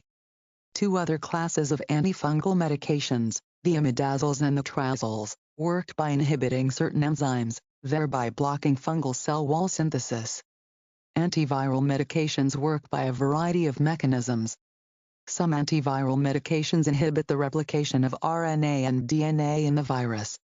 Others inhibit the penetration and encoding of the virus in the host cell. Still others can act as prodrugs, boosting the effectiveness of other antiviral medications given concurrently. Antiparasitic medications target parasites, organisms that live in or on the living tissue of a host organism at the expense of that host. For example, mebendazole, Vermox, is an antiparasitic medication used to treat pinworm, enterobiosis. Pinworm infection is one of the most common parasitic infections in Canada and the United States. Table 7-6 lists types of antifungal, antiviral, and antiparasitic agents. Medications used to treat human immunodeficiency virus infection. Medications used to treat human immunodeficiency virus, HIV, are classified as antiretrovirals. There are a number of medications used for treating HIV infection. The first group of medications used to treat HIV infection, called nucleoside reverse transcriptase inhibitors, interrupts the virus during an early stage of replication, that is, when the virus is making copies of itself. These medications may slow the spread of HIV in the body and delay the acquisition of opportunistic infections. This class of medications is also referred to as nucleoside analogs. Examples include the medications zidovudine, AZT, and lamivudine, 3TC. A second class of medications, non-nucleoside reverse transcriptase inhibitors, also inhibits early-stage viral replication. An example is efavirenz. A third class of medications for treating HIV infection, called protease inhibitors, interrupts the virus during replication at a later step in its life cycle, for example, ritonavir. A new class of medications, known as fusion inhibitors, has also been approved by the Health Products and Food Branch as a treatment for HIV infection. Infuvertide, Fusian, or T20, for example, prevents the HIV-1 virus from entering immune cells by blocking the merger of the virus with the cell membranes. This medication is designed for use in combination with other anti-HIV treatments. It reduces the level of HIV infection in the blood, and may be active against HIV that has become resistant to current antiviral treatment schedules. Non-steroidal anti-inflammatory medications. The NSAIDs are designed to reduce pain, inflammation, and fever. They work by inhibiting the cyclooxygenase enzymes, which produce the chemical prostaglandin. Prostaglandin, in turn, promotes pain, inflammation, and fever. There are two cyclooxygenase enzymes, COX-1 and COX-2. Some NSAIDs can be non-selective or semi-selective in targeting only the COX-2 enzymes. It has been shown that COX-2 medications are associated with a lower incidence of bleeding and ulcers. Aspirin differs slightly from other NSAIDs in that it targets the COX-1 enzymes to reduce platelet aggregation, which provides great benefit in patients who are suspected of having a myocardial infarction. This selectivity also explains why you cannot substitute another NSAID such as ibuprofen, which targets COX-2 to a much greater extent, for aspirin in this situation. Uricosuric medications. Uric acid is found in the blood, and is excreted by the kidneys. If uric acid levels are too high, this chemical can be deposited in the form of solid crystals in the joints, a condition known as gout. Uricosuric medications are designed to lower the uric acid levels in the blood by increasing its excretion by the kidneys into the urine. Serums, vaccines, and other immunizing agents. Serums, vaccines, and other immunizing agents all fall into the immunobiologic medications category. Immunizations can consist of antigens, vaccines, toxoids, or antibodies, immunoglobulins, antitoxins. A toxoid is a modified bacterial toxin that has been made non-toxic but retains the ability to stimulate the formation of antibodies. A vaccine, a suspension of whole, live or inactivated, or fractionated bacteria or viruses that have been made non-pathogenic, is given to induce an immune response and prevent disease. Medications affecting the immunologic system. Patients who undergo organ transplantation or have an autoimmune disease are often prescribed immunosuppressant medications. Immunosuppressants are intended to inhibit the body's ability to attack the foreign organ. In the case of autoimmune diseases, the medications inhibit the body's attack on itself. These medications are generally derived from fungi or bacteria, and tend to have a complicated mechanism of action. Put succinctly, they inhibit lymphocytes and T cells from carrying out their immune functions. Dermatologic medications. A wide variety of afflictions can affect a patient's skin, from infections to cancer. The specific medication used will be determined by the condition itself. Although several systemic medications can be used to treat dermatologic disorders, a majority of the medications used will be applied topically. In addition, medications used to affect other areas of the body can be given through the skin, that is, transdermally. Nitroglycerin for patients with chest pain, and fentanyl for pain management, for example, are commonly encountered medications that are administered transdermally. Vitamins and minerals. Vitamins and minerals are necessary substances that allow for normal metabolism, growth and development, and cellular function. Patients may be taking vitamin and mineral supplements to replace deficient items or as a preventive measure. Vitamins affect a wide variety of functions, but one in particular we focus on in the pre-hospital setting is thiamine, vitamin B1. Thiamine aids in converting carbohydrates into energy. People with alcoholism, among others, tend to be deficient in this vitamin. It is sometimes appropriate to give thiamine intravenously to patients with risk factors for thiamine deficiency before administering dextrose to facilitate effective metabolism. Fluids and electrolytes. Several types of intravenous fluids may be administered to patients. Crystalloid solutions are typically used in the pre-hospital setting and can be isotonic, hypotonic, or hypertonic. Isotonic solutions provide a stable medium for the administration of medication, and provide effective fluid and electrolyte replacement. Hypertonic solutions help provide nutrition. Hypotonic solutions are beneficial in dehydration situations, but not in hypovolemic cases. In addition to crystalloids, you may administer colloid solutions to your patients. Intravenous fluids are discussed in detail in Chapter 8. Antidotes and overdoses. The management of overdose reflects the agent that the patient has consumed. Antidotes can function antagonistically by blocking receptor sites that would otherwise be stimulated by the agent. They can transform the agent into an inert, non-hazardous form to facilitate excretion. Alternatively, they may bind to the agent to prohibit its absorption into the bloodstream. Overdoses and their antidotes are discussed in depth in Chapter 36. Tying it all together.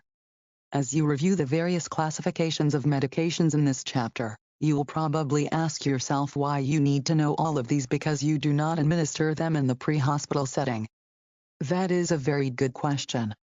The answer is that there is a tremendous amount of information that can be obtained about your patient's current condition and medical history based on the medications taken. Having an understanding of which types of medications have specific functions allows you to more effectively assess your patient's condition or conditions. If your patient is unresponsive and you find a spilled bottle of nitroglycerin tablets, what will you suspect? Knowing what nitroglycerin is used for and the effects it has on the body allows you to significantly narrow down the possible conditions your patient might have. In addition to the assessment of the current condition, you can also gather significant information about the patient's medical history. Again, a general understanding of the uses and effects of different medications provides the clues you need to obtain a large portion of the patient's medical history, even when the patient is unable to answer. Furthermore, it is common for patients to forget about a medical condition or not consider it a medical problem. For example, a patient may tell you that he does not have high blood pressure, but when you review his prescription medications, you find labetalol. Because you know that labetalol is often used to treat hypertension, you question him again. He may respond this way, "I don't have high blood pressure because that medication lowers it."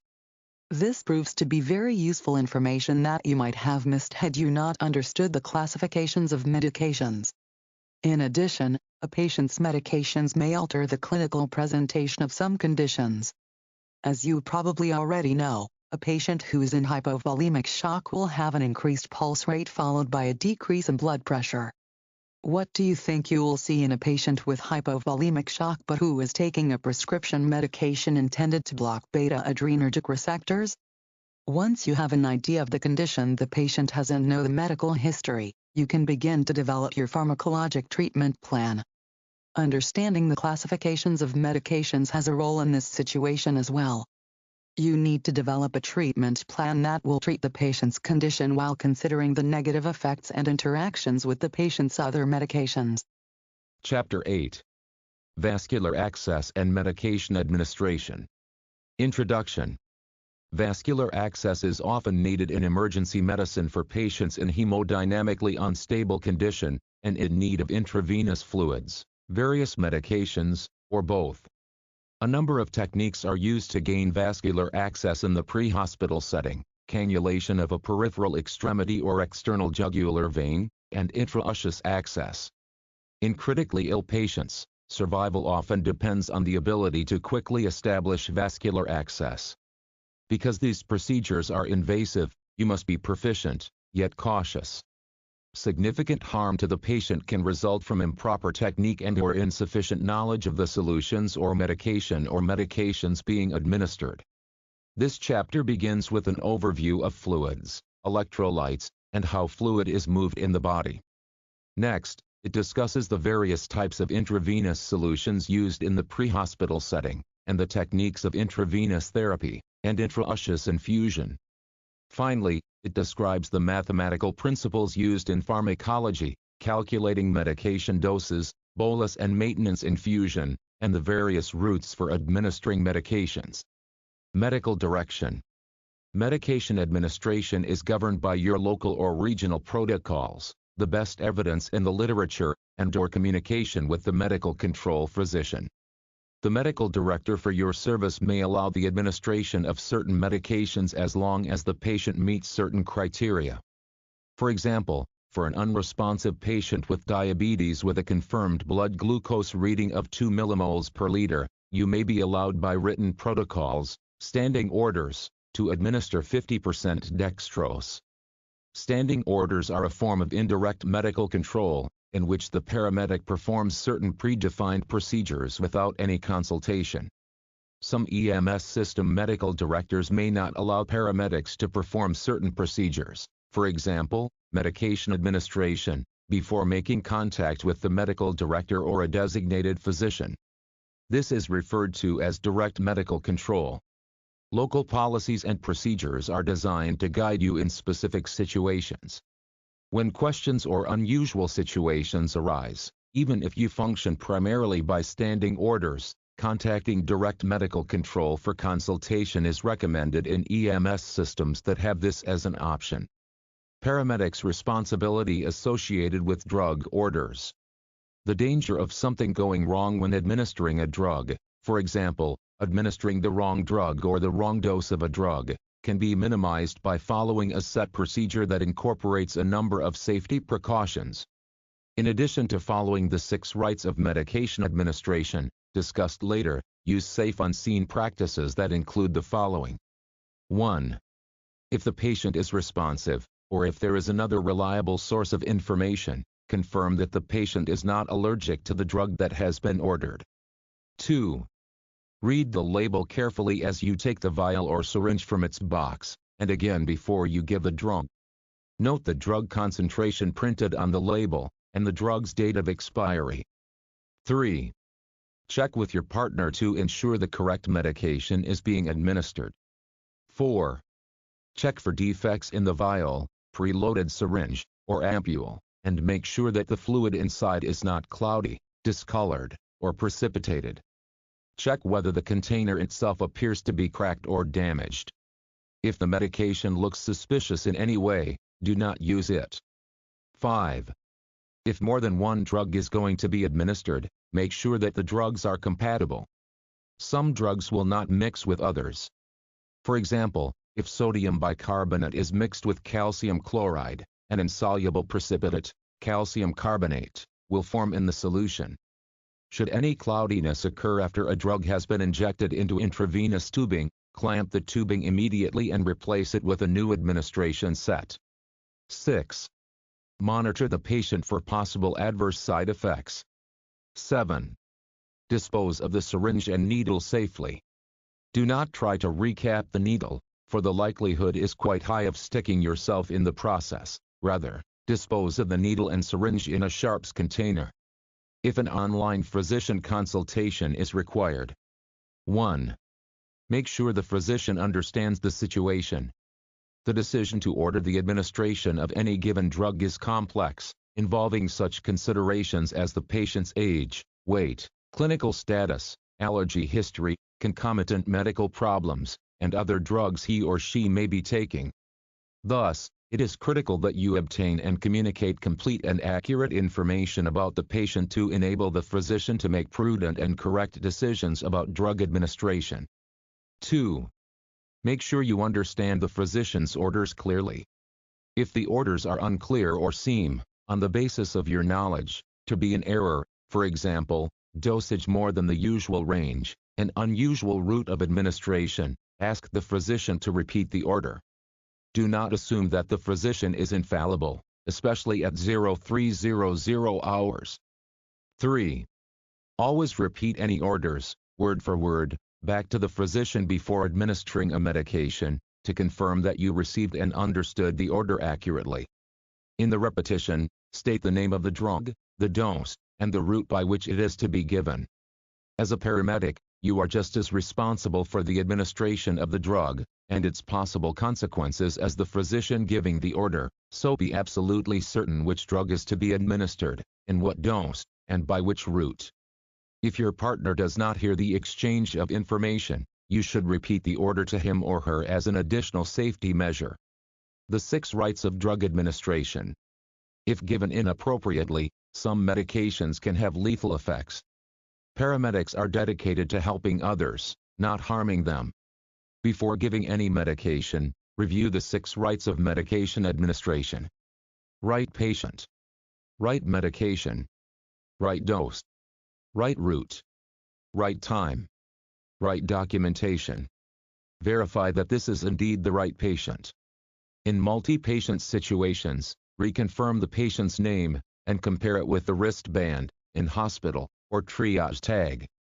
Read the drug label at least 3 times before administration to ensure that you have the right medication. 1. When it is still in the drug box it came in. 2. When you prepare the drug for administration. It is common to show your partner, and ask which drug you are holding, in order to confirm the medication. 3. Before actually administering the drug to the patient. You are responsible for knowing the appropriate doses for the medications you carry on your ambulance. You are also responsible for accurately calculating the appropriate dose of the drug. Always recheck your drug calculations before administration to ensure that you are administering the right dose. It is imperative that you know the right route for the drug or drugs that you are about to administer. A drug given by an inappropriate route, even if it is the right drug, could have disastrous and possibly fatal consequences. Knowledge of the indications, contraindications, therapeutic effects, side effects, and appropriate doses for each of the drugs that you carry on your ambulance is critical to safe patient care. Based on the patient's clinical presentation, you must know the right time to administer a medication, that is, when the medication is indicated. Many cardiac monitors can mark the time administered with a time stamp for accuracy. Of equal, if not greater, importance is knowing when not to administer a medication, that is, when the medication is contraindicated. Furthermore, some of the medications you carry on the ambulance have specific intervals for repeated doses. You must be aware of these drugs, and the appropriate intervals at which they are administered. Recall the adage, if you did not document it, you did not do it. Always document the following information on the patient care report after administering a medication. Name of the drug. Dose of the drug. Time you administered the drug. Route of administration. Your name or the name of the paramedic who administered the drug. Patient's response to the medication, whether positive or negative. Local drug distribution system. Before responding to an EMS call, you must ensure that all equipment on the ambulance is fully functional. This verification is made during your check of the ambulance at the beginning of your shift. All medications must be checked to ensure that they are not expired or damaged, and that they are readily available in the right quantity. You must be thoroughly familiar with the system used to exchange and replace outdated or damaged drugs in your EMS system.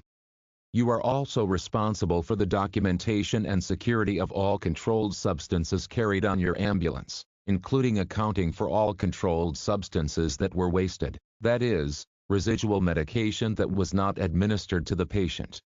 Follow the specific policies and procedures of your local drug distribution, security, and accountability system. Medical asepsis. Medical asepsis is the practice of preventing contamination of the patient by using aseptic technique. This method of cleansing is intended to prevent contamination of a site when performing an invasive procedure, such as starting an intravenous line or administering a medication. Medical asepsis may be accomplished through the use of sterilization of equipment, antiseptics, or disinfectants. Clean technique versus sterile technique. Some of the equipment you will use in the pre-hospital environment has been sterilized for patient safety. For example, some medications have been packaged using sterile technique. Sterile technique refers to the destruction of all living organisms, and is achieved by using heat, gas, or chemicals. Because it is almost impossible to maintain a sterile environment in the pre-hospital environment, you must practice medical asepsis to reduce the risk of contamination and infection. Examples of medical asepsis include hand washing, wearing gloves, and keeping equipment as clean as possible. For example, the site on a patient's hand that has been cleaned with iodine and alcohol before starting an intravenous is said to be medically clean. If you open an intravenous catheter package, and the intravenous catheter inadvertently falls to the ground or otherwise comes in contact with a contaminated surface, discard it and use a new intravenous catheter.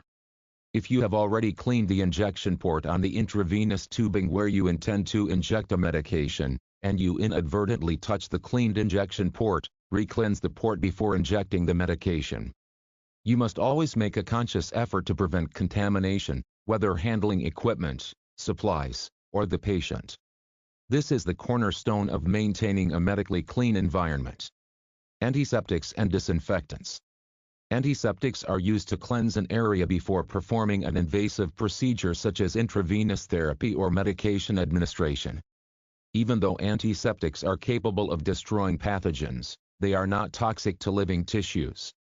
Isopropyl alcohol, rubbing alcohol, and iodine are the two most common antiseptics you will use in the pre-hospital environment. Disinfectants, by contrast, are toxic to living tissues, therefore, you should never use them on a patient. Use disinfectants only on non-living objects such as the inside of the ambulance, laryngoscope blades, and other non-disposable equipment. Examples of common disinfectants include Virex, Silex, and Microcide, and sodium hypochlorite, bleach. Routine precautions and contaminated equipment disposal. The first rule of routine precautions is to treat any body fluid as being potentially infectious. Chapter 2, The Well-Being of the Paramedic, discusses these principles in detail. Disposal of contaminated equipment.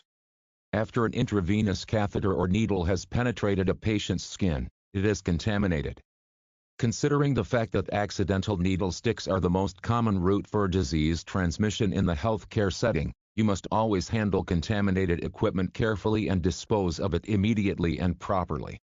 Sharps are any contaminated item that can cause injury. Sharps include intravenous needles and catheters, broken ampules or vials, and anything else that can penetrate or lacerate the skin. The use of blunt-tip needles for drawing up medications and safety catheters and needles has greatly reduced the incidence of needle stick injuries, so become familiar with the use and features of these devices in your practice. Immediately dispose of all sharps in a puncture-proof sharps container that bears a biohazard logo. Sharps containers should be readily accessible. Place at least 2 in the back of the ambulance so that your handling of needles, catheters, and other sharps is kept to a minimum amount of time. In addition, you should have a smaller sharps container in your jump kit for immediate disposal of sharps while not in the ambulance. Table 8-1 lists some safety practices that will minimize your risk of an inadvertent needle stick. As always, follow your agency's exposure control plan. Fluids and electrolytes. The human body is composed mostly of water, which provides the environment in which the chemical reactions necessary to life take place. Water also serves as a transport medium for nutrients, hormones, and waste materials. The total body water constitutes 60% of the weight of an adult, approximately 42 kilograms in the 70 kilogram patient, and is distributed among the following compartments. Intracellular fluid is the water contained inside the cells. It normally accounts for 45%, about 28 liters, of body weight. Extracellular fluid, the water outside the cells, accounts for 15% of body weight, about 14 liters, and is further divided into 2 types of fluids. Interstitial fluid, the water bathing the cells, accounts for approximately 10.5% of body weight, approximately 10 liters. The interstitial fluid also includes special fluid collections, such as cerebrospinal fluid and intraocular fluid. Intravascular fluid, plasma, the water within the blood vessels, carries red blood cells, white blood cells, and vital nutrients. Intravascular fluid normally accounts for approximately 4.5% of body weight, or approximately 4 liters. There is constant movement of fluid and solutes between these compartments. Homeostasis is the normal state in which the content and composition of these compartments remain fairly consistent. Disease or issues arise when this balance is lost. The fluids in the body are composed of dissolved elements and water, a combination known as a solution. A solution is a mixture of 2 things. Solvent, the fluid that does the dissolving, or the solution that contains the dissolved components. Solute, the dissolved particles contained in the solvent. Water in the body serves as the universal solvent, dissolving a variety of solutes. These solutes can be classified as electrolytes or non-electrolytes. Electrolytes.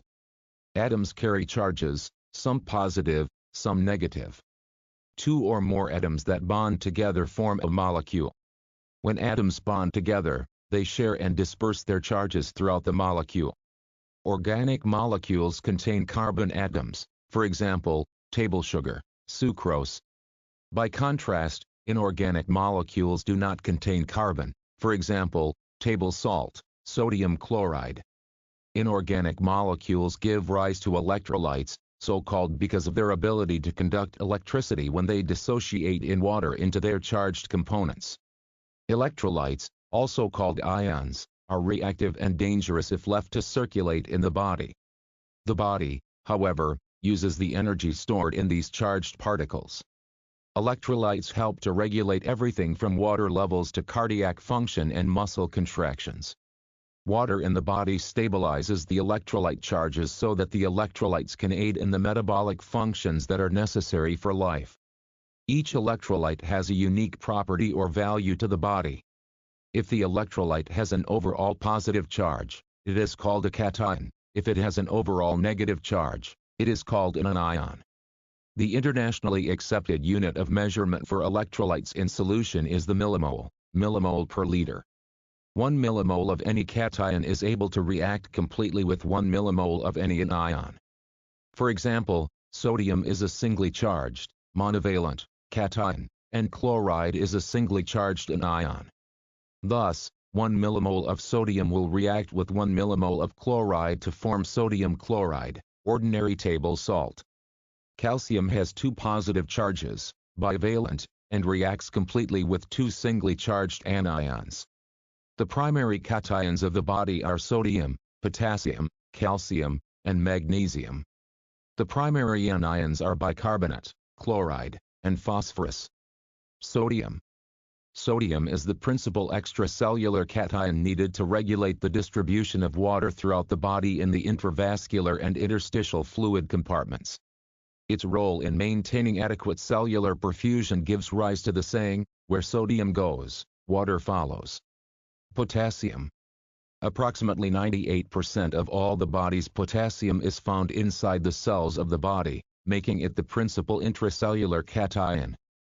Potassium plays a major role in neuromuscular function, and in the conversion of glucose into glycogen.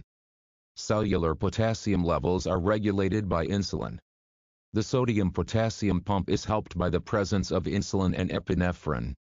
Low potassium levels in the serum, blood plasma, hypokalemia, can lead to decreased skeletal muscle function, gastrointestinal disturbances, and alterations in cardiac function. High potassium levels in the serum, hyperkalemia, can lead to hyperstimulation of neural cell transmission, resulting in cardiac arrest. Calcium. Calcium is the principal cation needed for bone growth. It also plays an important part in the functioning of muscles for contraction, heart muscle, nerves, and cell membrane stability, and it is necessary as a cofactor for proper blood clotting. Low serum calcium levels, hypocalcemia, can lead to overstimulation of nerve cells. Signs and symptoms of hypocalcemia include skeletal muscle cramps, abdominal cramps, carpopetal spasms, hypotension, and vasoconstriction. High serum calcium levels, hypercalcemia, can lead to decreased stimulation of nerve cells. Signs and symptoms of hypercalcemia include skeletal muscle weakness, lethargy, ataxia, vasodilation, and hot, flushed skin. Magnesium.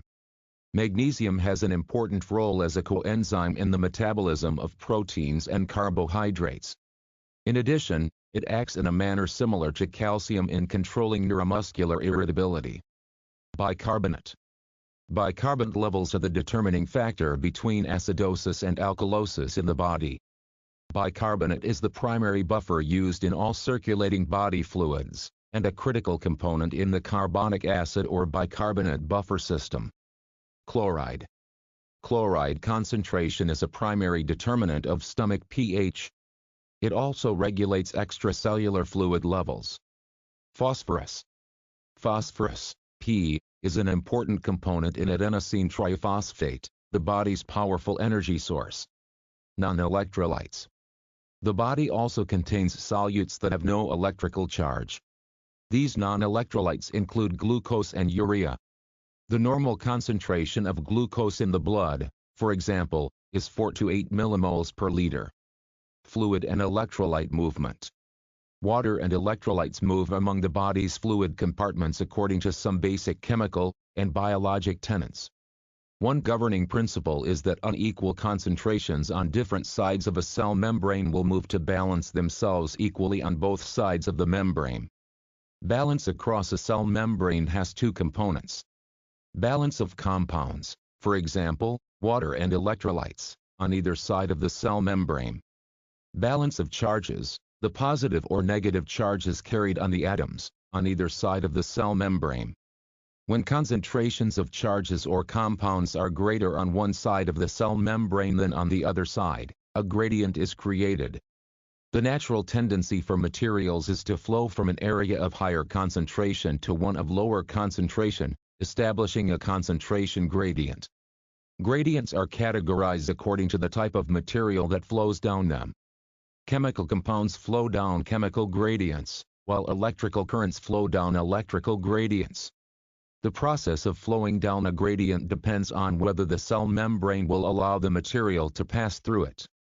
Certain compounds can travel freely across the cell membrane, a kinetically favorable situation that requires little energy, whereas others require active transport, and the use of adenosine triphosphate and channel proteins across the membrane because of the size of the compound or because of an incompatible charge. Diffusion. Diffusion is the process of particles moving from an area of higher concentration to an area of lower concentration along a concentration gradient. To visualize this process, imagine that too many people show up for a theater performance. The management decides to open another seating area to accommodate the crowd. Patrons, charges or compounds, are concentrated in a small area, the cell, outside the door, the cell membrane, leading to the new seating area. When the theater manager opens the door, patrons can move through it, selective cell membrane permeability, from the congested area, down a concentration gradient. The patrons spread themselves out evenly, diffuse, throughout the total area, with some choosing to stay behind in the original seating area as others move into the new area, until all have an equal amount of room. Filtration. Filtration, another type of diffusion, is commonly used by the kidneys to clean blood. Water carries dissolved compounds across the cell membranes of the tubules of the kidney. The tubule membrane traps these dissolved compounds, but lets the water pass through in much the same way that a coffee filter traps the grounds as water passes through it. This cleans the blood of wastes, and removes the trapped compounds from circulation so they can be flushed out of the body. The antidiuretic hormone prevents the loss of water from the kidneys by causing its reabsorption into the tubules, while the hormone aldosterone is responsible for sodium reabsorption. Active transport. Often, the cell must maintain an imbalance of compounds across its membrane to achieve some metabolic purpose. For example, in the sodium-potassium pump, the cell uses sodium outside the cell and potassium inside the cell for depolarization. To maintain this imbalance, the cell must use energy in the form of adenosine triphosphate, and actively transport compounds across its membrane. Even though active transport demands high energy expenditure, its benefits outweigh the initial use of adenosine triphosphate. Pumping sodium out of the cell and potassium into the cell has the added benefit of moving glucose into the cell at the same time. In addition, by pumping 3 sodium ions out of the cell for every 2 potassium ions in, a negative charge is maintained inside the cell across its membrane. Osmosis. Osmosis is the movement of a solvent, such as water, from an area of low solute concentration to one of high concentration through a selectively permeable membrane. Osmosis is another passive transport mechanism. However, unlike diffusion, the particles themselves do not move in osmosis. Fluid compartments in the body are separated from one another by membranes, such as the cell membranes, and the membranes lining blood vessels. The concentration of fluid in those compartments, that is, the number of solute particles, is chiefly influenced by osmosis. If two solutions are separated by a semi-permeable membrane, for example, a cell membrane, water will flow across the membrane from the solution of lower solute concentration to the solution of higher solute concentration. The net effect is to equalize the solute concentrations on both sides of the membrane. The concentration of the solution, or ability to draw or give water, is its tonicity. Tonicity reflects the concentration of sodium in a solution, and the movement of water in relation to the sodium levels inside and outside the cell. Disturbances in fluid and electrolyte balance. The healthy body maintains a delicate balance between intake and output of fluids and electrolytes, ensuring that the internal environment remains fairly constant. The internal environment's resistance to change is called homeostasis. The ill or injured body, however, may be unable to maintain homeostasis, and excesses or deficits of fluids and electrolytes may occur. You need to know when intravenous fluids are indicated, what kinds of fluids are required in different situations, and when intravenous fluids can be dangerous. Critical thinking and good decision-making when administering intravenous fluids are essential. A healthy person loses approximately 2 to 2.5 liters of fluid daily through urine outputs, the lungs, exhalation, and skin. These losses are replaced by intake of fluids, and by nutrients that are partially converted to water in their metabolism. In illness, abnormal states of hydration may occur in which intake and output are no longer in balance. Dehydration. Dehydration is defined as inadequate total systemic fluid volume. It is usually a chronic condition of older adults or very young people, and may take days to manifest. As fluid is lost from the vascular compartment, the body reacts by shifting interstitial fluid into the vascular area. Fluid also shifts from the intracellular to the extracellular compartments. As a consequence, a total systemic fluid deficit occurs. Signs and symptoms of dehydration may include decreased level of consciousness, orthostatic, postural, hypotension, tachypnea, dry mucous membranes, tachycardia, poor skin turgor, and flushed, dry skin. Causes of dehydration include diarrhea, vomiting, gastrointestinal drainage, hemorrhage, and insufficient fluid or food intake. Overhydration. When the body's total systemic fluid volume increases, overhydration occurs. Fluid fills the vascular compartment, filters into the interstitial compartment, and is forced from the engorged interstitial compartment into the intracellular compartment. This fluid backup can lead to edema and/or death. Signs and symptoms of overhydration include shortness of breath, puffy eyelids, edema, polyuria, moist crackles, rales, and acute weight gain. Causes of overhydration include unmonitored intravenous lines, kidney failure, and prolonged hypoventilation. Intravenous fluid composition. The use of intravenous fluids can significantly alter the patient's condition and facilitate patient treatment. Each bag of intravenous solution must be sterile, therefore, each bag of intravenous solution is individually sterilized. The compounds and ions dissolved in the solutions are identical to the ones found in the body. Sodium is used as the benchmark to calculate a solution's tonicity. The concentration of sodium in the cells of the body is approximately 0.9%. Altering the concentration of sodium in the intravenous solution, therefore, can move the water into or out of any fluid compartment in the body. Types of intravenous solutions. There are three basic types of intravenous solutions: crystalloids, colloids, and blood products. Crystalloids can be further classified into isotonic, hypotonic, and hypertonic. Intravenous fluids use combinations of these solutions to create the desired effects inside the body. Fluid movement across a cell membrane resulting from hypertonic, isotonic, and hypotonic solutions is illustrated in Figure 8-9. Intravenous fluids introduced into the circulatory system can affect the tonicity of the extracellular fluid, resulting in dire consequences unless care is used. Isotonic solutions. Isotonic solutions such as normal saline, 0.9% sodium chloride, have almost the same osmolarity, concentration of solute, as serum and other body fluids. As a consequence, Isotonic solutions expand the contents of the intravascular compartment without noticeably shifting fluid to or from other compartments, or changing cell shape, an important consideration when dealing with hypotensive or hypovolemic patients. When administering isotonic solutions, you must be careful to avoid fluid overload. Patients with hypertension and heart failure are at greatest risk of this problem. The extra fluid increases preload, which in turn increases the workload of the heart, potentially creating fluid backup in the lungs. Along with normal saline, lactated Ringer solution is used in the pre-hospital environment for patients who have lost large amounts of blood. Lactated Ringer solution contains lactate, which is metabolized in the liver to form bicarbonate, the key buffer that combats the intracellular acidosis associated with severe blood loss.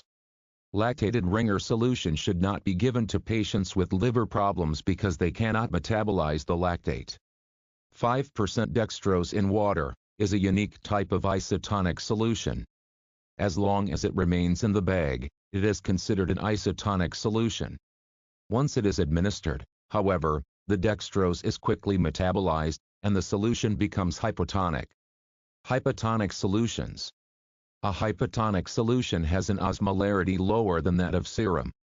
When this fluid is placed in the vascular compartment, it begins diluting the serum. Soon the serum osmolarity is less than that of the interstitial fluid. Water is pulled from the vascular compartment into the interstitial fluid compartment, causing cells to swell, and possibly burst from the increased intracellular osmotic pressure. Hypotonic solutions hydrate the cells while depleting the vascular compartment.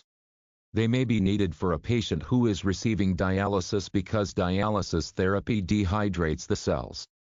Hypotonic solutions can cause a sudden fluid shift from the intravascular space to the cells, leading to cardiovascular collapse or increased intracranial pressure from shifting fluid into the brain cells.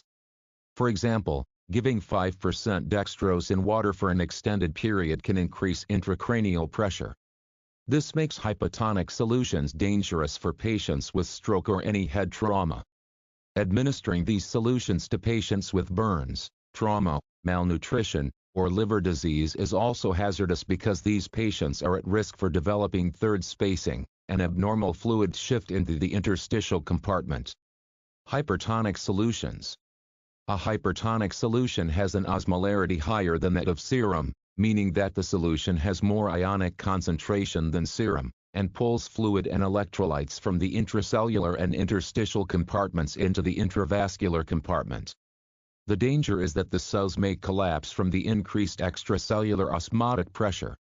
Hypertonic solutions shift body fluids into the vascular spaces, and help stabilize blood pressure, increase urine output, and reduce edema.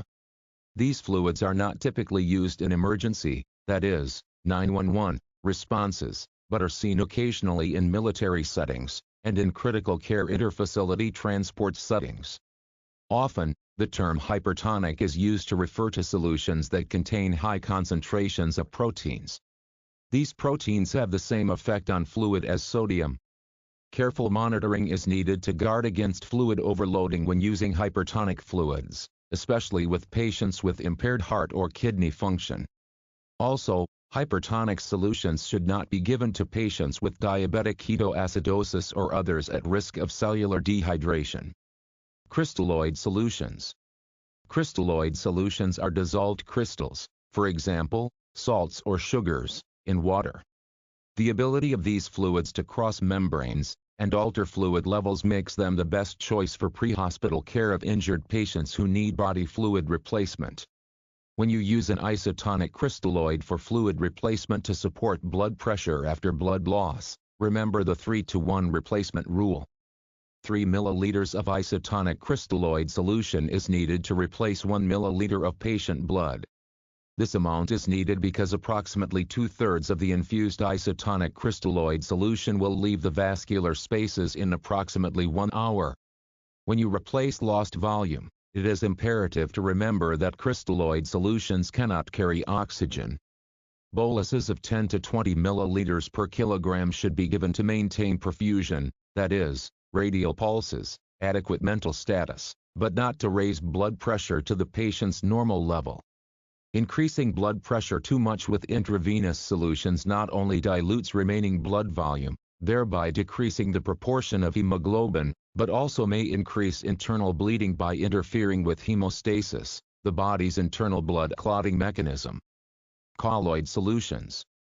Colloid solutions contain molecules, usually proteins, that are too large to pass out of the capillary membranes and, therefore, remain in the vascular compartment. These very large protein molecules give colloid solutions a very high osmolarity. As a result, they draw fluid from the interstitial and intracellular compartments into the vascular compartments.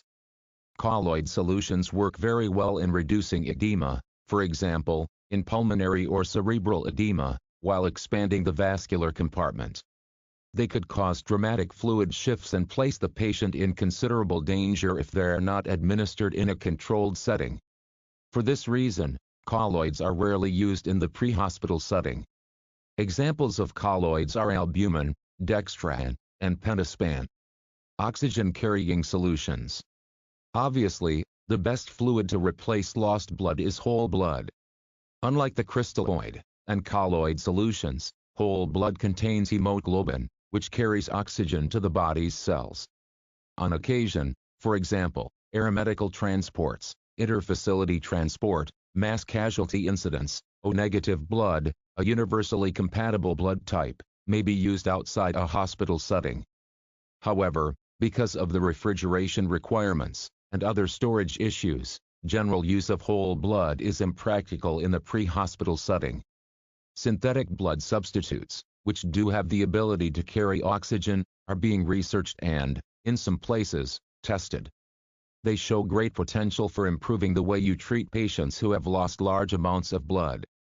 Not only would these synthetic blood substitutes expand circulating volume, but they also would carry and deliver oxygen to the part of the body that needs it the most, the cell. Intravenous techniques and administration. Intravenous means within a vein. Intravenous therapy involves cannulation of a vein with a catheter to access the patient's vascular system. It is one of the most invasive techniques you will perform as a paramedic. Peripheral vein cannulation involves cannulating veins of the periphery, that is, veins that can be seen and/or palpated, for example, veins of the hand, arm, or lower extremity, and the external jugular vein. The most important point to remember about intravenous therapy is to keep the intravenous equipment sterile. Forethought and attention to detail will help prevent mental and procedural errors while starting the intravenous line. One way to ensure proper technique is to develop a routine to follow as you assemble the appropriate equipment. Assembling your equipment. To avoid delays and intravenous site contamination, gather and prepare all your equipment before you attempt to start an intravenous line. In some cases, the patient's condition may make full preparation difficult, so working as a team becomes critical. The members of your own crew, by anticipating your needs, often make the assembly of intravenous equipment possible. Choosing an intravenous solution. When choosing the most appropriate intravenous solution, you must identify the needs of your patient. Ask yourself these questions. Is the patient's condition stable or critical? Does the patient need fluid replacement? Will the patient need medications? In the pre-hospital setting, the choice of intravenous solution is usually limited to two isotonic crystalloids, normal saline and lactated Ringer solution. 5% dextrose in water is often reserved for administering medication because the presence of dextrose has the potential to alter fluid and electrolyte levels in the body.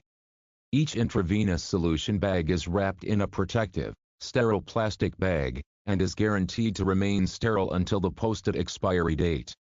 Once the protective wrap is torn and removed, however, the intravenous solution must be used within 24 hours. The bottom of each intravenous bag has two ports, an injection port for medication, and an access port for connecting the administration set. A removable pigtail protects the sterile access port. Once this pigtail is removed, the bag must be used immediately or discarded. Intravenous solution bags come in different fluid volumes.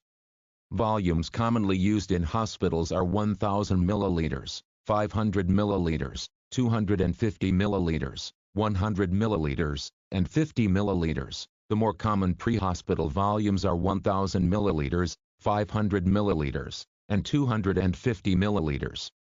The smaller volumes, 100 milliliters and 50 milliliters, typically contain 5% dextrose in water or saline and are used for mixing and administering maintenance medication infusions. Choosing an administration set. An administration set moves fluid from the intravenous bag into the patient's vascular system. Intravenous administration sets are sterile as long as they remain in their protective packaging. Each set has a piercing spike protected by a plastic cover. Once this spike is exposed, and the seal surrounding the cap is broken, the set must be used immediately or discarded. On most drip sets, a number on the package indicates the number of drops it takes for a milliliter of fluid to pass through the orifice and into the drip chamber. Administration sets come in two primary sizes, microdrip and macrodrip. Microdrip sets allow 60 drops per milliliter through the needle-like orifice inside the drip chamber. They are ideal for medication administration or pediatric fluid delivery because it is easy to control their fluid flow. Macro drip sets allow 10 or 15 drops per liter through a large opening between the piercing spike and the drip chamber. They are best used for rapid fluid replacement. Preparing an administration set. After choosing the intravenous administration set and the intravenous solution bag, verify the expiry date of the solution and check for solution clarity. Prepare to spike the bag with the administration set. The steps for this procedure are shown here and illustrated in Skill Drill 8-1. Skill Drill 8-1. Spiking the bag. Step 1. Take routine precautions. Ensure you have chosen the correct administration set and the proper solution, and ensure it has not expired. Move the roller clamp to the off position. Remove the rubber pigtail found on the end of the intravenous bag by pulling on it. The bag is still sealed and will not leak until the piercing spike punctures this port. Remove the protective cover from the piercing spike. Remember, this spike is sterile. Step 2. Slide the spike into the intravenous bag port until you see fluid enter the drip chamber. Squeeze or compress the drip chamber until it is approximately half full. Step 3. Allow the solution to run freely through the drip chamber and into the tubing to prime the line and flush the air out of the tubing. Step 4. Twist the protective cover on the opposite end of the intravenous tubing to allow air to escape. Do not remove this cover yet, because the cover keeps the tubing end sterile until it is needed. Let the fluid flow until air bubbles are removed from the line before turning the roller clamp wheel to stop the flow. Step 5. Check the drip chamber, it should be only half filled. The fluid level must be visible to calculate drip rates. If the fluid level is too low, squeeze the chamber until it fills. If the chamber is too full, invert the bag and the chamber and squeeze the chamber to empty the fluid back into the bag. Hang the bag in an appropriate location with the end of the intravenous tubing easily accessible. This is the end of Skill Drill 8-1. Other administration sets. Blood tubing is a macro drip administration set that is designed to facilitate rapid fluid replacement by manual infusion of multiple intravenous bags or intravenous and blood replacement combinations. Most blood tubing administration sets have dual piercing spikes that allow two bags of fluid to be used simultaneously for the same patient. The central drip chamber has a special filter, approximately 200 microns, designed to filter the blood during transfusions. Fluid control for pediatric patients and certain geriatric patients is very important. A microdrip set called a Volutrol or Buretrol allows you to fill a 100 or 200 milliliter calibrated drip chamber with a specific amount of fluid, and administer only that amount to avoid inadvertent fluid overload. These are commonly used in pediatric patients. A proximal roller clamp enables you to shut off the Volutrol drip chamber from the intravenous bag. If the patient needs additional fluids, simply open the proximal roller clamp and fill the Volutrol with more fluid. These can also be used to administer drugs via infusions by limiting the amounts given to the patient. for example, dopamine or potassium chloride infusions. Choosing an intravenous site.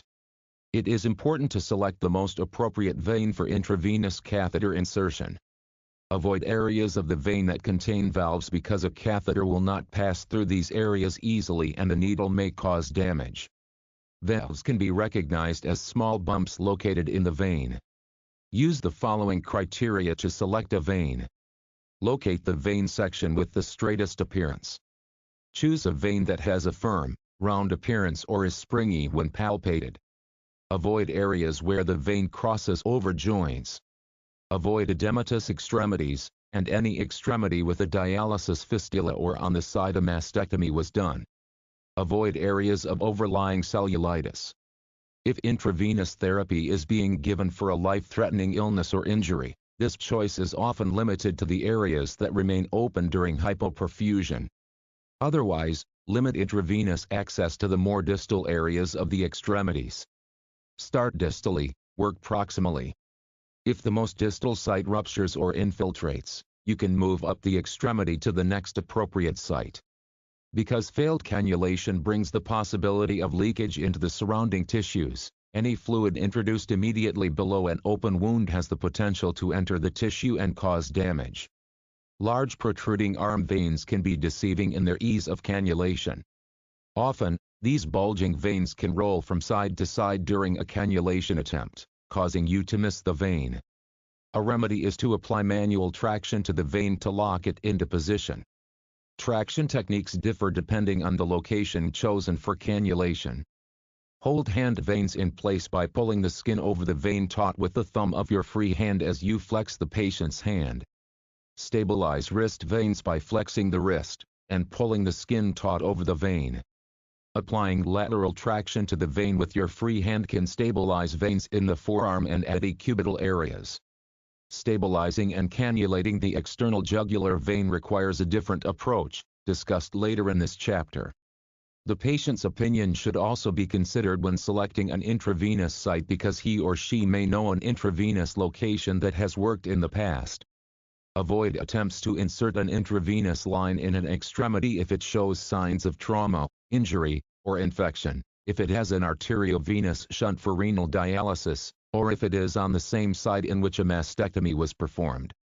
Also, pay careful attention to areas of the vein that have track marks. They are usually a sign of sclerosis caused by frequent cannulation or puncture of the vein, for example, from intravenous drug abuse. Some protocols allow intravenous cannulation of leg veins. Use caution when cannulating veins in these areas because they can place the patient at greater risk of venous thrombosis and subsequent pulmonary embolism. Choosing an intravenous catheter.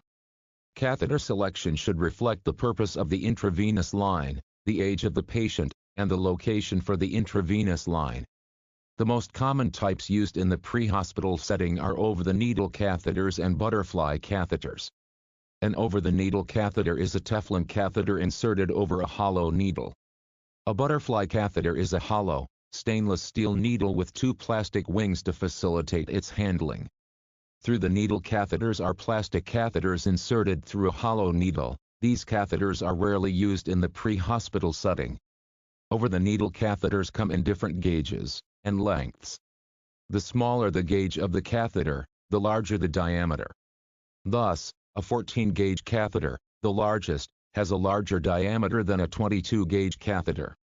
27-gauge is the smallest. The larger the diameter, the more fluid can be delivered through it. The most common lengths vary from 1 to 5 centimeters for standard injections. Select the largest diameter catheter that will fit the vein you have chosen or that will be the most appropriate and comfortable for the patient. An 18 or 20-gauge catheter is usually a good size for adults who do not need fluid replacement. Metacarpal veins of the hand can usually accommodate 18 or 20-gauge catheters. A 14 or 16-gauge catheter should be used when the patient requires fluid replacement, for example, for hypovolemic shock, and certainly should be used in any patient who may receive blood products or undergo surgery in the hospital. You should be able to insert a 14 or 16-gauge catheter into an antecubital vein or external jugular vein in the average adult. In recent years, an attempt has been made to create over-the-needle catheters that minimize the risk of a contaminated stick when a paramedic punctures his or her skin with the same catheter that was used to cannulate the vein of a patient. Most paramedic services and other healthcare institutions are advocating the use of safety catheters to reduce the incidence of these needle stick injuries. These devices work in various ways to limit the danger to paramedics. Many have a special cap that covers the sharp tip of the needle after the needle is removed from the catheter or retracts the needle into the plastic sheath. This is usually accomplished with a locking slide mechanism or a spring-loaded slide mechanism. Note that after patient use, the needle is a biohazard, and a sharp end should be immediately disposed of in a proper sharps container. Inserting the intravenous catheter. Each paramedic has a unique technique to insert an intravenous line, and you should observe many different techniques to determine what works best for you. 2 considerations, however, apply to any technique. 1. Keep the beveled side of the catheter up when inserting the needle in a vein, and 2. Maintain adequate traction on the vein during cannulation to keep the vein from twisted away from you. Apply a constricting band above the site you have chosen for the insertion to allow blood to fill the veins. This creates additional vascular pressure to engorge the veins with blood below the band. It should be snug enough to significantly diminish venous flow but should not hamper arterial flow. The constricting band should be left in place only long enough to complete the intravenous insertion, obtain blood samples, if needed, and attach the line. Do not leave the constricting band in place while you assemble. Intravenous equipment. Constricting bands can be difficult to manage, especially if you are wearing gloves. You should develop a technique that will allow you to release the constricting band with a small tug on one end. Items that can be used as constricting bands include a Penrose drain, a blood pressure cuff, or in a pinch, surgical hose. Once you have selected an insertion site, prep it with an alcohol pad or iodine swab. Apply gentle downward or lateral traction on the vein with your free hand while holding the catheter, bevel side up, in your dominant hand. Take care as you apply traction to avoid collapsing the vein. Begin by establishing an insertion angle of approximately 45 degrees. Advance the catheter through the skin until the vein is pierced. You should see a flash of blood in the catheter flash chamber, then immediately drop the angle down to approximately 15 degrees and advance the catheter a few more centimeters to ensure the catheter sheath is in the vein. Slide the sheath off the needle, and into the vein. Do not advance the needle too far because it can lacerate the vein. After the catheter is fully advanced, apply pressure to the vein just proximal to the end of the indwelling catheter. Remove the needle, and dispose of it in a sharps container, or, in the case of other styles of catheters, trigger the shielding device. Securing the line. Once the catheter is in position, and the contents of the intravenous bag are flowing properly, you must secure the intravenous line. Tape the area so that the catheter and tubing are securely anchored in case of a sudden pull on the line. Tear the tape before you start the intravenous line, because you will need one hand to stabilize the site while you tape the intravenous line. Double back the tubing to create a loop that will act as a shock absorber if the line is pulled accidentally.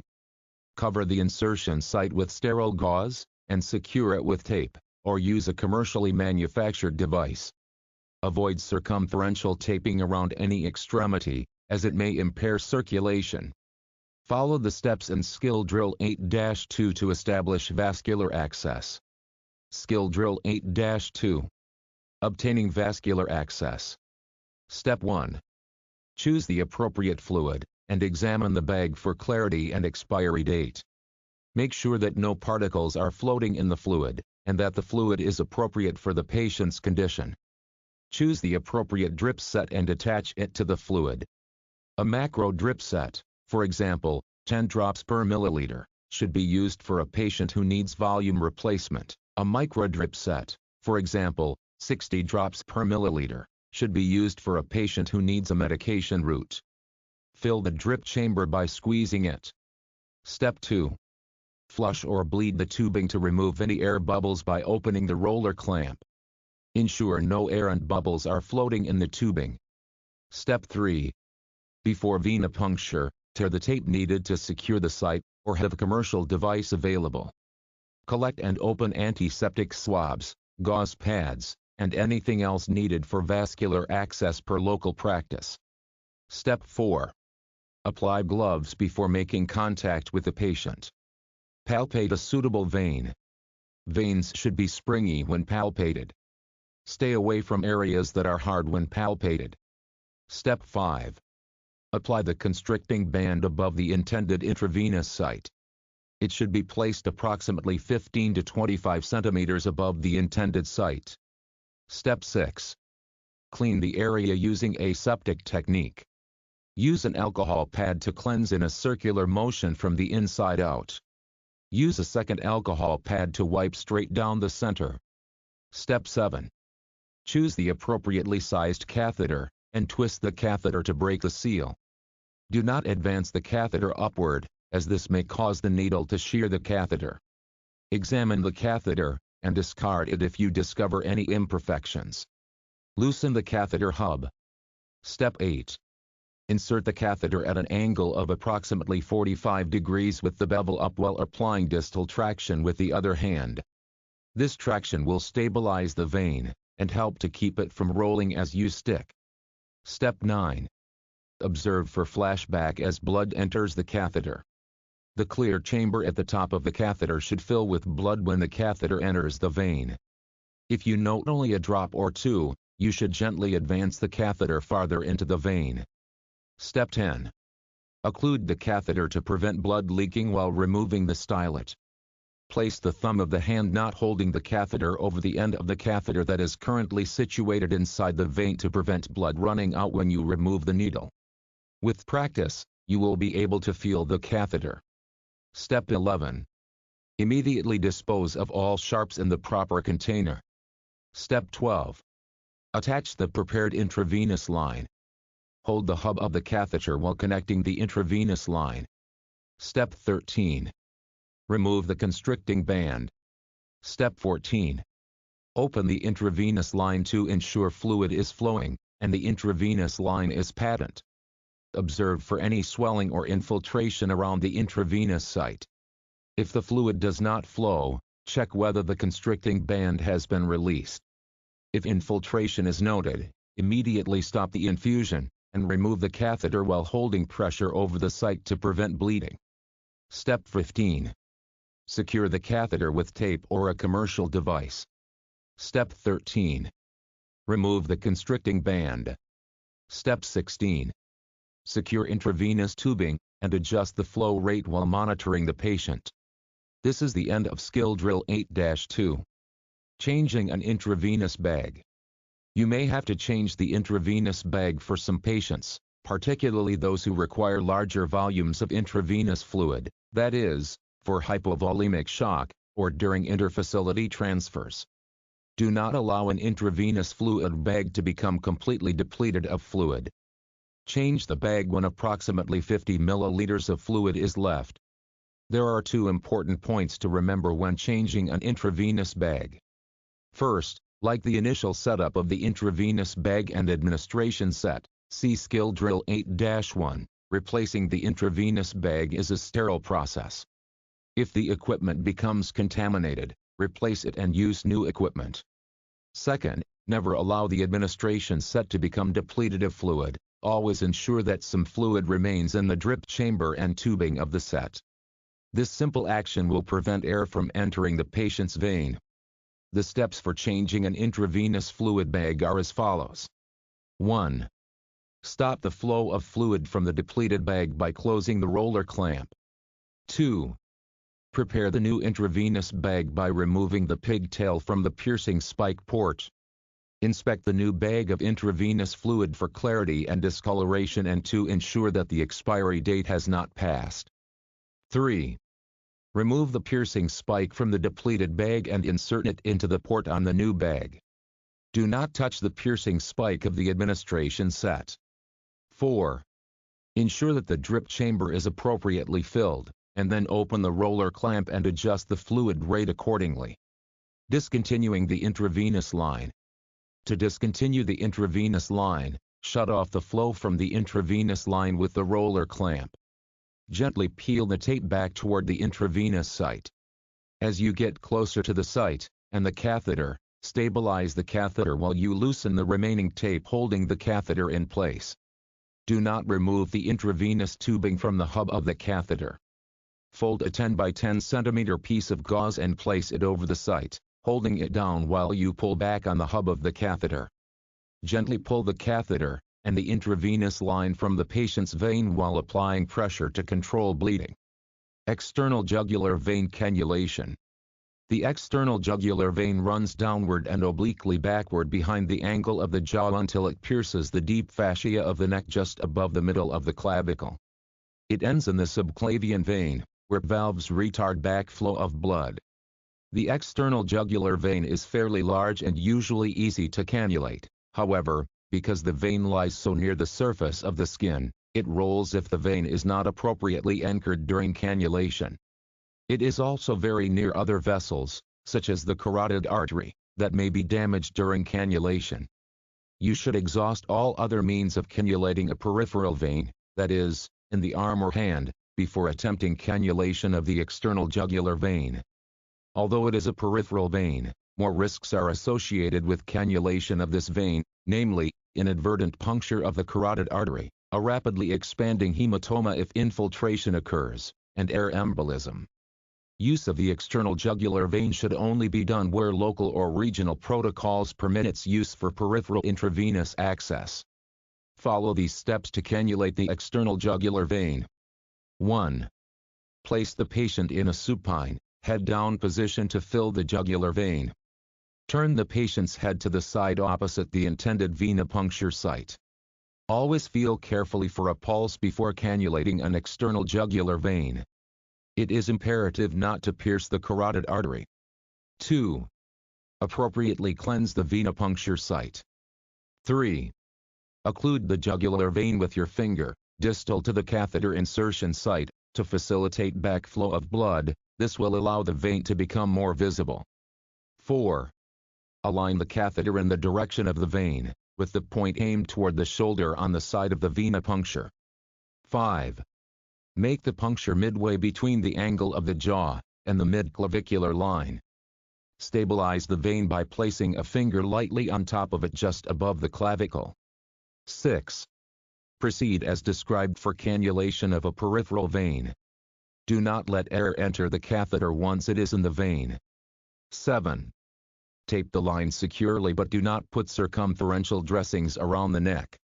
Factors affecting intravenous flow rates. Several factors can influence the flow rate of an intravenous line.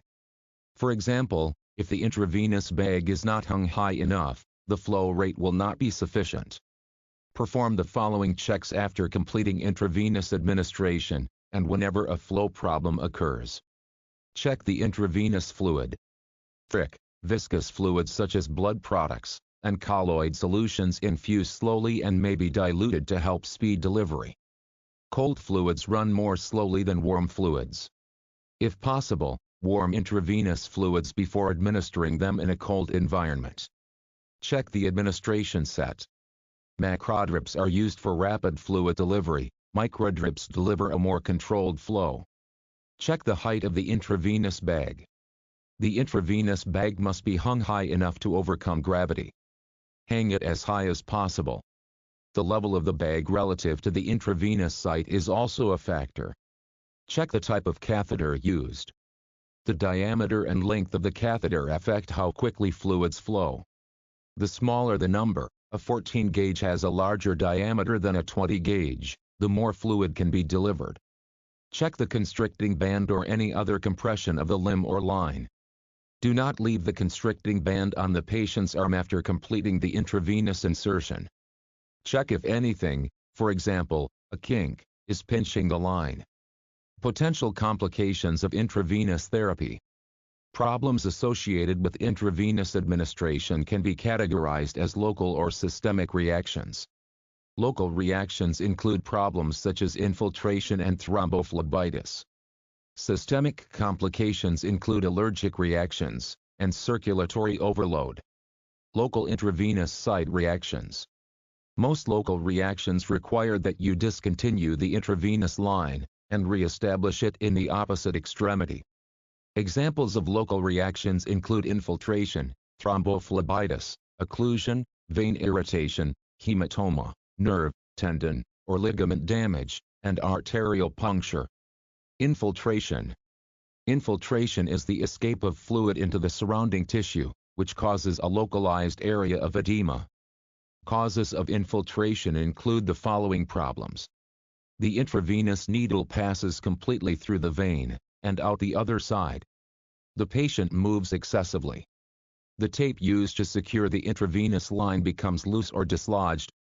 The catheter is inserted at too shallow an angle and enters only the fascia surrounding the vein. This problem is more common with intravenous lines in larger veins, such as those in the upper arm and neck. Signs and symptoms of infiltration include edema at the catheter site, continued intravenous flow after occlusion of the vein above the insertion site, and the patient reports tightness and pain around the intravenous site. If infiltration occurs, discontinue the intravenous line and re-establish it in the opposite extremity or in a more proximal location on the same extremity. Apply direct pressure over the swollen area to reduce further swelling or bleeding into the tissue. Avoid wrapping tape around the extremity, as it could create the effect of a constricting band. Thrombophlebitis. Infection and thrombophlebitis, inflammation of the vein, and the presence of a clot, may occur in association with venous cannulation. Both conditions are most frequently caused by lapses in aseptic technique. Thrombophlebitis is commonly encountered in patients who abuse drugs, as well as in patients who are receiving long-term intravenous therapy in a hospital or hospice setting or with vein-irritating solutions, for example, dextrose solutions, which have a very low pH, or hypertonic solutions of any sort. It can also be produced by mechanical factors, such as excessive motion of the intravenous needle or catheter after it has been placed. Thrombophlebitis is usually manifested by pain and tenderness along the vein and redness and edema at the venipuncture site. These signs generally do not appear until after several hours of intravenous therapy, so you are unlikely to see a case of thrombophlebitis in the pre-hospital setting unless you are doing an inter-hospital transport of a patient with an established intravenous. In such a case, stop the infusion and discontinue the intravenous at that site. Warm compresses applied to the site may provide some relief. It is far better to prevent thrombophlebitis or infection than to treat it afterward. To prevent thrombophlebitis, take the following measures. Use a povidone iodine preparation to scrub and disinfect the skin over the venipuncture site, then do a final wipe with an alcohol swab. Make certain the site is dry before initiating the venipuncture. Always wear gloves when doing a venipuncture. After inserting the catheter, cover the puncture site with a sterile dressing. Anchor the catheter and tubing securely to prevent motion of the catheter within the vein. Occlusion. Occlusion is the physical blockage of a vein or catheter. If the flow rate is not sufficient to keep fluid moving out of the catheter tip such that blood enters the catheter, a clot may form and occlude the flow. The first sign of an occlusion is a decreasing drip rate or the presence of blood in the intravenous tubing. With a positional intravenous site, fluid flows at different rates depending on the position of the catheter within the vein. These differences can produce occlusions. Positional intravenous may be necessary because of proximity to a valve or because of patient movement that allows the line to become physically blocked, such as resting on the line or crossing arms. Occlusion may also develop if the intravenous bag nears empty and the patient's blood pressure overcomes the flow, causing fluid backup in the line.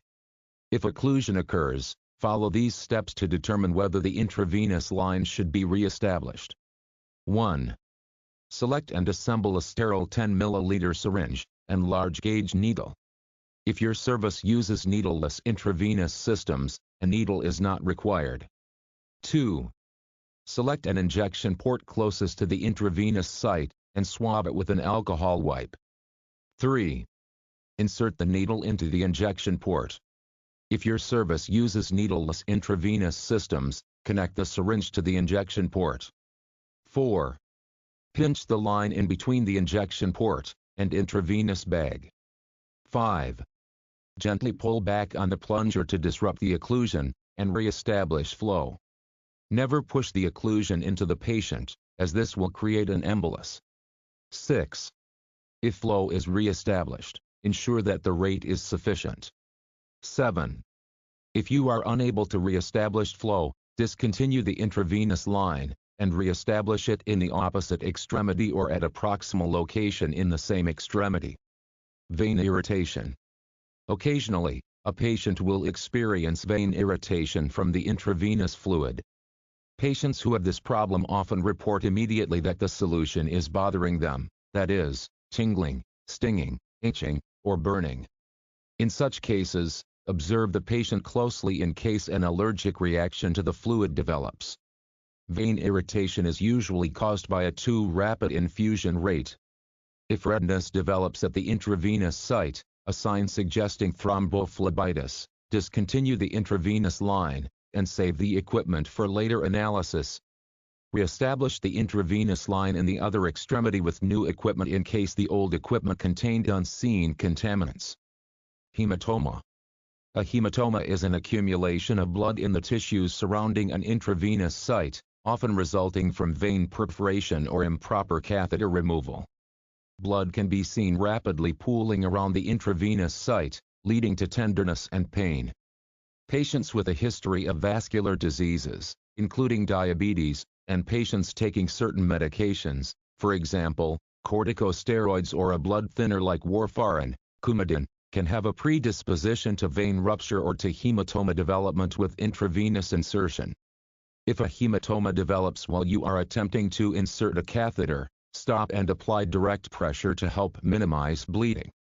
If a hematoma develops after a successful catheter insertion, evaluate the intravenous flow and the hematoma.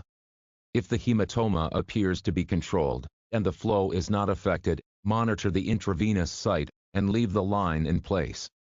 If the hematoma develops as a result of discontinuing the intravenous line, apply direct pressure with a 10 by 10 centimeter gauze pad to the site. Nerve, tendon, or ligament damage. Improper identification of anatomic structures around the intravenous site can lead to perforation of tendons, ligaments, and nerves. Selecting an intravenous site located near joints increases the risk for perforation of these structures.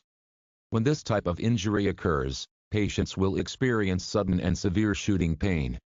Numbness or tingling in the extremity after the incident is common. Immediately remove the catheter, and select another intravenous site. Arterial puncture. You may accidentally puncture the wrong blood vessel if the vein selected for cannulation lies near an artery. The risk of arterial puncture is especially high when cannulating an external jugular vein. Be careful. If you insert a catheter into an artery by mistake, bright red blood will spurt back through the catheter.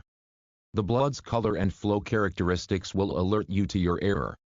Immediately withdraw the catheter, and apply direct pressure over the puncture site for at least 5 minutes or until bleeding stops.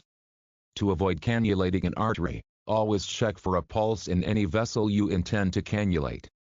Under normal circumstances, veins are near the skin surface and arteries lie much deeper. On occasion, an anatomic anomaly occurs, and the vessels become transpositioned, resulting in an artery being very superficial. Systemic complications. Systemic complications can evolve from reactions or complications associated with intravenous insertion. They usually involve other body systems, and can be life-threatening. If the intravenous line is established and patent in such a patient, do not remove it because it may be needed for treatment. Potential systemic complications include allergic reactions, pyrogenic reactions, circulatory overload, air embolus, vasovagal reactions, and catheter shear. Allergic reactions. Often, allergic reactions associated with intravenous therapy are minor. However, anaphylaxis, a potentially life-threatening condition, is possible and must be treated aggressively. Allergic reactions can result from a person's unexpected sensitivity to an intravenous fluid or medication. Such sensitivity could be unknown to the patient, so you must maintain vigilance with any intravenous infusion for a possible allergic reaction. The patient presentation depends on the extent of the reaction. Common signs and symptoms of an allergic reaction include pruritus, shortness of breath, edema of face and hands, hives, bronchospasm, and wheezing. If an allergic reaction occurs, discontinue the intravenous line, and remove the solution. Leave the catheter in place as an emergency medication route. Attach a saline lock, if available. Notify direct medical control immediately, and maintain an open airway. Monitor the patient's airway, breathing, and circulation and vital signs.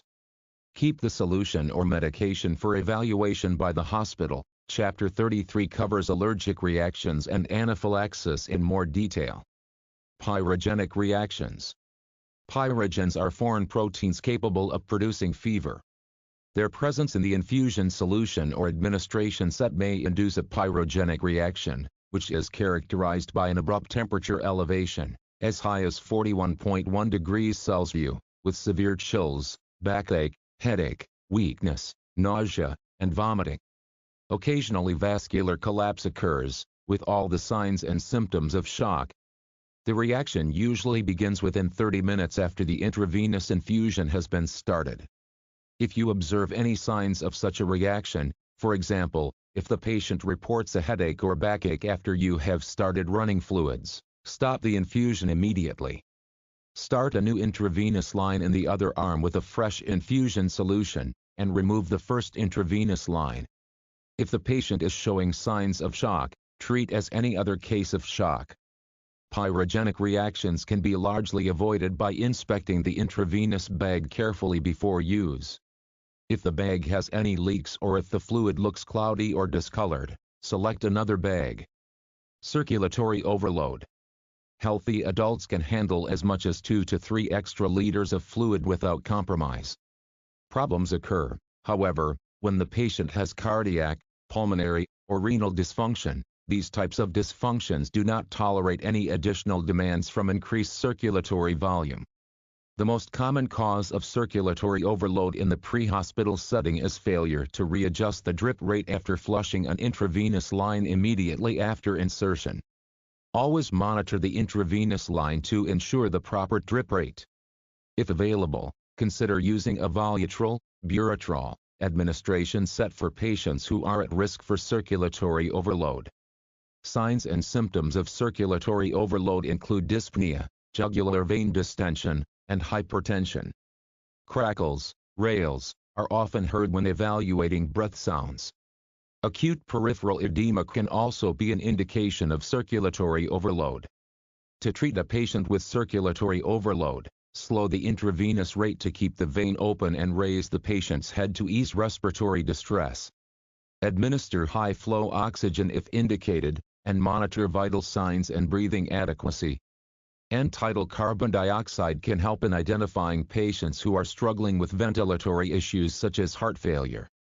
Some EMS systems will have standing orders and others will prompt you to contact direct medical control immediately, because certain drugs can be given to reduce the circulatory volume. Air embolus. For patients who are already ill or injured, any air introduced into the intravenous line can present a problem. Properly flushing an intravenous line will help eliminate the likelihood of air embolus. Although intravenous bags are designed to collapse as they empty to help prevent this problem, this collapse does not always occur. Be sure to replace empty intravenous bags with full ones. If your patient begins developing respiratory distress with unequal breath sounds, consider the possibility of an air embolus. Other associated signs and symptoms include cyanosis, even in the presence of high-flow oxygen, signs and symptoms of shock, loss of consciousness, and respiratory arrest. Treat a patient with a suspected air embolus by placing the patient on his or her left side with the head down to trap any air inside the right atrium or right ventricle, administering 100% oxygen, and rapidly transporting to the closest appropriate facility. Be prepared to assist ventilation if the patient experiences inadequate breathing. Vasovagal reactions. Some patients have anxiety concerning needles or the sight of blood. Such anxiety may cause vasculature dilation, leading to a drop in blood pressure and patient collapse. Patients can present with anxiety, diaphoresis, nausea, and syncopal episodes. Treatment for patients with vasovagal reaction centers on treating them for shock. 1. Place patient in shock position. 2. Apply high-flow oxygen if necessary and indicated. 3. Monitor vital signs. 4. Establish an intravenous line in case fluid resuscitation is needed. Catheter shear. Catheter shear occurs when part of the catheter is pinched against the needle, and the needle slices through the catheter, creating a free-floating segment. The catheter segment can then travel through the circulatory system, and possibly end up in the pulmonary circulation, causing a pulmonary embolus. Treatment involves surgical removal of the sheared tip. If you suspect a catheter shear, place the patient in a left lateral recumbent position with the legs down and the head up to try to keep the catheter remnant out of the pulmonary circulation. Catheter hubs are radiopaque, that is, they appear white on a radiograph, to aid in diagnosing this type of problem. Never rethread a catheter. Dispose of the used one and select a new catheter. Patients who have experienced catheter shear with pulmonary artery occlusion present with sudden shortness of breath, and possibly diminished breath sounds. Their symptoms mimic the presentation of an air embolus, and can be treated the same way. Such patients need continued intravenous access, and you must try to obtain an intravenous site in the other extremity. Obtaining blood samples. If blood samples are needed, you should obtain them at the same time you start the intravenous line. Evidence suggests that obtaining blood through equipment designed to start an intravenous access line is prone to hemolysis. In the pre-hospital setting, the goal should first be on starting the intravenous and then looking for a phlebotomy site on the other extremity or distal to the intravenous fluid site. If you have difficulty drawing blood, however, stop and finish inserting the intravenous line. To obtain blood samples when starting an intravenous line, you will need the following equipment: 15 or 20 milliliter syringe, 18 or 20 gauge needle, self-sealing blood tubes. The blood tube tops usually come in red, blue, green, and lavender, and should be filled in that order. Use the following mnemonic to help remember the order for filling the tubes. Red blood gives life. The red-topped tube contains no additives, and is intended to clot if blood typing is needed. The blue-top tube contains the preservative ethylene diamine tetraacetic acid, and is used to help determine a patient's prothrombin time, and partial thromboplastin time, values that are used to calculate the patient's blood clotting time. The green-top tube is filled with heparin to prevent clotting, and is used to evaluate the patient's electrolyte and glucose levels. Lavender-top tubes are filled with sodium citrate, and are often used for a complete blood count, including hematocrit and hemoglobin values. After the intravenous catheter is in place, occlude the catheter, and remove the constricting band. Attach a 15 or 20 milliliter syringe to the hub of the intravenous catheter, and draw the necessary amount of blood. Do not leave the constricting band on while drawing blood with the syringe. Doing so may cause waste products to build up in the blood, and could skew laboratory test results. Detach the syringe after the required amount of blood has been obtained, attach the intravenous tubing, and begin the infusion. Attach an 18 or 20 gauge needle to the syringe, fill the blood tubes with the necessary amount of blood, and immediately dispose of the syringe and needle in a puncture-proof sharps container. Exercise extreme caution when filling blood tubes with this technique. You are handling a live needle.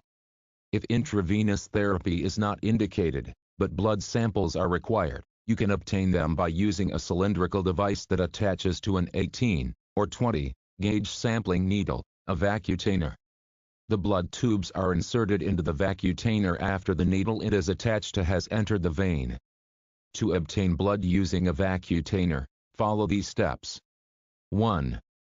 Apply a constricting band, and locate a suitable vein, typically, the antecubital vein. Use personal protective equipment, and take routine precautions. 2. Prep the vein as you would when starting an intravenous line. Use an alcohol pad or iodine swab, and cleanse the area in a circular motion, starting from the inside and working your way out. 3. Insert the needle, already attached to the vacutainer, into the vein. 4.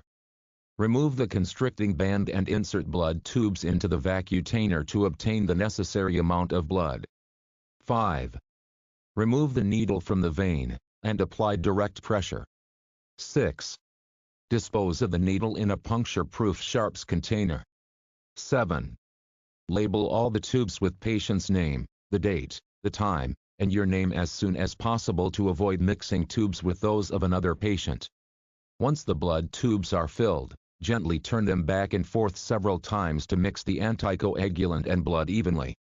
The exception is the red top tube, which is intended to separate the serum from the other blood components. Avoid shaking this tube after the blood has clotted, because the motion may destroy the sample. For blood tubes to be viable for testing, they must be at least 3/4 full. Follow local protocols for the types of blood tubes to fill. All blood samples need to be labeled immediately with the patient's name, the time, and the site from which the blood draw was drawn. This should also be documented in your final chart. Remember to alert the receiving hospital staff that you have drawn blood, because they may want to affix their own labels, and send the samples to the lab. Intraosseous infusion. Intraosseous means within the bone. Intraosseous infusion is a technique of administering fluids, blood and blood products, and medications into the intraosseous space of a long bone, usually the proximal tibia. Long bones consist of a shaft, diaphysis, the ends, epiphysis, and the growth plate, epiphyseal plate. The intraosseous space collectively comprises the cancellous, spongy, bone of the epiphyses and the medullary cavity of the diaphysis. Its vasculature drains into the central circulation by a network of venous sinuses and canals. When a patient is in shock, cardiac arrest, or an otherwise hemodynamically compromised condition, peripheral veins often collapse, making intravenous access extremely difficult, if not impossible.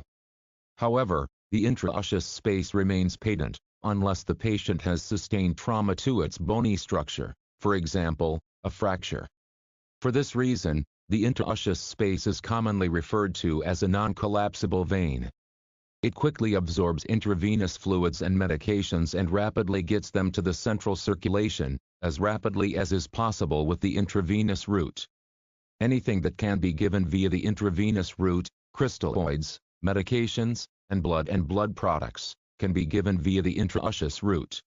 Intraosseous infusion is indicated when you are unable to obtain intravenous access in a critically ill or injured patient, for example, in profound shock, cardiac arrest, or status epilepticus. Historically, intraosseous infusion was reserved for children younger than 6 years when intravenous access could not be obtained within 3 attempts or 90 seconds. Although this still holds true, intraosseous infusion is an alternative means of establishing vascular access in critically ill or injured adults. Equipment for intraosseous infusion. Several products are used for placing an intraosseous needle into the intraosseous space: manually inserted intraosseous needles, the first access for shock and trauma, the easy intraosseous, and the bone injection gun. Use of these devices requires specialized training and thorough familiarity with each device's features, functionality, and clinical application. If your EMS system uses any of these devices, follow local protocols regarding their application. Manually inserted intraosseous needles, that is, Jamshidi needle, Cook catheter, were the original devices used for establishing intraosseous access in children, and are still widely used in the pre-hospital setting. They consist of a solid boring needle, trocar, inserted through a sharpened hollow needle. The intraosseous needle is pushed into the bone with a screwing, twisting action. Once the needle pops through the bone, the solid needle is removed, leaving the hollow steel needle in place. The intravenous tubing is attached to this catheter. Because manually inserted intraosseous needles are long, rest at a 90-degree angle to the bone, and are easily dislodged, they require full and careful immobilization. Stabilization is critical for these lines to maintain adequate flow. Stabilize the intraosseous needle in the same manner that you would any impaled object. The first access for shock and trauma was the first intraosseous device approved for use in adults. It is not used in children. 4 design elements allow for this device's intraosseous placement in the sternum: an infusion tube, and subcutaneous portal, an introducer, a target or strain relief patch, and a protective dome. The company that developed this device chose sternum placement based on the ease of locating the manubrium, and the ease of penetration compared with other bones. The EZ-IO features a sealed, handheld, lithium battery-powered medical drill to which a special intraosseous needle is attached. This device is used to insert an intraosseous needle into the proximal humerus, proximal tibia, or distal tibia of adults and children when immediate vascular access is needed in acute situations. The EZ-IO driver, medical drill, is universal, but 3 different weight-based, single-use needle sets are available for adults, children, and patients with excessive tissue over the insertion site. The bone injection gun is a spring-loaded device that is used to insert an intraosseous needle into the proximal tibia of adult and pediatric patients. It comes in an adult size and a pediatric size, though both versions offer the same operational features. Performing intraosseous infusion. The technique for performing intraosseous infusion requires proper anatomic landmark identification. The flat bone of the proximal tibia, the most commonly used site, is located medial to the tibial tuberosity, the bony protuberance just below the knee. Follow the steps in Skill Drill 8-3 to perform intraosseous infusion using an EZ-IO device. Skill Drill 8-3. Gaining intraosseous access with an EZ-IO device. Step 1. Check the selected intravenous fluid for proper fluid, clarity, and expiry date. Look for discoloration, and for particles floating in the fluid. If found, discard the bag, and choose another bag of fluid. Select the appropriate equipment, including an intraosseous needle, syringe, saline, and extension set. A 3-way stopcock may also be used to facilitate easier fluid administration. Select the proper administration set. Connect the administration set to the bag. Prepare the administration set. Fill the drip chamber, and flush the tubing. Make sure all air bubbles are removed from the tubing. Prepare the syringe and extension tubing. Cut or tear the tape. This can be done at any time before intraosseous puncture. Step 2. Use personal protective equipment, and take routine precautions. This must be done before intraosseous puncture. Step 3. Identify the proper anatomic site for intraosseous puncture. Palpate the landmarks, and then prepare the site. Tibia placement. This site is reserved for the EZ-IO and the bone injection gun. Humeral placement. Humeral placement is typically reserved for adults when using the EZ-IO or the bone injection gun. Step 4. Cleanse the site appropriately. Follow aseptic technique by cleansing in a circular manner from the inside out. Step 5. Attach the needle to the EZ-IO gun, and remove the protective cover. Examine the needle. If you find any imperfections, discard the needle, and select another one. Step 6. Perform the intraosseous puncture by first stabilizing the tibia, then placing a folded towel under the knee, and finally holding the extremity in a manner to keep your fingers away from the site of puncture.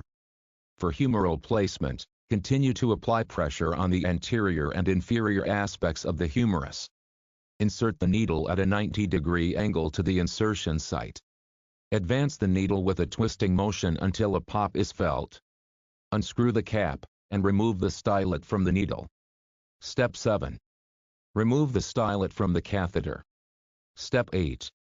Attach the syringe and extension set to the intraosseous needle. Pull back on the syringe to aspirate blood and particles of bone marrow to ensure proper placement. The absence of marrow does not mean the access failed. Check the site for other signs of extravasation. Slowly inject saline to ensure proper placement of the needle. Responsive patients should receive 1% lidocaine prior to infusion of fluids. Watch for extravasation, and stop the infusion immediately if it is noted. It is possible to fracture the bone during insertion of the intraosseous needle. If this happens, then remove the intraosseous needle and switch to the other insertion site. Connect the administration set and adjust the flow rate as appropriate. Fluid does not flow as rapidly through an intraosseous catheter as through an intravenous line, therefore, crystalloid boluses should be given with a syringe in children, and a pressure infuser device. A sleeve placed around the intravenous bag, and inflated to force fluid from the intravenous bag, in adults. Secure the needle with tape and support it with a bulky dressing. Stabilize in place in the same manner that an impaled object is stabilized. Use bulky dressings around the catheter and tape securely in place. Be careful not to tape around the entire circumference of the leg because this could impair circulation, and potentially result in compartment syndrome. Dispose of the needle in the proper container. This is the end of skill drill 8-3. Potential complications of intraosseous infusion. If proper technique is used, that is, proper anatomic landmark identification, aseptic technique, intraosseous infusion is associated with a relatively low complication rate. The same potential complications associated with intravenous therapy, thrombophlebitis, local irritation, allergic reaction, circulatory overload, and air embolism, can occur with intraosseous infusion, as well as several others unique to this method of infusion. Extravasation occurs when the intraosseous needle does not rest in the intraosseous space, but rather rests outside the bone, because the bone was missed completely, was drilled through, or is fractured. In such a case, intravenous fluid will collect in the soft tissues. The risk of extravasation can be reduced significantly by using the proper insertion technique. Insert the intraosseous needle at a 90-degree angle to the bone. Extravasation should be suspected if the infusion does not run freely or if the site, especially the posterior aspect of the leg, rapidly becomes edematous. If this occurs, discontinue the infusion immediately and reattempt insertion in the opposite leg. Undetected extravasation could result in compartment syndrome. Osteomyelitis is inflammation of the bone and muscle caused by an infection. Osteomyelitis can occur from intraosseous insertion, but is rare. Failure to identify the proper anatomic landmark can damage the growth plate, potentially resulting in long-term bone growth abnormalities in children. If your insertion technique is too forceful, or if you use an intraosseous needle that is too large for the patient's age or size, fractures can occur. Through-and-through insertion occurs when the intraosseous needle passes through both sides of the bone. To avoid this, stop inserting the needle when you feel a pop. If you feel a pop, you have likely passed the needle through both sides of the bone. Remove the needle and attempt insertion on the opposite extremity. A pulmonary embolism can occur if particles of bone, fat, or marrow find their way into the systemic circulation, and lodge in a pulmonary artery. Suspect a pulmonary embolism if the patient experiences acute shortness of breath, pleuritic chest pain, and cyanosis.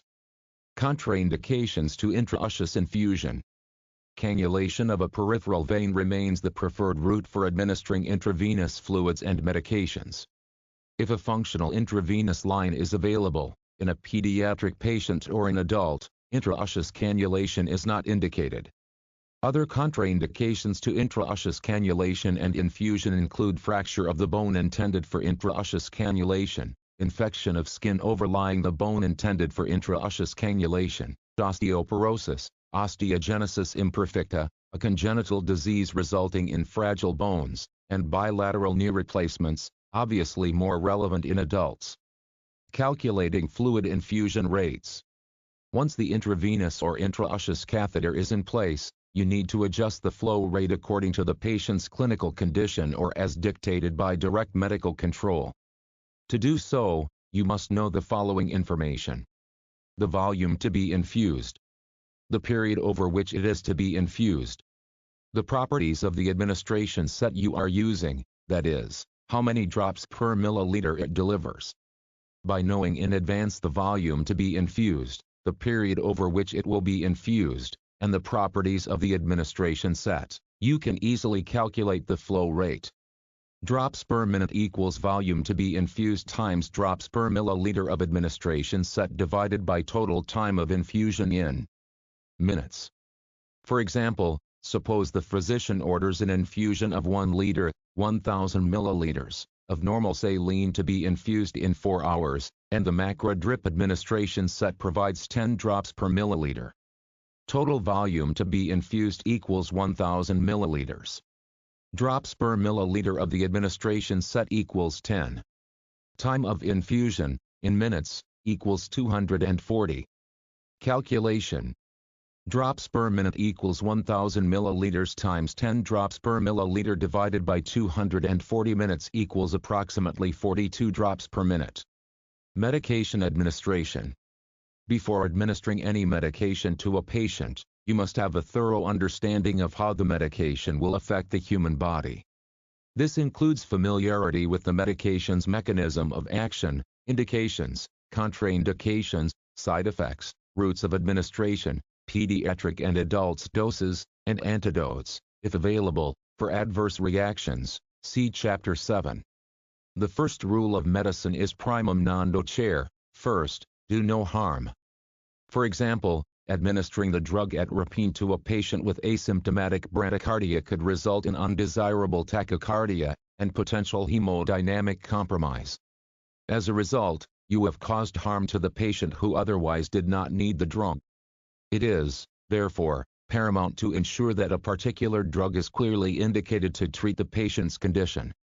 Consideration of risks and benefits are always consistent with good clinical care.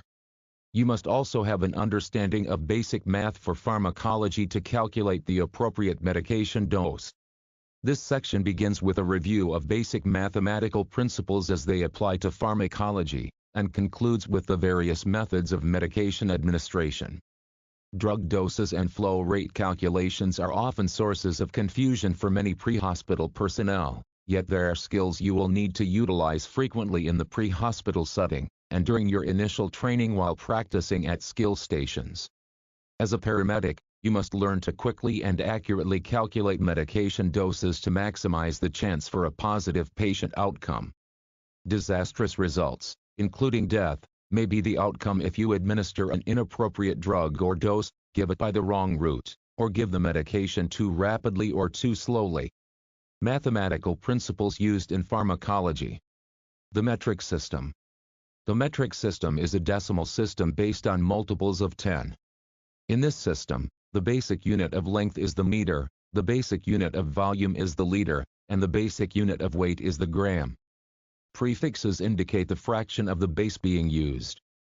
Commonly used prefixes, from smallest to largest, include micro, milli, centi, and kilo. Medications are supplied in a variety of weights and volumes, and you will be required to convert those weights to volume to administer the appropriate dose of a medication to your patient. Table 8-2 lists the symbols of weight and volume, with their respective abbreviations, that are used in the metric system. Table 8-3 lists the metric units of weight and volume and their equivalents. Weight and volume conversion. To administer the appropriate dose of a medication to a patient, you must be able to convert larger units of weight to smaller ones, for example, grams to milligrams, and larger units of volume to smaller ones, for example, liters to milliliters. Conversely, you must be able to convert smaller units of weight to larger ones, for example, milligrams to grams, and smaller units of volume to larger ones, for example, milliliters to liters. Medications are packaged in different units of weight and volume. However, the weight, for example, microgram, milligram, gram, and volume, for example, milliliter, of the drug to be administered usually comprise only a fraction of the total amount of its packaged form. For example, you may need to administer 50 milligrams of a medication to a patient, but the medication is packaged in grams. Therefore, you must be able to convert grams to milligrams, and then determine how much volume is required to achieve the desired dose. Weight conversion. Converting weight is simply a matter of multiplying or dividing by 1000 or moving the decimal point 3 places to the right or left. To convert a larger unit of weight to a smaller one, multiply the larger unit of weight by 1000 or move the decimal point 3 places to the right. Example. Converting 2 grams to milligrams, 2 grams equals x milligrams. 2 grams times 1000 equals 2000 milligrams, or 2.000 grams equals 2000 milligrams. To convert a smaller unit of weight to a larger one, divide the smaller unit of weight by 1000 or move the decimal point 3 places to the left. Example. Converting 200 micrograms to milligrams, 200 micrograms equals x milligrams. 200 micrograms divided by 1000 equals 0.2 milligram, or 200.0 micrograms equals 0.2 milligram. Volume conversion. In the pre-hospital setting, you will usually deal with only two measurements of volume, milliliters and liters. The formula is the same as for converting units of weight. Divide or multiply by 1000 or move the decimal point 3 places to the left or right. When converting a smaller unit of volume to a larger one, divide the smaller unit of volume by 1000 or move the decimal point 3 places to the left. Example. Converting 100 milliliters to liters, 100 milliliters equals x liters. 100 milliliters divided by 1000 equals 0.1 liter, or 100.0 milliliters equals 0.1 liter. To convert a larger unit of volume to a smaller one, multiply the larger unit of volume by 1000 or move the decimal point 3 places to the right. Example. Converting 1.5 liters to milliliters, 1.5 liters equals x milliliters. 1.5 liters times 1000 equals 1500 milliliters, or 1.500 liters equals 1500 milliliters. Converting pounds to kilograms. The only apothecary to metric conversion that you will likely make in the pre-hospital setting is from pounds, apothecary, to kilograms, metric. Although many of the drugs given in emergency medicine are administered in a standard dose, for example, 1 milligram of epinephrine, others are administered based on the patient's weight in kilograms, for example, 1 to 1.5 milligrams per kilogram of lidocaine. In addition, most drugs administered to pediatric patients are based on their weight in kilograms. Two formulas can be used to convert pounds to kilograms. Use whichever one is easiest for you to remember. Formula 1. Divide the patient's weight in pounds by 2.2, 1 kilogram equals 2.2 pounds. For example, when converting a 170-pound man's weight to kilograms, the formula would be as follows. 170 pounds divided by 2.2 equals 77.27 kilograms. Because the value following the decimal point in this example is less than 0.5, you may round the patient's weight in kilograms to 77. If the value after the decimal point had been greater than 0.5, you would round the weight in kilograms to 78. Although this may seem negligible, it is good practice to administer the most appropriate amount of the drug to the patient. Formula 2. Divide the patient's weight in pounds by 2 and subtract 10% of that number. For example, when converting a 120-pound woman's weight to kilograms, the formula would be as follows. Step 1. 120 pounds divided by 2 equals 60. Step 2. 60 times 10% equals 6. Step 3. 60 minus 6 equals 54 kilograms. Note. This formula provides an approximate weight, and is not exact. Temperature conversion. The Fahrenheit and Celsius, or centigrade, temperature scales are commonly used to measure temperature.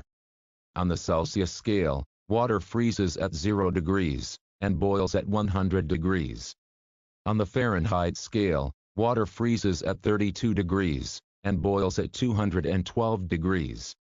Normal body temperature is 98.6 degrees Fahrenheit and 37 degrees Celsius. Values on each of these scales can easily be interconverted by using the following equations. To convert Fahrenheit to Celsius, subtract 32, then multiply by 0.555, 5 divided by 9. 98.6 degrees Fahrenheit minus 32 times 0.555 equals 36.9, 37 degrees Celsius. To convert Celsius to Fahrenheit, multiply by 1.8, 9 divided by 5, then add 32. 37 degrees Celsius times 1.8 plus 32 equals 98.6 degrees Fahrenheit. Calculating medication doses. There are multiple formulas for calculating medication doses. This chapter focuses on those formulas that most students find easy to understand. For other calculation formulas, you are encouraged to consult with your instructor. The method of drug dose calculation demonstrated in this chapter is based on the following three factors. Desired dose. Concentration of the drug available, dose on hand. Volume to be administered, milliliters. Desired dose. The desired dose, that is, the drug order, is the amount of a medication that the physician orders or is indicated in your local standing order protocols for you to give to a patient. It may be expressed as a standard dose, for example, 5 mg of diazepam, Valium, 25 grams of 50% dextrose, or as a specific number of micrograms, milligrams, or grams per kilogram of body weight, for example, 1 to 1.5 milligrams per kilogram of lidocaine. Drug concentrations. After receiving a drug order, desired dose, you must determine how much of the medication that you have available. In other words, you must know its concentration, the total weight, micrograms, milligrams, or grams, of the drug contained in a specific amount of volume, milliliters or liters. Sometimes this information is printed on the label of the drug container, for example, drug X at a concentration of 5 mg per milliliter. Other containers may list the total weight and total volume of the drug separately, for example, 50 mg of drug Y in 10 milliliters. The following are examples of common prepackaged drug concentrations. Lidocaine, 100 mg per 10 milliliters. Epinephrine, 1 mg per 10 milliliters. Furosemide, 40 mg per 4 milliliters. Adenosine, 6 mg per 2 milliliters. 50% dextrose, 25 grams per 50 milliliters. Fentanyl, 50 micrograms per 1 milliliter. Naloxone, 0.4 mg per milliliter, 1 mg per milliliter, or 2 mg per 2 milliliters. In the preceding examples, notice that the drugs are contained in different volumes of solution. To administer a drug, you must know the weight of the drug that is present in 1 milliliter. This information will tell you the concentration of the drug that you have on hand. The formula for calculating this is as follows. Total weight of the drug divided by total volume in milliliters equals weight per milliliter. By using this formula, you can easily calculate how much of the drug is contained in each milliliter. Example. Lidocaine, 100 mg per 10 milliliters. 100 mg, total weight, divided by 10 milliliters, total volume, equals 10 mg per milliliter. Things become a bit trickier when the label of the drug lists the drug concentration as a percentage, for example, 1% lidocaine. In terms of drug concentration, percentage represents the number of grams present in 100 milliliters. Thus 1% lidocaine contains 1 gram of drug in every 100 milliliters, 1 deciliter. 50% dextrose is 50 grams of dextrose in 100 milliliters. By dividing the numerator and denominator by 100, we arrive at a concentration of 10 milligrams per milliliter. 1 gram divided by 100 milliliters equals 1000 milligrams divided by 100 milliliters equals 10 milligrams per milliliter. Volume to be administered. After determining the concentration of the drug present in each milliliter, you must calculate how much volume is needed to give the amount of the drug ordered, desired dose. Use the following formula to calculate the volume to be administered. Desired dose, milligrams, divided by concentration of drug on hand, milligrams per milliliter. Example. Direct medical control orders you to administer 5 mg of diazepam, Valium, to your patient for sedation. You have a vial of diazepam, which contains 10 milligrams in 2 milliliters. How many milliliters of diazepam must you give to achieve the ordered dose of 5 milligrams? Step 1. Determine the concentration, in milligrams per milliliter. 10 milligrams divided by 2 milliliters equals 5 milligrams per milliliter, concentration. Step 2.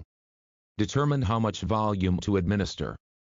5 milligrams, desired dose, divided by 5 milligrams per milliliter, concentration, equals 1 milliliter equals volume to be administered. Example. You are ordered to administer 12.5 grams of dextrose to a hypoglycemic patient. You have a pre-filled syringe of 50% dextrose containing 25 grams in 50 milliliters. Remember, 50% dextrose is 50 grams in 100 milliliters. How many milliliters of dextrose will you give? Step 1. Determine the concentration, in grams per milliliter. 25 grams divided by 50 milliliters equals 0.5 gram per milliliter, concentration. Step 2. Determine how much volume to administer.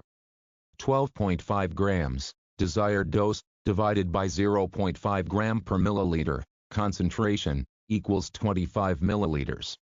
Weight-based drug doses. As mentioned earlier, some medication doses are based on the patient's weight in kilograms. Determining the appropriate dose for the patient requires simply adding one step to the formula we just discussed. Conversion of the patient's weight in pounds to kilograms. Remember, 1 kilogram equals 2.2 pounds. Example. A 7-year-old girl requires 0.02 milligram per kilogram of atropine to treat symptomatic bradycardia. You have a pre-filled syringe of atropine containing 1 milligram in 10 milliliters. The child's mother tells you that she weighs 60 pounds. How many milligrams will you give to this child? That is, what is the desired dose? How much volume will you give to achieve the required dose? Step 1. Convert the child's weight in pounds to kilograms. Formula 1. 35 pounds divided by 2.2 equals 15.9 kilograms, round to 16 kilograms. Formula 2. 35 pounds divided by 2 minus 10% equals 15.75 kilograms, round to 16 kilograms. Step 2. Determine the desired dose. 0.02 milligram times 16 kilograms equals 0.32 milligram, round to 0.3 milligram, desired dose. Step 3. Determine the concentration. 1 milligram divided by 10 milliliters equals 0.1 milligram per milliliter, concentration. Step 4. Determine how much volume to administer. 0.3 milligram, desired dose, divided by 0.1 milligram per milliliter, concentration, equals 3 milliliters. Calculating the dose and rate for a medication infusion. Non-weight-based medication infusions. Following the administration of certain drugs, you may need to begin a continuous infusion to maintain a therapeutic blood level of the drug to prevent a recurrence of the condition. Medication infusions are usually ordered to be administered over a specified period, usually per minute. Although this is not as common as it used to be, understanding the concept and being able to do the math is an important skill. To calculate a continuous medication infusion that is not weight-based, you must know the following information in advance. The desired dose, microgram per minute or milligram per minute. The properties of the administration set you are using, for example, microdrip, 60 drops per milliliter. You will use the same formula to calculate the drug dose as previously discussed. Then, however, you will calculate the desired dose to be administered continuously, usually a certain number of micrograms or milligrams per minute. For example, previously lidocaine was delivered to post-arrest patients as an antidysrhythmic. Suppose you had just administered 75 milligrams of lidocaine to your patient in cardiac arrest, after which time the cardiac rhythm converts to a perfusing rhythm. Direct medical control then ordered you to begin a continuous lidocaine infusion at 2 milligrams per minute. You must determine at how many drops per minute to set the intravenous drip rate to deliver the 2 milligrams per minute desired dose. To do so, you add a certain amount of lidocaine into a bag of intravenous fluid. For demonstrative purposes, we will add 2 grams, 2000 milligrams, of lidocaine to a 500 milliliter bag of normal saline, a common combination. The formula to calculate the continuous infusion rate is as follows. Step 1. Determine the concentration. 2000 milligrams of lidocaine divided by 500 milliliters of normal saline equals 4 milligrams per milliliter, concentration. Step 2. Determine the amount of volume to infuse per minute, milliliters per minute. For this calculation, you must recall the desired dose, in this case, 2 milligrams per minute. To determine the number of milliliters per minute, you perform the following calculation. 2 milligrams per minute, desired dose, divided by 4 milligrams per milliliter, concentration, equals 0.5 milliliter per minute. Step 3. Determine how many drops per minute at which to set the intravenous flow rate. For this calculation, you must know the number of drops per milliliter that your intravenous administration set delivers, a microdrip, 60 drops per milliliter, or a macrodrip, 10 or 15 drops per milliliter. For a microdrip administration set, typically used when administering a continuous medication infusion, the number of drops per minute for the intravenous flow rate would be calculated as follows. 0.5 milliliter per minute times 60 drops per milliliter divided by total time in minutes, 1 minute, equals 30 drops per minute. Weight-based medication infusions. Some continuous medication infusions are based on the patient's weight in kilograms. Dopamine, for example, is typically administered in a range of 5 to 20 micrograms per kilogram per minute.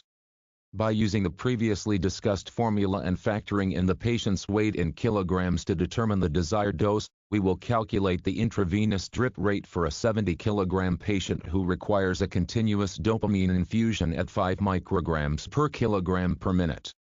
For demonstrative purposes, we will add 800 milligrams, 800,000 micrograms, of dopamine to a 500 milliliter bag of normal saline, a common combination. Step 1. Determine the desired dose. 5 micrograms per kilogram per minute times 70 kilograms equals 350 micrograms per minute, desired dose. Step 2. Determine the concentration. 800 milligrams of dopamine divided by 500 milliliters of normal saline equals 1.6 milligrams per milliliter, concentration. The caveat here is that dopamine is administered in micrograms, not milligrams. Therefore, we must convert the 1.6 milligrams per milliliter concentration to micrograms per milliliter. Recall that to convert a larger unit of weight to a smaller one, you must multiply by 1000 or move the decimal point 3 places to the right. In other words, 1.6 milligrams are equal to 1600 micrograms. Step 3. Determine the amount of volume to infuse per minute, milliliters per minute. Again, you must recall the desired dose, in this case, 350 micrograms per minute. To determine the number of milliliters per minute, the calculation continues as follows. 350 micrograms, desired dose, divided by 1600 micrograms per milliliter, concentration, equals 0.22 milliliter per minute. Step 4.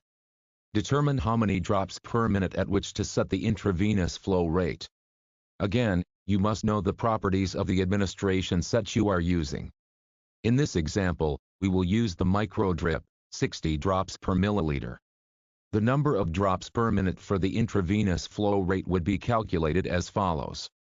0.22 milliliter per minute times 60 drops per minute divided by total time in minutes, 1, equals 13.2 drops per minute, round to 13 drops per minute. Pediatric drug doses. There are numerous methods for determining the appropriate dose of medication for a pediatric patient.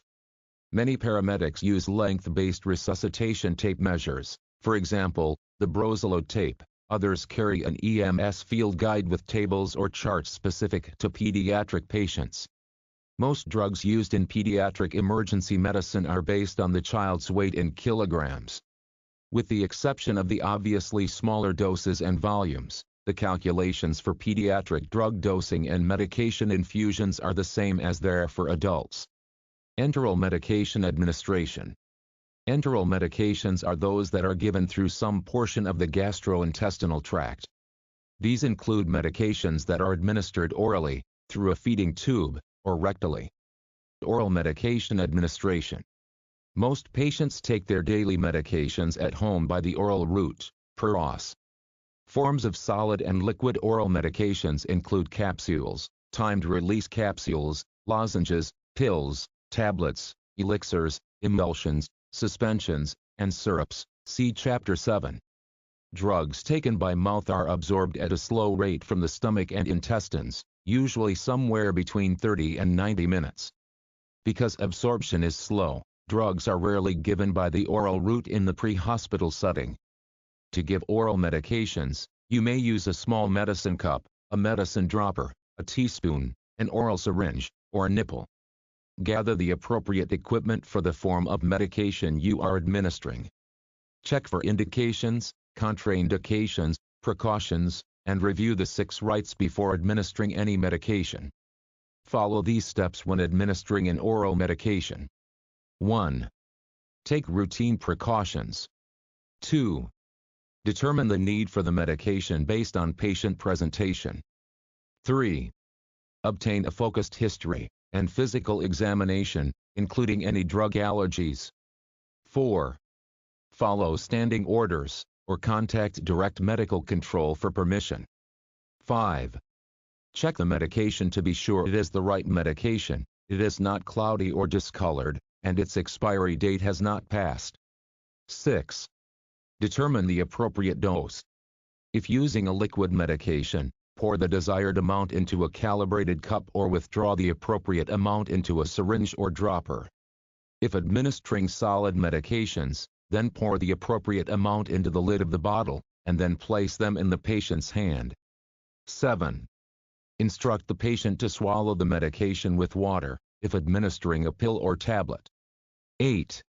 Monitor the patient's condition, and document the medication given, route, time of administration, and response of the patient. Gastric tube medication administration. Gastric tubes, or a gastric or nasogastric, are occasionally inserted in the pre-hospital setting to decompress the stomach. However, gastric tube placement also provides a route for enteral medication administration. Although most medications given via the gastric tube are administered in a hospital setting, activated charcoal for certain toxic ingestions, particularly in patients with a depressed swallowing mechanism or decreased level of consciousness, is the most likely scenario in which a gastric tube would be used as a medication route in the pre-hospital setting. Chapter 13 describes insertion of orogastric and nasogastric tubes. Follow the steps in Skill Drill 8-4 to administer medications via the gastric tube after the tube has been inserted. Skill Drill 8-4. Administering medication via a nasogastric tube. Step 1. Take routine precautions. Confirm proper gastric tube placement. Attach a 60 ml cone-tipped syringe to the proximal end of the gastric tube, and slowly inject air into the tube while you or your partner auscultates over the epigastrium. To further confirm proper placement, withdraw on the plunger of the syringe, and observe for gastric contents in the tube. Leave the gastric tube open to air. Step 2. Draw up 30 to 60 milliliters of normal saline into the syringe, and irrigate the gastric tube. If you meet resistance, ensure that the tube is not kinked. Step 3. Draw up the appropriate amount of medication. Ensure that it is the correct medication and amount, and slowly inject the medication into the gastric tube. Step 4. Inject 30 to 60 milliliters of normal saline into the gastric tube following administration of the medication. This will ensure that the tube is flushed, and that the patient has received the entire dose of the medication. Step 5. Clamp off the proximal end of the gastric tube. Do not attach the gastric tube to suction because this will result in removal of the medication from the stomach. Monitor the patient for adverse reactions. Document the medication given, route, dose, administration time, and condition and response of the patient. Repeat the medication dose if indicated. This is the end of skill drill 8-4. Rectal medication administration. Certain drugs may be administered rectally if you are unable to establish intravenous or intraosseous access. In the pre-hospital environment, diazepam, Valium, can be administered rectally in pediatric patients because intravenous access can be challenging enough under normal circumstances, and even more so when the child is having a seizure. Because the rectal mucosa is highly vascular, medication absorption is rapid and predictable. Certain antiemetic medications are available in suppository form, and under certain circumstances, you might be asked to administer them. A suppository is a drug mixed in a firm base that melts at body temperature, and is shaped to fit the rectum. Follow these steps to administer a drug via the rectal route. 1. Take routine precautions and use appropriate personal protective equipment. 2. Determine the need for the medication based on patient presentation. 3. Obtain a focused history and physical examination, including any drug allergies. 4. Follow standing orders, or contact direct medical control for permission. 5. Determine the appropriate dose, and check that the medication is the right medication, there is no cloudiness or discoloration, and the expiry date has not passed. 6. When inserting a suppository, use a water-soluble gel for lubrication. Insert the suppository into the rectum approximately 2.5 to 3.8 centimeters while instructing the patient to relax, and not to bear down. 7. For medications in liquid form, some modifications are needed. You may use a nasopharyngeal airway, a small tracheal tube, the plastic sheath of an intravenous catheter, or a well-lubricated, 1 milliliter syringe without needle as your delivery device. Determine the best option based on the size of your patient. Lubricate the end of the device you have chosen with a water-soluble gel, and gently insert it approximately 2.5 to 3.8 centimeters into the rectum. Instruct the patient to relax, and not to bear down. With a needleless syringe, gently push the medication through the tube. Once the medication has been delivered, remove and dispose of the tube or syringe in an appropriate container. 8.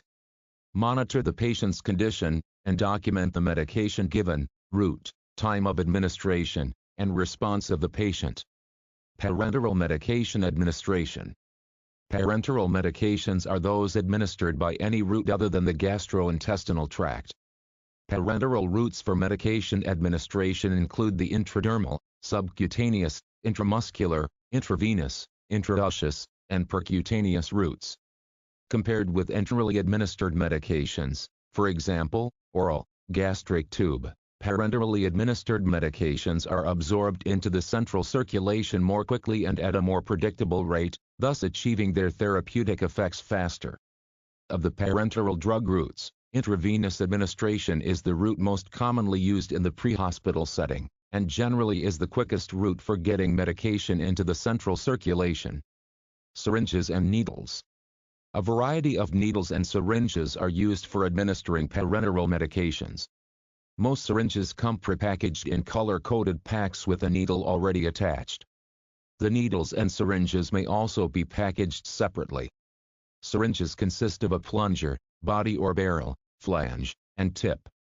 Most syringes are marked with 10 calibrations per milliliter on one side of the barrel, where each small line represents 0.1 milliliter. The other side of the barrel is marked in minims. Syringes vary from 1 milliliter to 60 milliliters. The 3 milliliter syringe is the one most commonly used for injections. Syringe selection is based on the volume of medication that you will administer. Hypodermic needle lengths vary from 1 to 5 centimeters for standard injections. As with intravenous catheters, the gauge of the needle refers to the diameter. The smaller the number, the larger the diameter. Common needle gauges range from 18 to 26. The needle gauge used depends on the route of parenteral medication administration. Smaller gauge needles, for example, are used for subcutaneous injections, whereas larger gauge needles are used for intramuscular and intravenous injections. The proximal end of the needle, or hub, attaches to the standard fitting on the syringe. The distal end of the needle is beveled. Packaging of parenteral medications. Ampules. Ampules are breakable sterile glass containers that are designed to carry a single dose of medication. They may contain as little as 1 milliliter or as much as 10 milliliters, depending on the medication. When drawing a medication from an ampule, follow the steps in Skill Drill 8-5. Skill Drill 8-5. Drawing medication from an ampule. Step 1. Check the medication to be sure that the expiry date has not passed, and that it is the correct drug and concentration. Shake the medication into the base of the ampule. If some of the drug is stuck in the neck, gently thump or tap the stem. Step 2. Using a 10 cm by 10 cm gauze pad or an alcohol pad, grip the neck of the ampule, and snap it off where the ampule is scored. Drop the stem in the sharps container. Step 3. Insert a needle into the ampule without touching the outer sides of the ampule. Draw the solution into the syringe, and dispose of the ampule in a sharps container. Step 4. Hold the syringe with the needle pointing up, and gently tap the barrel to loosen air trapped inside and cause it to rise. Step 5. Press gently on the plunger to dispel any air bubbles. Recap the needle using the one-handed method. Dispose of the needle in a sharps container, and attach a standard hypodermic needle to the syringe, if necessary, to administer the medication. This is the end of Skill Drill 8-5. Vials. Vials are small glass or plastic bottles with a rubber stopper top. They may contain single or multiple doses of a medication. When using a vial of medication, you must first determine how much of the drug you will need, and how many doses are in the vial. For a single dose vial, you will draw up the entire amount in the vial. For multiple dose vials, you should draw up only the amount needed. Remember that once you remove the cover from a vial, it is no longer sterile. If you need a second dose, clean the top of the vial with alcohol before withdrawing the medication. Some medications that are stored in vials may need to be reconstituted, such as methylprednisolone sodium succinate, Solu-Medrol, and glucagon. Glucagon is stored in 2 vials, one with the powdered form of the drug, and the other with sterile water. Drug reconstitution involves injecting the sterile water, or provided diluent, from one vial into the vial that contains the powder, thereby making a solution for injection. To reconstitute the contents of 2 vials, draw the fluid out of the first vial and inject it into the vial that contains the powder. Shake the vial vigorously to mix the medication before drawing out the contents for administration. Solu-Medrol is stored in a mixo-vial, a single vial divided into 2 compartments by a rubber stopper. To reconstitute a drug that is contained in a mixo-vial, squeeze the 2 vials together, which releases the center stopper, and allows the contents to mix. Shake vigorously to mix the contents before drawing out the medication.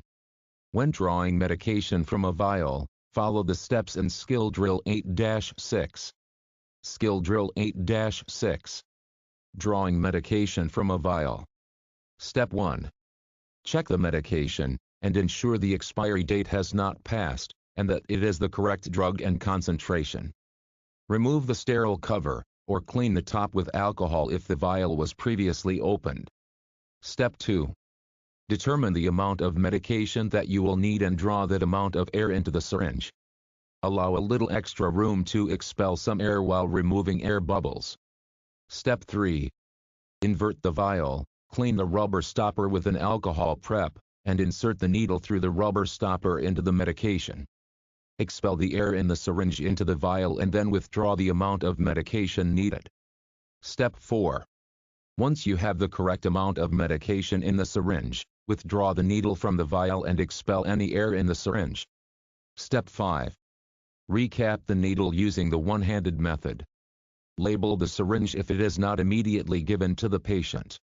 This is the end of Skill Drill 8-6. Pre-filled syringes. Pre-filled syringes are packaged in tamper-proof boxes. Two types of pre-filled syringes exist, those that are separated into a glass drug cartridge and a syringe, and pre-assembled, pre-filled syringes. These syringes are designed for ease of use. After all, it is much easier and quicker to use a pre-filled syringe when you are treating a patient in cardiac arrest than it is to draw up each individual dose. To assemble the two-part pre-filled syringe, pop the caps off of the syringe and the drug cartridge, insert the drug cartridge into the barrel of the syringe, and screw them together. Remove the needle cover, and expel air in the manner previously described. Follow the steps for the route the medication is to be given. Single-dose disposable medication cartridges that are inserted into a reusable syringe are also available. These syringes are commonly referred to as tubox, aboject, and carpioject syringes.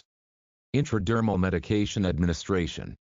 Intradermal injections involve administering a small amount of medication, typically less than 1 milliliter, into the dermal layer, just beneath the epidermis.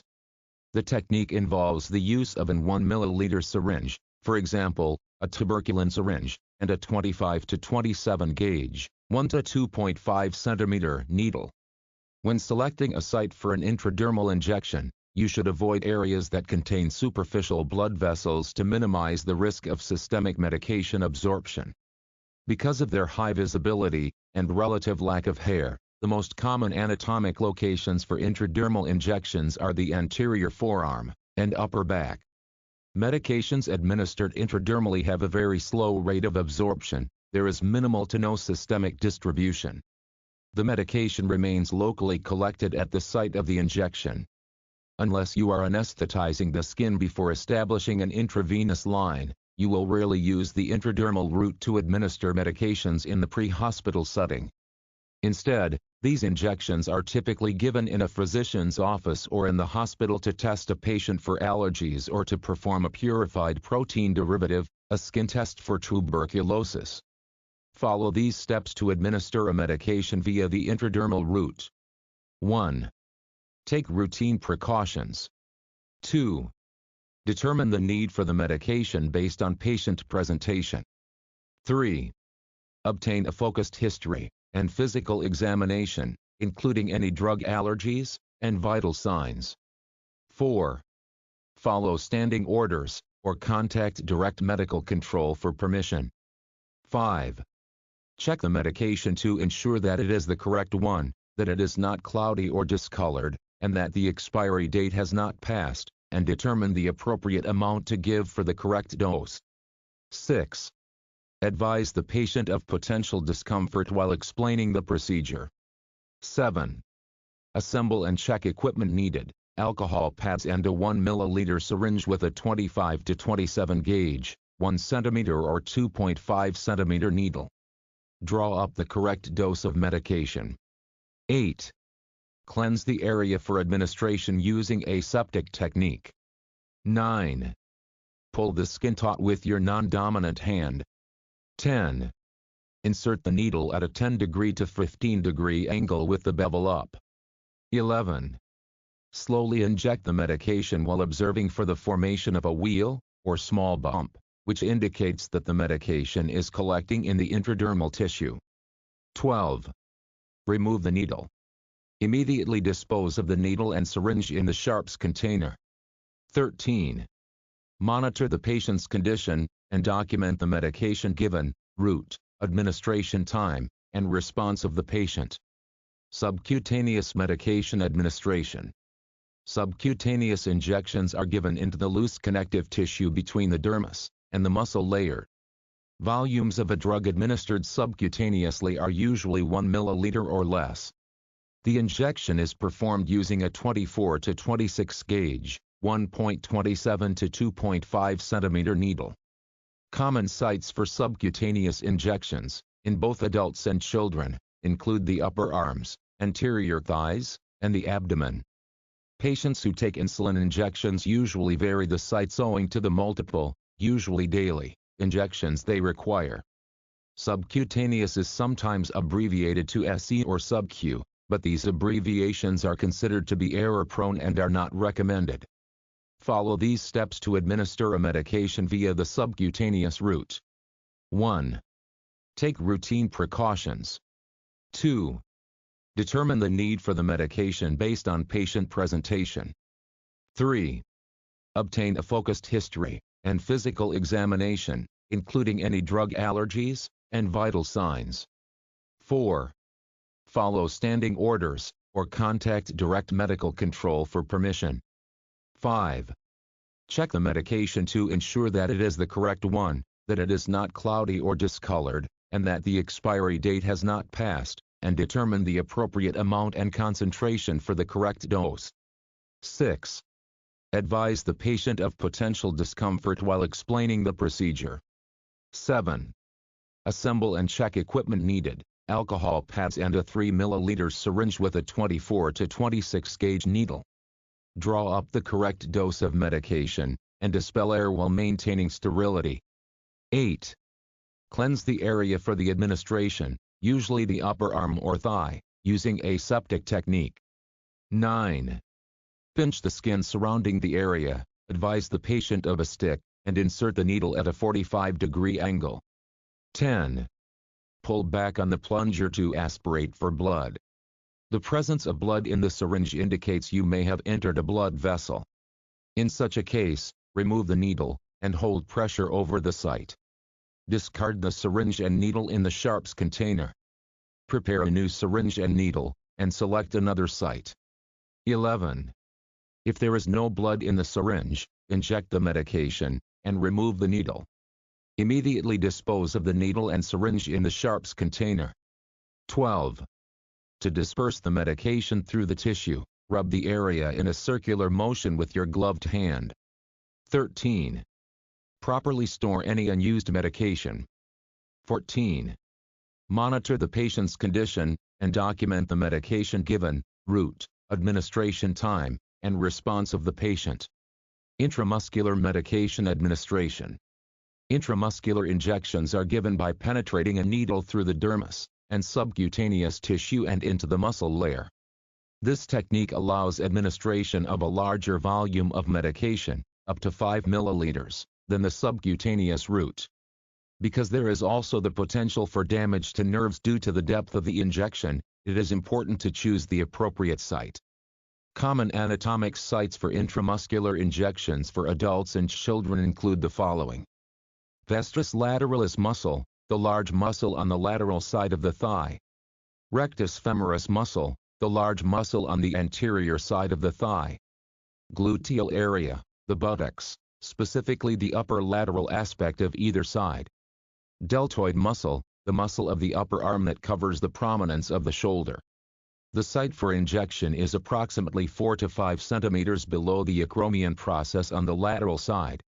Follow the steps in skill drill 8-7 to administer a medication via the intramuscular route. Skill drill 8-7. Administering medication via the intramuscular route. Step 1. Take routine precautions. Determine the need for the medication based on patient presentation. Obtain a focused history and physical examination, including any drug allergies and vital signs.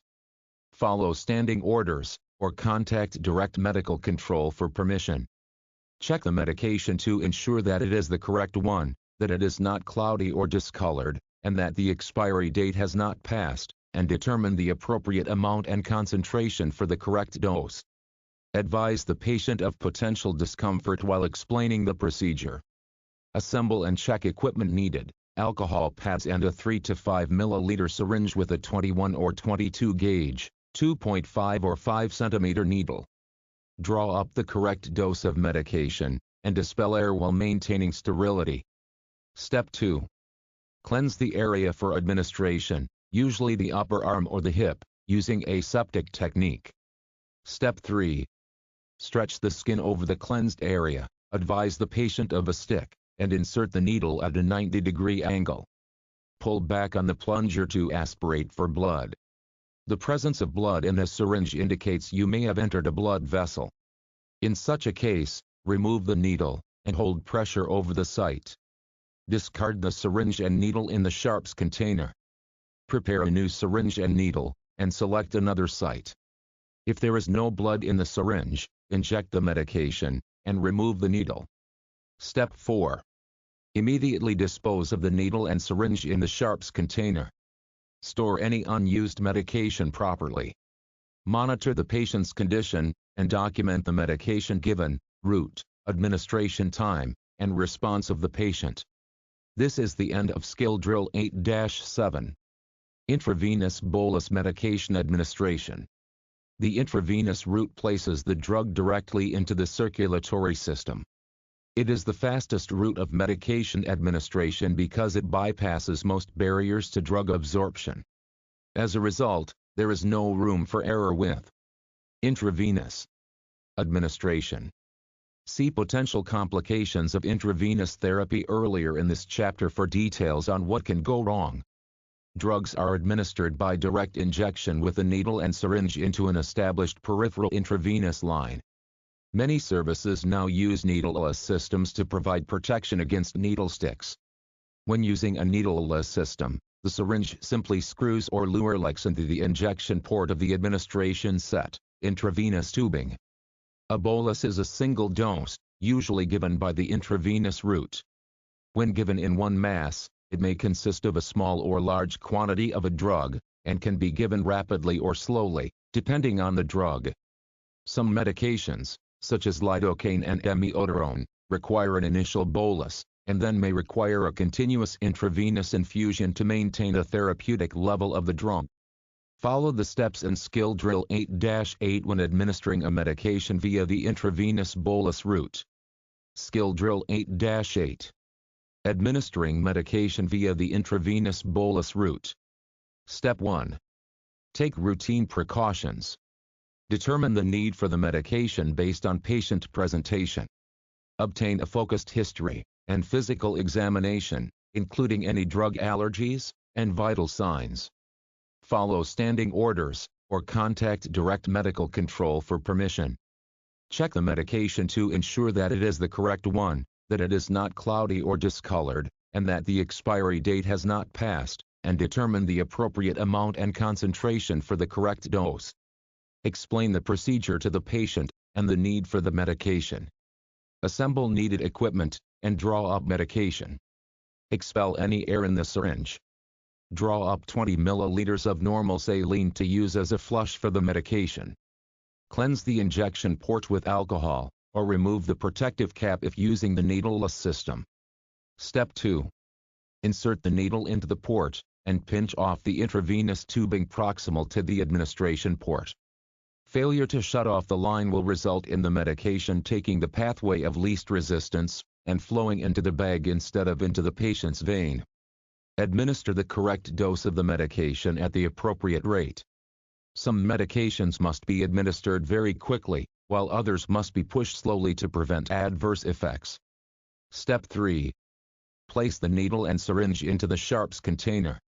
Unclamp the intravenous line to flush the medication into the vein. Allow it to run briefly wide open, or flush with a 20 milliliter bolus of normal saline. Readjust the intravenous flow rate to the original setting. Properly store and label any unused medication. Monitor the patient's condition, and document the medication given, route, time of administration, and response of the patient. This is the end of skill drill 8-8. As discussed earlier in this chapter, saline locks are used for patients who are not in need of intravenous fluid boluses but may need medication therapy. Follow these steps to administer a medication through a saline lock. 1. Take routine precautions. 2. Determine the need for the medication based on patient presentation. 3. Obtain a focused history and physical examination, including any drug allergies and vital signs. 4. Follow standing orders, or contact direct medical control for permission.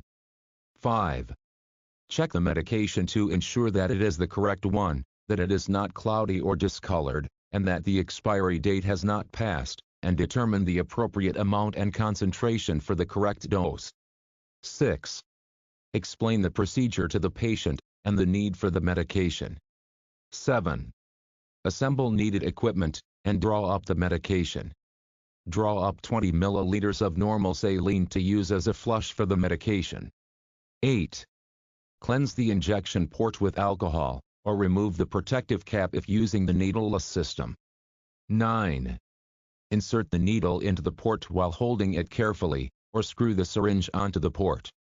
Clamp off the intravenous tubing proximally to prevent backflow into the intravenous solution. 10. Pull back slightly on the syringe plunger, and observe for blood return.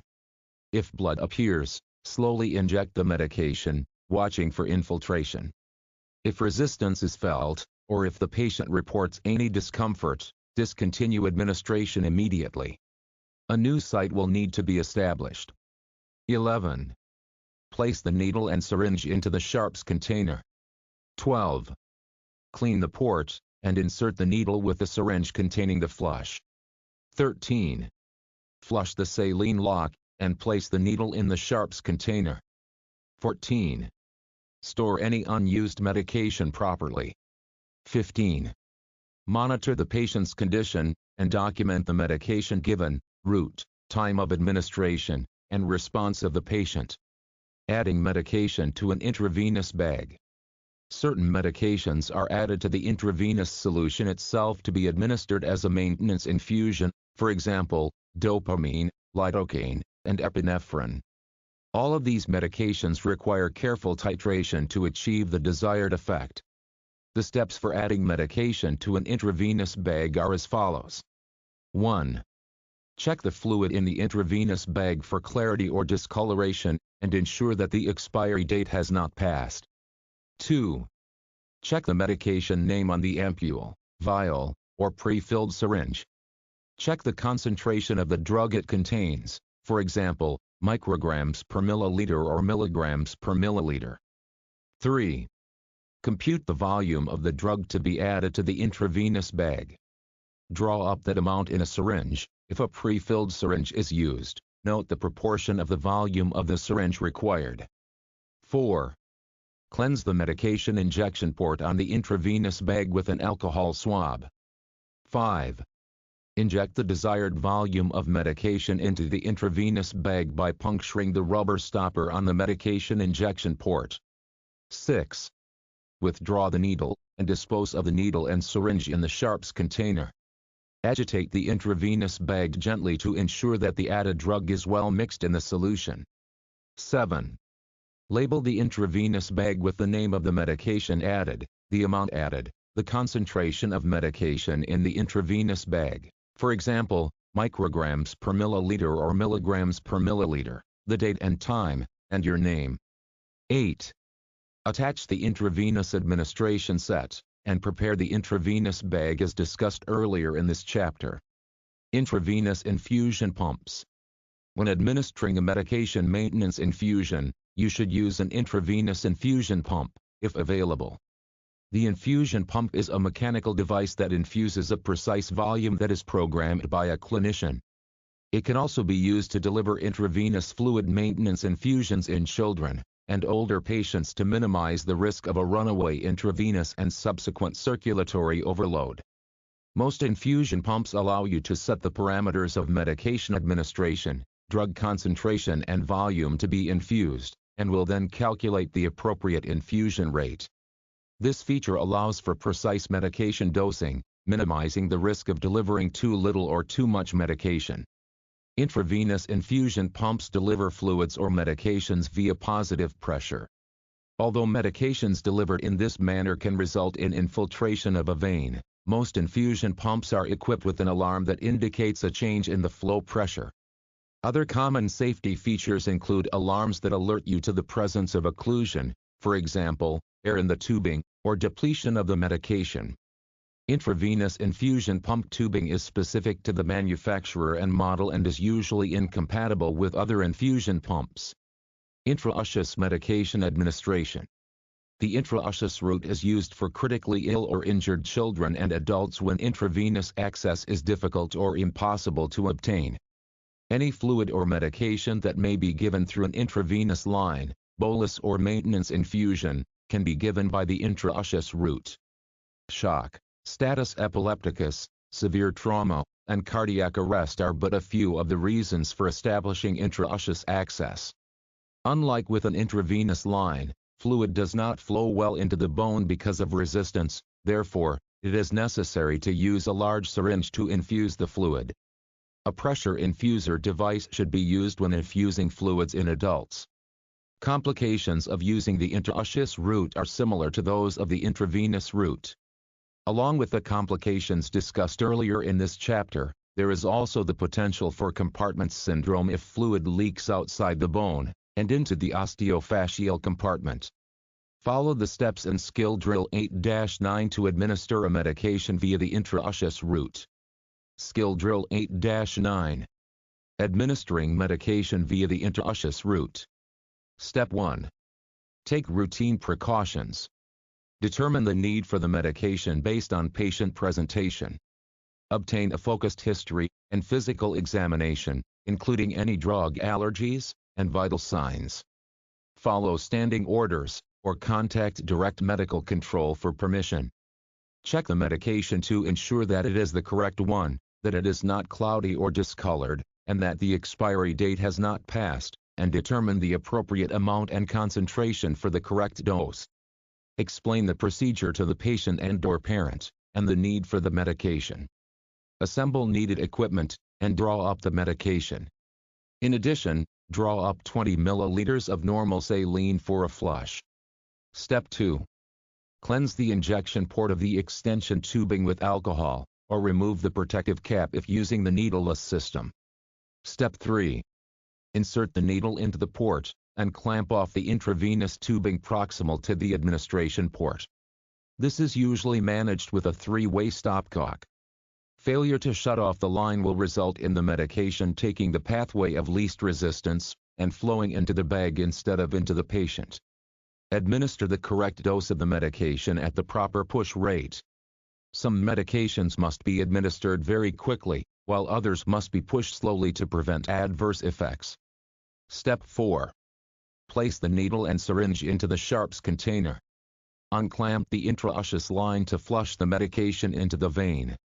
Flush with at least a 20 milliliter bolus of normal saline. Readjust the intraosseous flow rate to the original setting. Store any unused medication properly. Monitor the patient's condition, and document the medication given, route, time of administration, and response of the patient. This is the end of Skill Drill 8-9. Percutaneous medication administration.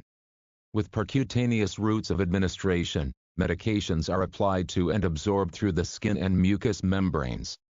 Because percutaneously administered medications bypass the gastrointestinal tract, their absorption is more predictable. Percutaneous routes of medication administration include the transdermal, sublingual, buccal, ocular, oral, and nasal routes. Transdermal medication administration. Transdermal medications are applied topically, that is, on the surface of the body.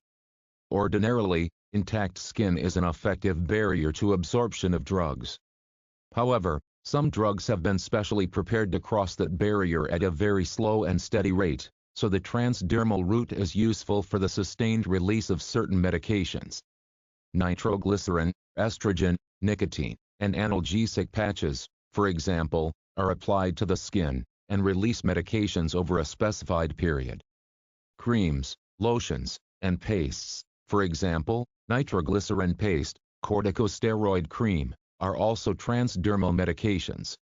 Factors that can increase the speed of transdermal absorption include administration of too much of the medication, that is, inadvertent or intentional overdose, and thin or non-intact skin.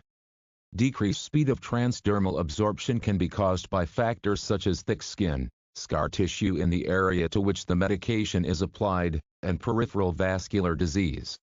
Other than assisting a patient with his or her transdermal medication, there is rarely a need to use this route of administration in the pre-hospital setting.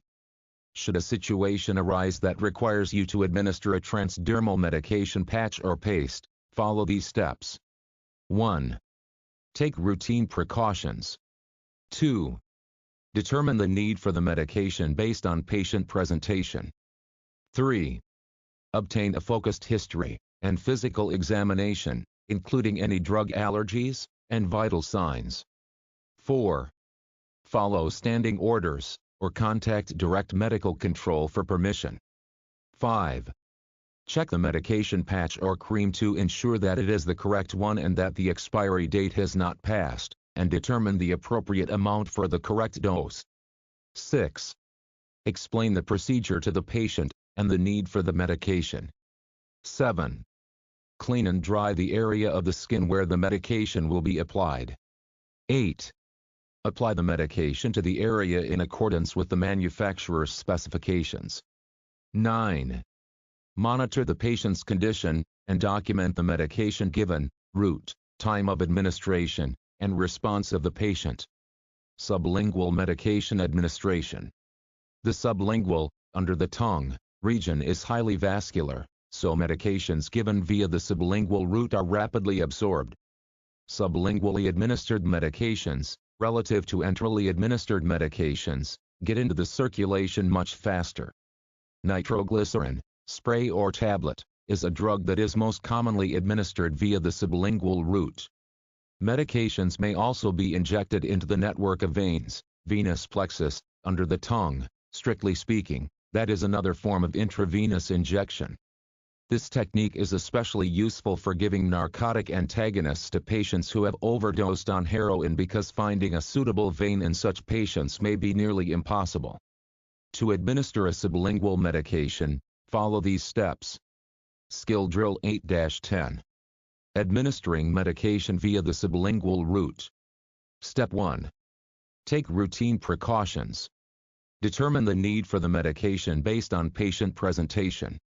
Obtain a focused history and physical examination, including any drug allergies and vital signs. Follow standing orders, or contact direct medical control for permission. Check the medication to ensure that it is the correct one and that its expiry date has not passed, and determine the appropriate amount for the correct dose. Step 2. Ask the patient to rinse his or her mouth with a little water if the mucous membranes are dry. Explain the procedure, and ask the patient to lift his or her tongue.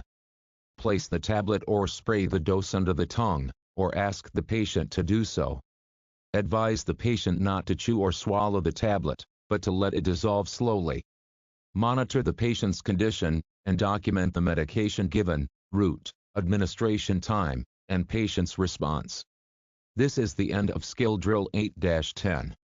Buccal medication administration.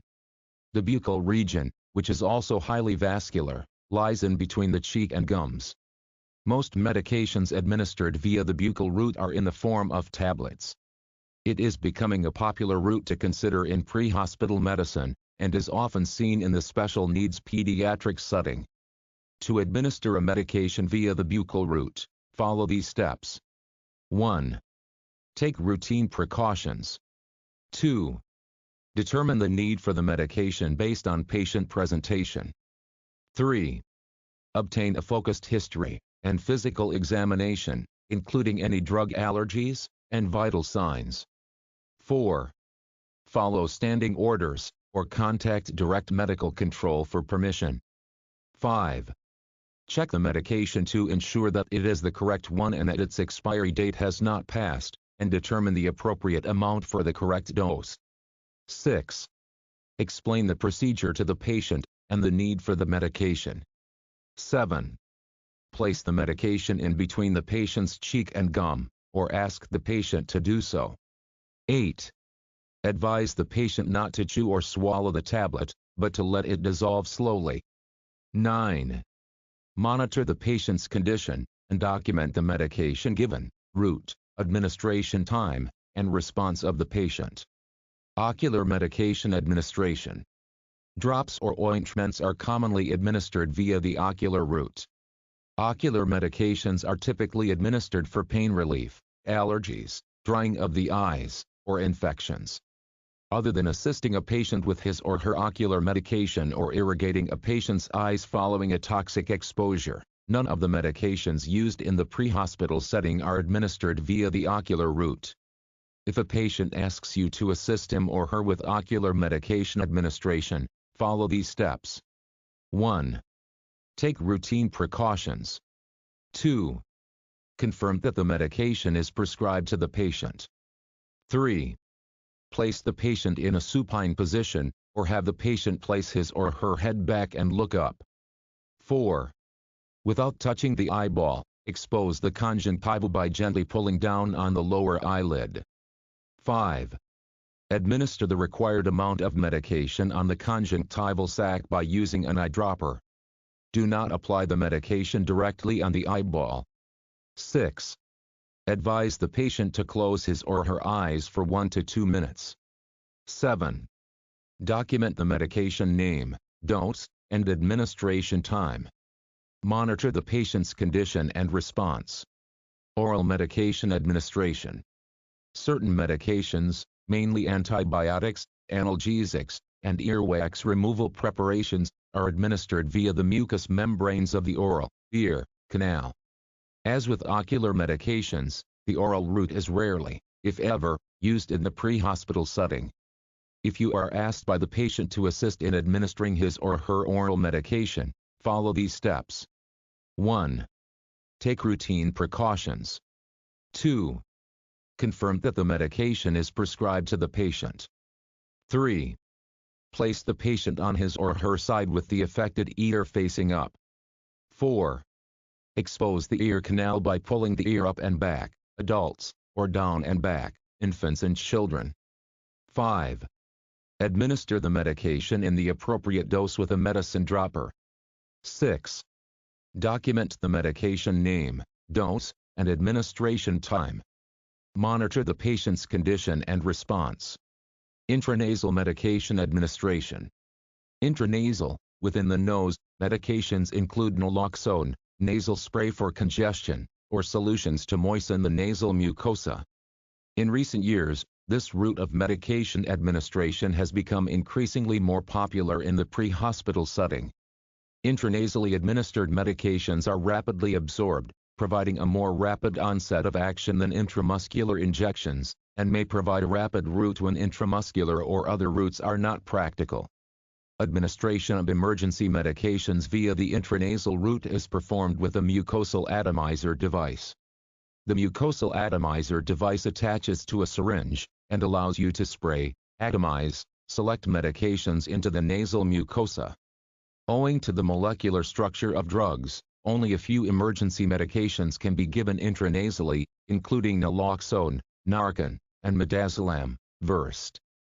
Follow local protocol, or consult with direct medical control about the appropriate doses of these medications, and any other medications that may be administered intranasally.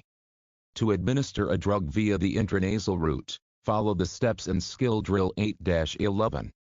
Skill Drill 8-11. Administering medication via the intranasal route. Step 1.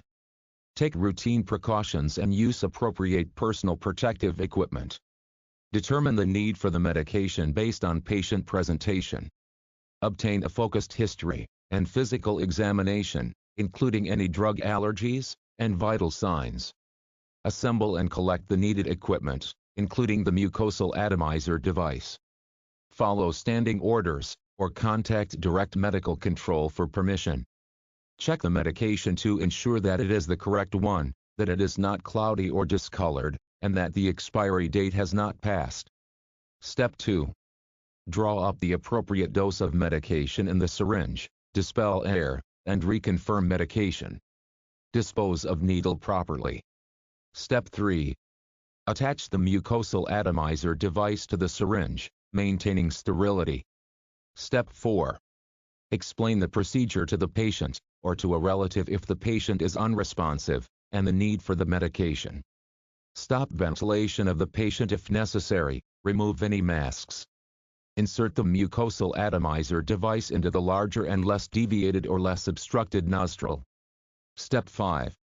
Quickly spray the medication dose into a nostril. Step 6. Dispose of the mucosal atomizer device and syringe in the appropriate container. Step 7. Monitor the patient's condition. Document the medication given, route, time of administration, and the patient's response. This is the end of Skill Drill 8-11. Medications administered by the inhalation route.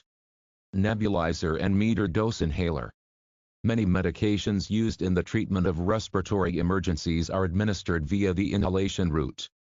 The most common inhaled medication is oxygen. Beta-2 agonist bronchodilators, for example, salbutamol, are often administered in the pre-hospital setting for patients experiencing respiratory distress caused by certain obstructive airway diseases, such as asthma, bronchitis, and emphysema. Other medications, such as ipratropium bromide, an anticholinergic bronchodilator, are also administered via the inhalation route. Check your drug reference guide or the package insert for the indications, contraindications, and precautions before giving any of these medications. A patient with a history of respiratory problems will usually have a meter-dose inhaler to use on a regular basis or as needed. Medications administered by the meter-dose inhaler can be delivered through a mouthpiece held by the patient or by a mask, with or without a spacer device, for young children and patients who are unable to hold the mouthpiece. You should check the meter-dose inhaler device to determine if it needs to be shaken before drug delivery to ensure that the device delivers the appropriate drug dose. Follow the steps in Skill Drill 8-12 to help a patient self-administer medication from an inhaler. Skill Drill 8-12. Assisting a patient with a meter-dose inhaler. Step 1. Take routine precautions.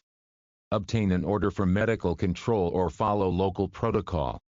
Assemble the needed equipment. Ensure you have the right medication, right patient, right dose, and right route, and that the medication is not expired. Ensure the patient is alert enough to use the inhaler. Check to see whether the patient has already taken any doses. Obtain baseline breath sounds for comparison after a few minutes of inhaler use. Ensure the inhaler is at room temperature or warmer. Step 2. Shake the inhaler vigorously several times. Stop administering supplemental oxygen, and remove any masks from the patient's face. Ask the patient to exhale deeply and, before inhaling, to put his or her lips around the opening of the inhaler. Step 3. If the patient has a spacer, then attach it to allow more effective use of the medication. Have the patient depress the handheld inhaler as he or she begins to inhale deeply. Instruct the patient to hold his or her breath for as long as he or she comfortably can to help the lungs absorb the medication. Step 4. Continue administering supplemental oxygen. Allow the patient to breathe a few times, then give the second dose per direction from medical control or according to local protocol. Monitor the patient's condition, and document the medication given, route, administration time, and response of the patient. This is the end of Skill Drill 8-12. For more severe problems, liquid bronchodilators may be aerosolized in a nebulizer for inhalation. Small volume nebulizers, also called updraft or handheld nebulizers, are the most commonly used method of administration of inhaled medications in the pre-hospital setting. Oxygen or a compressed air source is connected to the nebulizer to produce the aerosolized mist. Follow the steps in Skill Drill 8-13 to administer a medication via a small volume nebulizer. Skill Drill 8-13. Administering a medication via a small volume nebulizer. Step 1. Take routine precautions. Determine the need for an inhaled bronchodilator based on patient presentation. Obtain a focused history and physical examination, including any drug allergies and vital signs. Follow standing orders, or contact direct medical control for permission. Check the medication and its expiry date. Make sure that you have the right medication, and that it is not cloudy or discolored. Step 2. If the medication is in a premixed package, add it to the bowl of the nebulizer. If it is not premixed, add the medication to the bowl and mix it with the specified amount of normal saline, usually 3 milliliters. Step 3. Connect the T-piece with the mouthpiece to the top of the bowl, or the mask to the bowl, and connect it to the oxygen tubing. Set the flow meter at 6 liters per minute to produce a steady mist. Step 4. With the meter-dose inhaler or handheld nebulizer in position, instruct the patient on the proper way to breathe. Have the patient breathe as deeply as possible and hold his or her breath for 3 to 5 seconds before exhaling. Continue to coach the patient as needed. Monitor the patient's condition, and document the medication given, route, time of administration, and response of the patient to the medication. Cardiac monitoring should be considered when administering a beta agonist. If cardiac dysrhythmias are noted, stop the administration of the medication, administer high-flow oxygen if indicated, and contact direct medical control. This is the end of skill drill 8-13. Some patients with respiratory emergencies may not be breathing inadequately, that is, inadequate tidal volume, fast or slow respiratory rate, and will not be able to effectively inhale beta agonist medications into the lungs via a nebulizer or a meter-dose inhaler. In this case, assist with bag mask ventilation, and attach a small volume nebulizer to the ventilation device. Place a short piece of corrugated tubing, separated by a T-piece to connect the nebulizer to, between the bag and mask or tracheal tube if the patient is intubated. Tracheal medication administration. If intravenous or intraosseous access is unavailable, certain resuscitative medications can be administered down the tracheal tube as a last resort. However, absorption rates with this route are poor. The optimal tracheal dose of most medications is unknown, but the usual dose given by the tracheal route is 2 to 2.5 times the recommended intravenous dose. Only 4 medications should be given down the tracheal tube. They can easily be remembered by the mnemonic lean: lidocaine, epinephrine, atropine, and naloxone, Narcan. Rates of medication absorption. The speed at which a drug is absorbed is directly related to the route by which it is given. Drugs injected directly into the bloodstream, that is, as intravenous or intraosseous injections, gain access to the central circulation the fastest. Oral medications take longer to achieve their therapeutic effects, because they must be absorbed through the gastrointestinal tract first. Table 8-4 summarizes the various medication routes, and their rates of absorption.